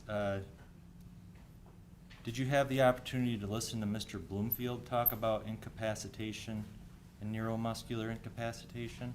I did. And are they the same? No. Can you explain that? Let me just rephrase that. Incapacitation, neuromuscular incapacitation, are they the same thing? No. Neuromuscular incapacitation is one type of incapacitation. There are several others. And I think we've heard discussion. Can you just explain a little bit as far as, although I hate to do it all over again, but neuromuscular incapacitation, can you give us just a brief survey of what that is? If you have, say, probes, especially in your back, and the pulses are going into your body, those are stimulating nerves in your back, so your back muscles tense up. If the top probe is high enough, it'll stimulate the nerves that control the arms. You'll lose control of your arms. And then if the bottom probe is low enough, it will stimulate the femoral nerve, which controls mostly the thigh muscles, and the sciatic nerve, which controls the lower leg, and the perineal nerve, which controls most of the feet muscles. And so a person will lose effective control of all of their skeletal muscles. They fall down and they can't really do much. That's neuromuscular. It's the nerves that control the muscles that are being stimulated. But you can imagine that if you had somebody duct tape from shoulder to ankle, they're also incapacitated, but it does not involve the nerves, doesn't really involve the muscles. So it's really dangerous to assume that because you don't have neuromuscular incapacitation, there's no incapacitation possible. You have to keep those separate. Now, I'd just like to ask you about one type of potential incapacitation, and you can explain it a lot better than myself, but could you explain the carotid variety of incapacitation to us? Carotid, I'm sorry. If any of you ever did judo or you watch a judo match, there is a hold in which you put your arm like this with the elbow right in front so you're not damaging the sensitive tracheal area. And then the sides of your forearm and your biceps are squeezing right here. And these are pressure sensors that are designed into our body to control the amount of blood going to the brain. So when I stand up, these pressure sensors say, hey, I'm not getting enough blood. Tells the heart, crank it up, so you don't faint when you stand up. If you lay down, then those pressure sensors say, hey, I got plenty of blood, back off. I don't want to blow up the brain. And somebody could be hung upside down for a long time, and eventually they will die from lots of other problems with breathing. And these carotid baroreceptors, think like barometric pressure, that's what it is, they're just pressure sensors, telling the heart, back it off, back it off, back it off. You can also do that electrically. In fact, there is a device for people with really bad blood pressure that's essentially a pacemaker that just tickles these two nerves around here, and that sends the signals down to the heart, back it off, we got too much blood pressure. It's for people for which blood pressure pills don't work. And so that would be a way you could incapacitate somebody. Well, in judo, You pinch this off, they faint, and they're out for a while. You could do that electrically. Do you want more detail on that? No, that, I may just approach you if I could with a photo here. Okay, that's perfect. And maybe, do you recognize this photograph, and could that help explain this concept? Yes, please. All right, Your Honor, I would like to publish and admit Defense Exhibit V. V is in Victor. No objection. And while we're at it, Your Honor, there's a second page to V, part of this explanation as well. Do you understand that photograph, sir? I do. That's also, it's, both photos are part of V, Your Honor. And you saw that too, Mr. Becker, you don't have any objection? Correct. So he has admitted the 2 pages. Maybe I should have done this before, but does that help assist in your explanation there? Yes, so we start with the carotid artery, which comes off of your aorta, which takes the blood directly from your heart. And here we see the right carotid. And just before the split into the 2 carotids that go on the right side of your head, there's a pressure sensor, like pressure gauge on your car that tells you the tire inflation is low. And if you put pressure on that, you're confusing it, and I gotta be careful, because you can make yourself faint. It's saying, hey, there's enough pressure to tell the heart to back off. You could faint. You can also stimulate that electrically. Can you explain that? So for instance, the drive stun function, we've all heard quite a bit of evidence about this drive stun function. It's irregardless of the probes and the cartridges, the taser has a drive stun function, is that correct? Yes. And what could electricity through the drive stun function applied to that point do? Well, that would stimulate those nerves, and that would send a signal to your brain and to your heart saying, back it off. You've got too much blood, and you would faint. And that, I think could use that next picture. Yeah, could we go to the next picture, please? Go back. There's only one. I think that's from a...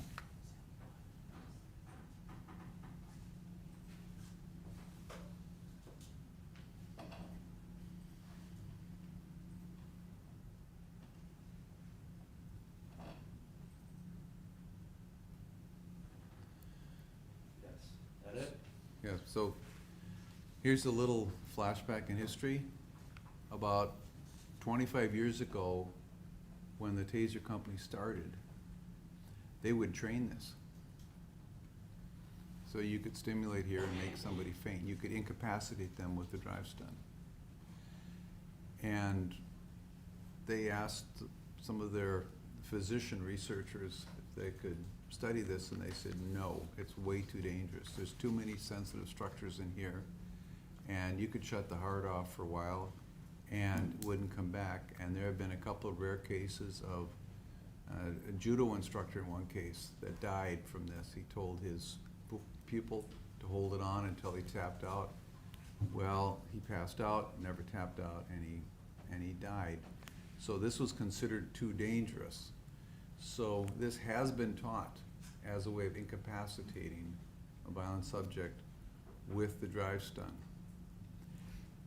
Now, they simply say, don't go near the neck. So these warnings that have been, that are in evidence from Axon that are then taught to the police officers as far as avoiding some of these sensitive areas, even with the drive stun, and avoiding the neck, this could be one of the risks of drive stun to the neck. Yes, and the other one, which I believe Mr. Childs touched on, was the mechanical force in the trachea. Trachea is very sensitive. You can have permanent damage, which is why we, defensively, we drop our chin. And you could make the heart go into idle by stimulating here at the carotid baroreceptor. Now, can there be temporary incapacitation from the drive stun in any other way? Yes, You can have incapacitation from disorientation. If a SWAT team goes into a very high-risk entry, where there may be armed subjects in a room, they will shoot in flashbang grenades. And these come in and they have really bright lights and really loud sound, and you're completely disoriented. You don't know which way is up. There's such a sensory overload. And you're not muscularly incapacitated. You are cognitively incapacitated. You simply don't know what's up. You're disoriented, not sure where you are. You're incapable of forming the cognitive functions of fighting or resisting. And that can happen with a drive stun. If someone is not expecting it, they're sober, like a police officer on duty, they're not anesthetized or analgesied by drugs or high levels of alcohol, they would have the full sensation. And electrical shocks have a very disorienting sensation. Now, some of you have experienced shocks. You've experienced a static shock, certainly up in Michigan. And maybe you've experienced shocks from doing wiring or something like that. It doesn't last long. You pull back. The problem with electrical shocks is not the pain. It's a disorientation. Because think about what your fingers sense when you touch something. They sense vibration, they sense pressure, they sense hot, they sense cold, they sense all kinds of things. And those nerves then run up to your brain to form a sensation.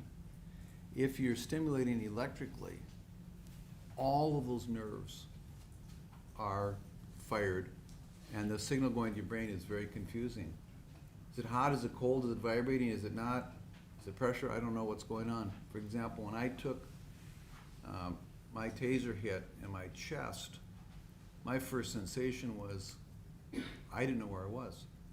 And then my next sensation was reminding me of this movie Alien, which is an old movie, I'm dating myself, where this alien was trying to kick itself out of the chest because I had all this sensation of vibration and pressure and tension. I didn't know what was going on. I really thought somebody was trying to kick out of my chest. So there's pain there, but the disorientation is a bigger factor. So if you can disorient someone with a sudden shock, they will be temporarily incapacitated as well. In regards to the taser, whether it's probe deployment or even a drive stun, we've had several people talking about voluntary tasings. Even I drive stun myself all the time. It's no big deal. Is there a difference between voluntary and involuntary tasings as far as for the recipient? Can there be? Yes, and there's degrees to it. For example, a police officer getting training, that's encouraged but not required. And so it's kind of voluntary, but you've got a lot of peer pressure. And so that still is going to hurt and might have a kind of a bad memory of it. But if you just voluntarily, say, took some kind of a shock box, and you can buy gadgets that do this, if you say buy one of these six-pack muscle stimulators and crank those up, that hurts, and you crank them up, it really hurts, but you're in control. And there's a body of psychological literature that shows that when you're in control, you can handle a lot of pain, because you know you can turn it off. And since I've done a fair bit of work in electronic muscle stimulation, including therapeutic muscle stimulation, now I've done studies on this and I've interviewed people, and one of my favorite examples is a professional hockey player. And I said, do you use one of these six-pack stimulators? He said, yeah, I use it to strengthen my core. And I said, what was the pain like? He said, well, I cranked it all the way up. It was the worst pain I ever felt in my life. And I said, well, how could you stand it? He said, because I knew I could turn it off anytime I wanted. It's a total control. So if you're in control and it's your idea, it's not so bad. Especially if you just for a stunt want to drive stun yourself in front of a class, take the weapon, zap, I've done it in court twice, okay? It's not that big a deal. And the best example of the difference between voluntary and involuntary is tickling. I'm very ticklish. And unfortunately, my wife knows this, takes advantage of it. But if I tickle myself, it's no big deal. It's voluntary, and my brain just says, this is no big deal, you're doing it, why are you doing this, it's stupid, but nothing happens. So there's a big difference between just zapping yourself and having somebody else force electric shock on you. Now, just about to move on here, but just to go back to the two forms of temporary incapacitation you discussed, as far as the carotid baroreceptor, thank you, and also this temporary incapacitation from disorientation. Is that in drive stun mode that those two means of temporary incapacitation can happen? Yes, those are the best ways to do it, is with the drive stun. Okay. Now, moving on to another topic here, outside of the taser's ability to incapacitate, what is one of the other more serious injuries that you see from the taser device? The most serious life-changing injury is what we call a globe rupture. Probe goes into the eye, and it pops the eyeball. The vitreous fluid runs out, and it collapses like a beach ball. The eye is surgically removed because it's worthless, and then you get a glass eye, and you may have a lifetime of nerve pain from the nerves in the back, depending upon how well they cut things off at the nerves. That is your greatest fear, and my colleagues and I have published 2 papers on this. There have been over 30 cases documented of this injury with people who ended up with glass eyes. Now, are officers trained never, is this part of the reason they're trained never to target the face because of the potential eye injuries? That is the primary reason we never target the face.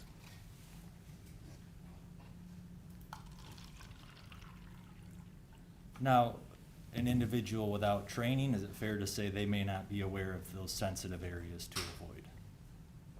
That's true, or an antagonistic person may intentionally target the face.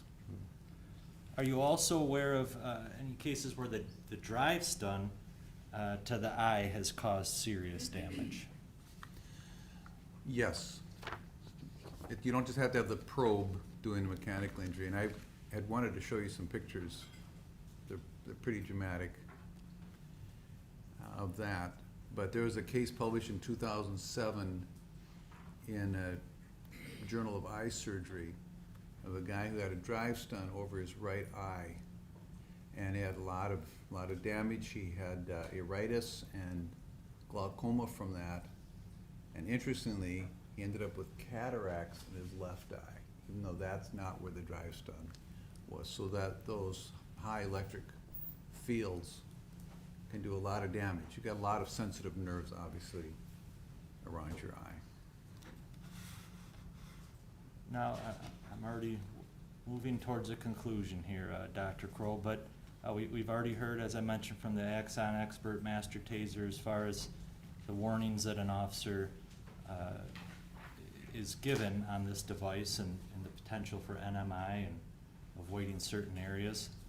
But based on your experience reviewing these types of cases and you watching the video in this case, was Officer Schurr in a proximity, a distance from the other individual, where within a split second he could have had the probes deployed on him?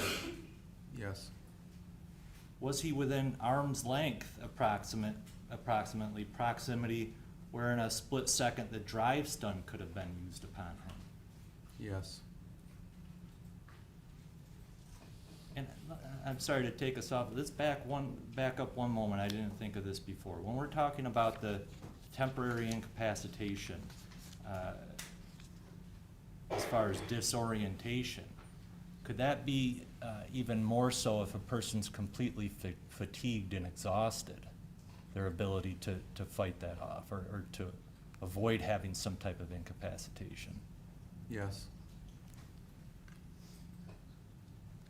In this case here, where the probes, wires are spread around these two men as they struggle over that device, can those probes and wires be re-energized on the taser?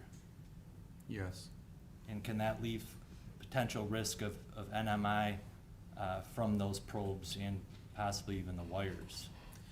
In certain circumstances, and now I'm recalling that other case, similar case was in Florida, where there was a struggle on the ground, and the suspect, it was a suspected stolen car, took control of the officer's electrical weapon and kept pulling the trigger, and they had the wires wound all around between them, and the officer was getting incapacitated from sensing that shocking. And finally, it took, I think it was 27 seconds, where he's able to get enough control of his right arm and pull out his firearm and tragically shoot the suspect. Now, when we talk about the wires, the probes, the drives done into, put into that equation, that can also help close the circuit and deliver potential NMI? Yes, because I believe Mr. Childs explained this the other day, because you've got electrodes on the end of the weapon, on the muzzle. And so that can complete a circuit if you have just one connection. And in this case, you've got probes in the ground, so you're putting electrical current into the ground. They're both on the ground. You could use a drive stun to complete the circuit. In this case here, where we now know that both cartridges had been deployed, was this officer still at risk of suffering incapacitation in several different ways? Yes. And according to your peer-reviewed research, do officers can and do they resort to deadly force use to protect themselves in some of these situations? Sadly, they're forced to do that about every month or two somewhere in the country. Just one moment, please.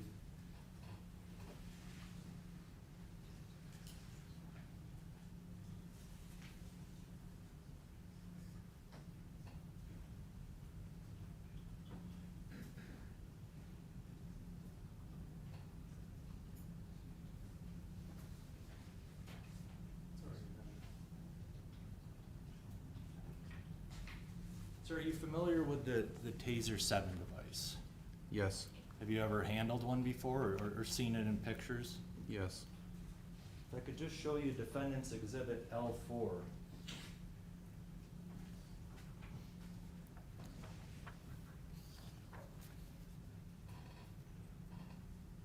Do you know where the safety mechanism is on that device? Yes. And does it appear as though, can you tell whether or not the safety is on or off? Well, the safety is off, meaning the weapon is on, because we see the red right there. Okay. So this weapon was fully enabled, it was turned on. Was fully enabled and ready to do what to potentially re-energize it, if you recall? You could pull the trigger to re-energize it, or you could push the side button to energize it. Okay. Your Honor, just for the record, Defendant's Exhibit L4, this is a photograph, I believe admitted through Detective Tubergen, of photographs taken at the scene after this incident. Just one moment, please. Nothing else. Thank you.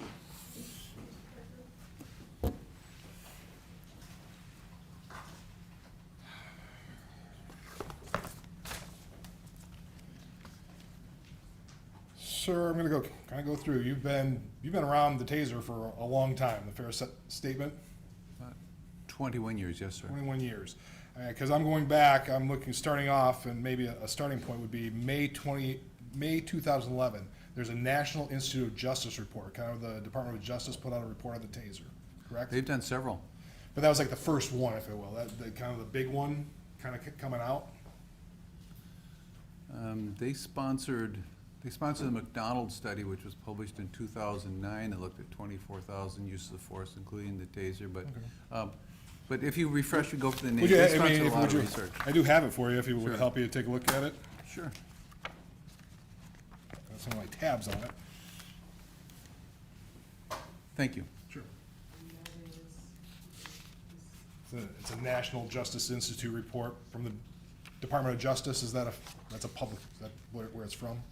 Yes. You said from 2011. Correct.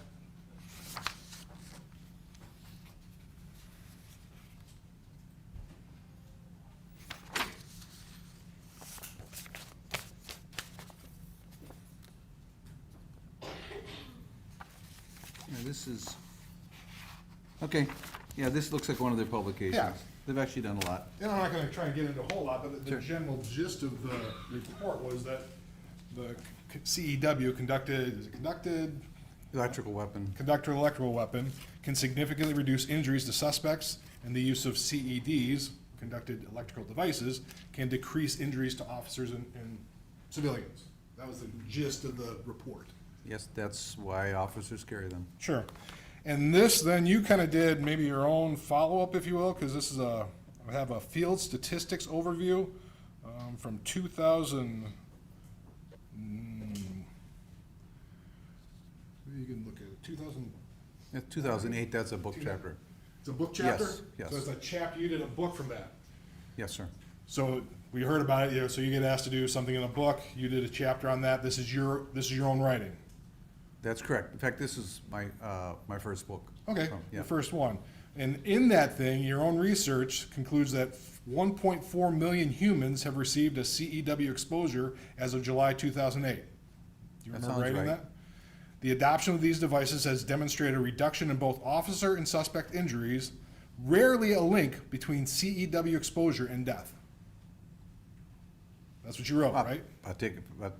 I mean, you want to look at it, I mean, that's like, they write it down. I assume you're reading it correctly. Okay. Yep. They usually work fine, and that's why officers use them. Yep. Going back, and you further work, going back to 1983, including cases where taser was listed as a cause of death, there were 12.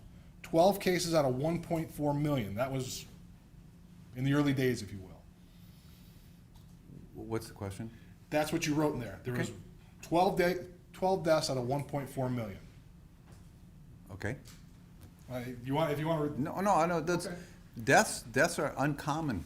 Okay, and that's what I'm trying to go through here.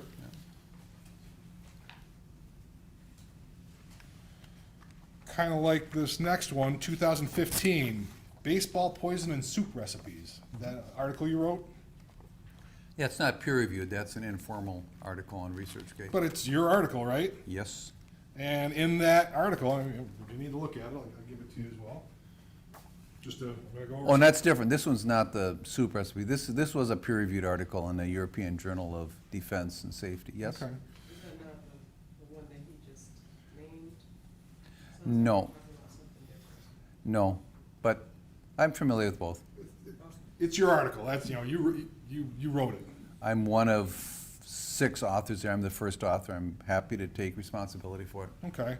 In that, it says the CEW looks somewhat like a pistol and is occasionally mislabeled as a stun gun, so the non-specialists make a subconscious connection and thus form the misplaced intuition that every time a trigger is pulled, something powerful is launched. That's what's in there. Okay. You wrote that. You remember that, or do you trust I'll it? take your word for it. Okay. The highly effective rate also gives the impression that the device must be extremely powerful. It is not. Just very optimized to do its job with minimal power. You remember writing that? Sounds right. Now, I also have, this is not an article. Do you remember doing a PowerPoint for medical examiners? I've done a few. Thank you. Standing behind you. Yep. Oh, I remember this. Identify what you're handing to the witness. It's not an exhibit, just this is a PowerPoint. It says a PowerPoint medical examiner collection of comprehensive objective medical evidence for conducted electrical weapons and their temporal relationship to sudden arrest. Okay. I'm a third author on this, but so I remember this. Okay, but this is something I got as a PowerPoint. Is it something you presented, or? I didn't. I think my colleague presented this at a conference in London. Okay.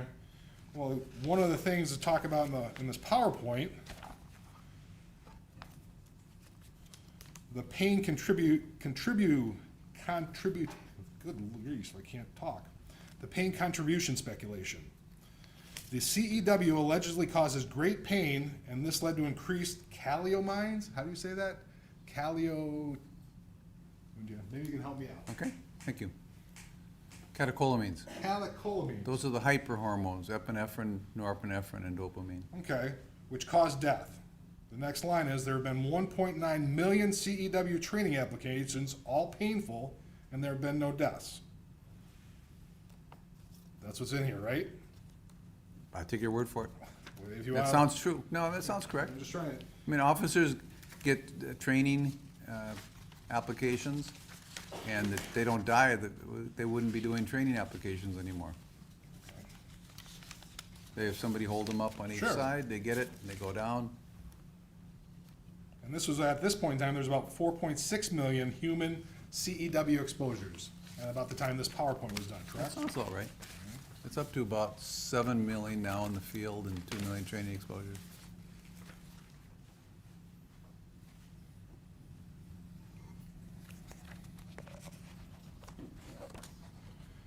It looks like I have another, I should stress that those applications are all done by certified trainers, of course, so they know where to do the probes and have somebody, two spotters, in fact. this appears to be maybe another book chapter, if you will, from 2018. Guidelines for investigating officer-involved shootings, arrest-related deaths, and deaths in custody. Yes? You recognize that? It looks like you may have done a chapter Yes. with Michael Brave. Correct. You recognize that?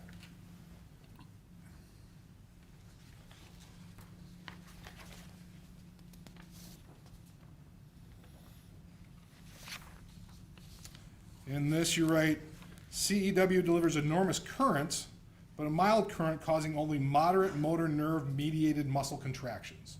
Is that a fair statement? Yes. The strength of muscle contractions is less than half of what someone would voluntarily do during recreational weightlifting. That's correct. One of the myths, you talk about a myth in this, a delayed recovery. There's a delayed recovery after taser exposure. With zero evidence, people are left dazed and weak, at least for 5, perhaps 15 minutes, or that someone would be rendered physically incapacitated for up to 10 minutes. Fortuitously, such creative thoughts are usually confined to the political and psychological literature, as well as theoretical productions. Right, and theatrical production, because Yeah. Hollywood loves to show Sure. a guy getting the muscle control, and then he just lays around and flops like a fish forever, yeah. Sure. Another thing you said in there, a 10-second taser exposure compared to pepper spray or a heavy bag, the taser was the second lowest next to OC spray. In terms of what markers, some metabolic stress or adrenergic Correct. stress? So it was less than punching a heavy bag. In terms of, I think it was metabolic stress in that case, lactate, pH, if you recall. But, So yeah, that's there a have been fair studies that have done of that. Okay. Punching a heavy bag can take somebody into anaerobic position, and it's very, very exhausting. Sure. Once again, the CEW application including muscle contractions of less than half of voluntary weightlifting. Cannot be that stressful on the body. Less muscle effects than running 20 yards. Okay? That sounds like Well, something that you would sounds read. all right, yeah, sure. Okay, you're okay with that.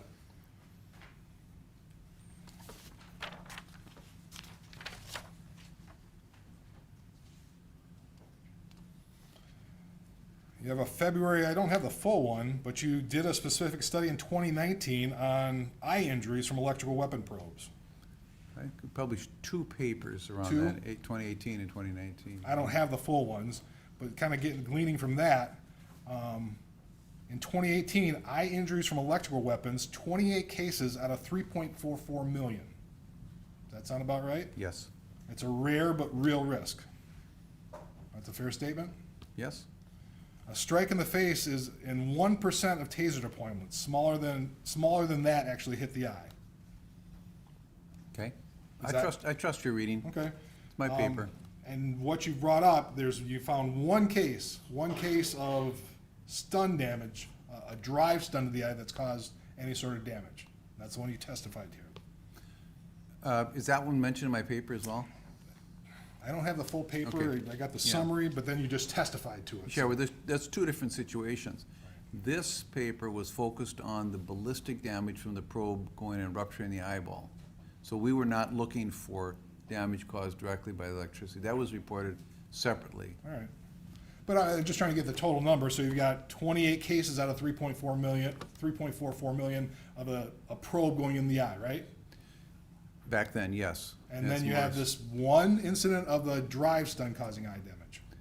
One incident that comes to mind right now of something published in the medical and scientific literature. There's certainly more. Now you keep on writing. You've got you did civil rights and governmental tort liability, defending non-firearm arrest-related death litigation. Was this an article or was it a presentation? That was an informal article that was part of the presentation at a legal conference January of last year. Okay. And this one, you wrote, CEW reduced subject injury by 65% and 78% reduction in injury requiring medical attention. Is that a fair statement? Well, I didn't do those studies. Those are studies sponsored by the National Institute of Justice. But this is, I got this from, I mean, it's. No, the numbers are correct. I'm just saying, that's what I got from your article, Yeah. though. No, those You have no numbers are problem with correct. That's why these weapons are used by law enforcement all over the world. Part of this article, hands-on physical force tends to triple the injury rates compared to the CEW. Is that a fair statement? Yes, that's what the studies show. Whole bottle muscle simulation, MIHA Body Tech. Is that a brand or something? That's a muscle stimulator used for toning your body. You wear this whole suit and you stimulate every muscle in your body. It's the MIHA Body Tech used MIHA. by, it's Okay. that, But that about $2,000 and that stimulates all those muscles. Well, that's why I don't have one. But that delivers more than 4 times the current per electrode than a CEW. That's what you wrote. Does that Yeah, sound they're about stimulating right? all the muscles hard for an exhausting free workout. And this is 2024, and it says at this point in time in 2024, there were 30 deaths by fatal falls and head and neck injuries in flammable fumes. That's the primary way people are killed, right? Falls and fumes. From electrical weapon, yes. Okay. Falls and fires, we like to say. And I guess, going into that, now none of that, because you just testified about this neck thing. Went through a bunch of articles. You didn't say anything about the neck, any neck injuries, anybody dying from getting tased in the neck or a drive stun in the neck. It's correct, because that's no longer used. Okay, it's no longer used, but it's still a risk, right? I mean, you would have paid attention if somebody would have died from that. No, the thing, what we have to be careful to not confuse studies of, is this weapon safe to use to control a violent subject versus what are the risks of it being used on a police officer who has a firearm that can be used against them? That's really apples and oranges. Well, but it's still something to consider, that you don't have any statistics, you don't have a single case you can show where somebody has died of getting drive stun in the neck. That's correct. That hasn't been allowed for almost 20 years. I know it hasn't been allowed, but the taser's been out there. Now it's been used 7.5 million times, I think you said, right? It's over 7 million worldwide. So I would assume, I mean, you're the expert in this, you would be aware if that had happened. Yeah, I think that would be an interesting, I would want to write that article, but the point is not that there was deaths from that, but it's a very real risk of incapacitation. So an officer would lose control of his firearm. That's the risk there. These studies are focused on what happens to subjects, resistant subjects, not what happens to the police officer. Well, so your position then is the real danger is an officer getting incapacitated and then somebody taking the weapon from him. That's a primary danger, besides getting a probe in the eye. Besides getting the probe in the eye. Okay.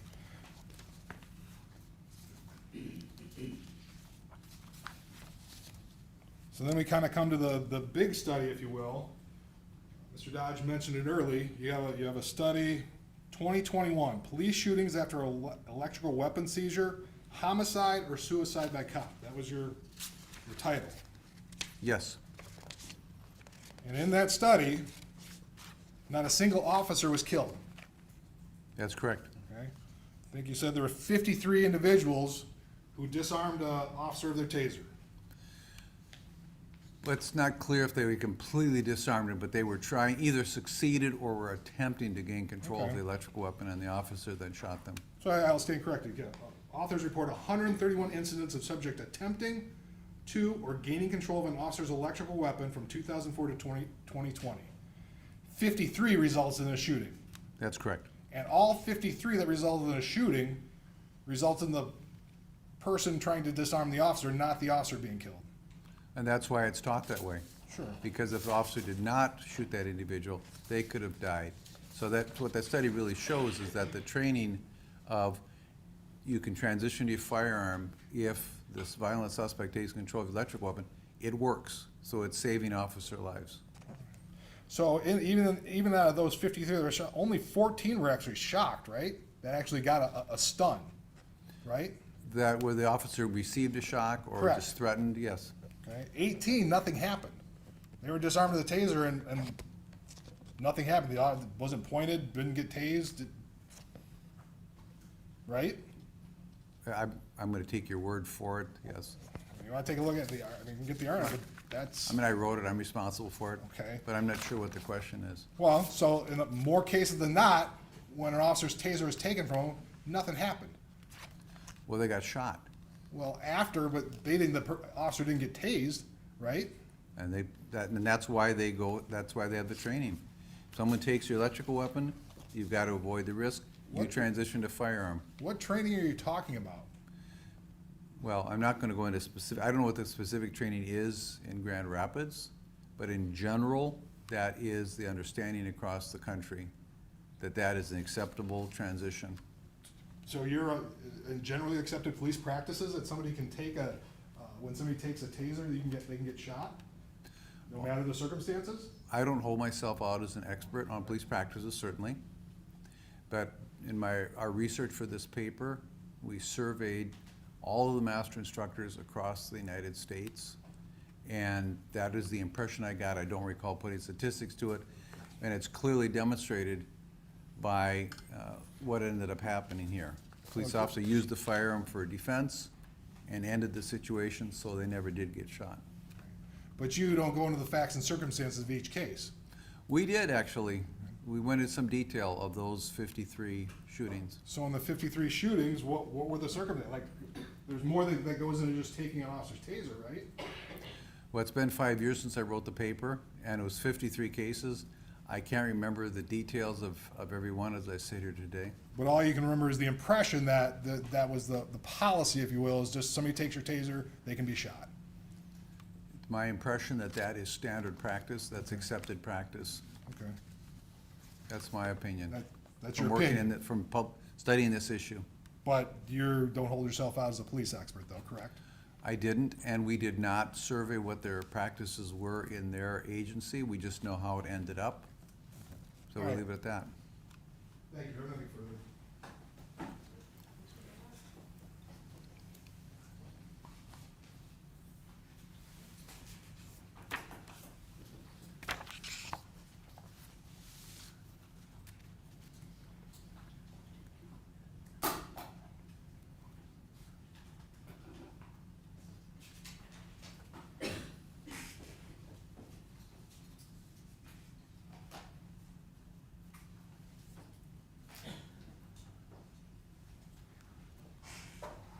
Just one more topic, Doctor. Many of these statistics, I think Mr. Childs, the prosecution's expert on taser, talked about this too. Less lethal, millions. Marketed by a trained person, used as designed and intended. Is that fair to say? Yes, That's the majority of those statistics. that's correct. Essentially, all of them. There are civilian weaker weapons sold that are similar, but there's no statistics gathered on those. And to the police officer, they're warned, this device is serious, may cause incapacitation or death. That's correct. It's a weapon. And that's why, based on your study, that this, whether training or just generally accepted, there's dangers to an officer if they have their taser That's correct. Thank you. Just a follow-up, but I think that the study ended in 2021, correct?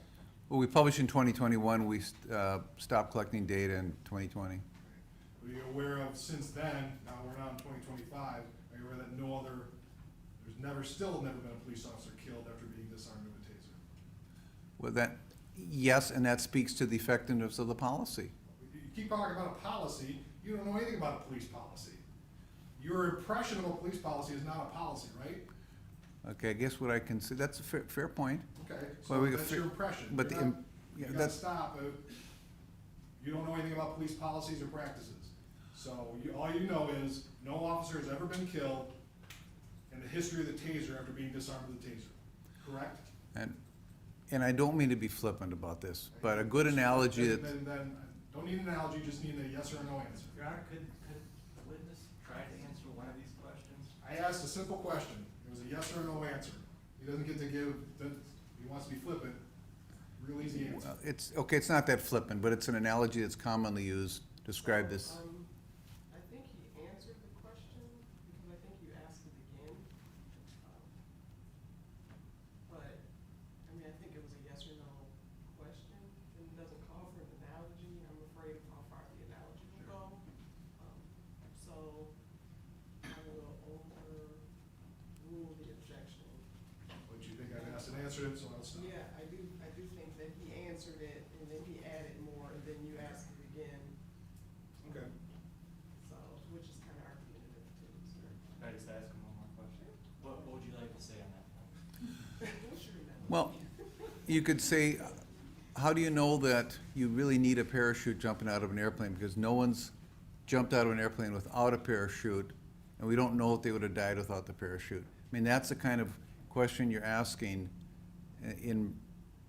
but it's actually a good analogy, because how do you know if the officer had just stood there that they wouldn't have been disarmed? No, because they shot the suspect in self-defense. So, no, we don't know what would have happened. Okay, thank you. Nothing further, Your Honor. I do see one hand. So my clerk will come and grab that question.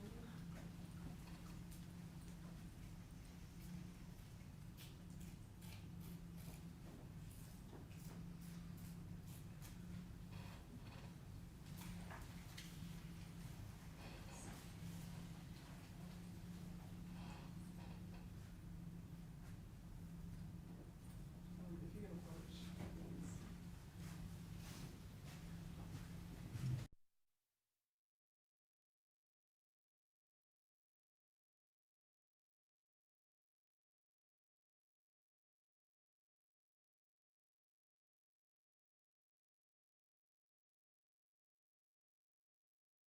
From an officer were shot and survived. 5. Any follow-up from that? Mr. No, Dodge? thank you. Mr. Becker? No, Your Honor. Don't see any other hands raised. May this witness be excused? Yes. Any objection? No objection. Thank you very much, sir. You are excused. Thank you, Your Honor.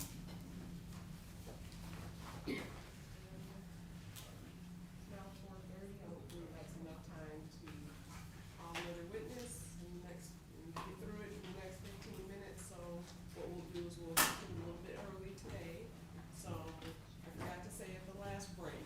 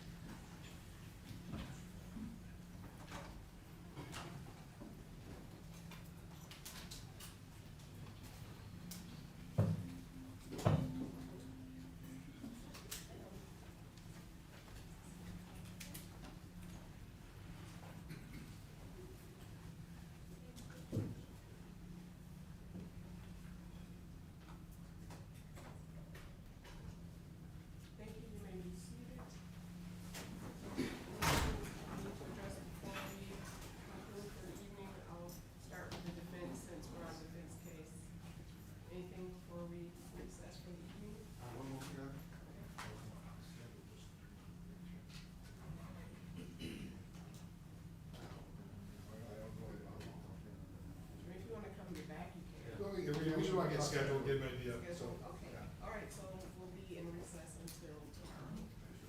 All right. We'll start at 8:30, which I didn't tell you. I think we're already on that. Thank you. Thanks for tuning in. We're wrapping up day 4 on the trial of Christopher Schurr.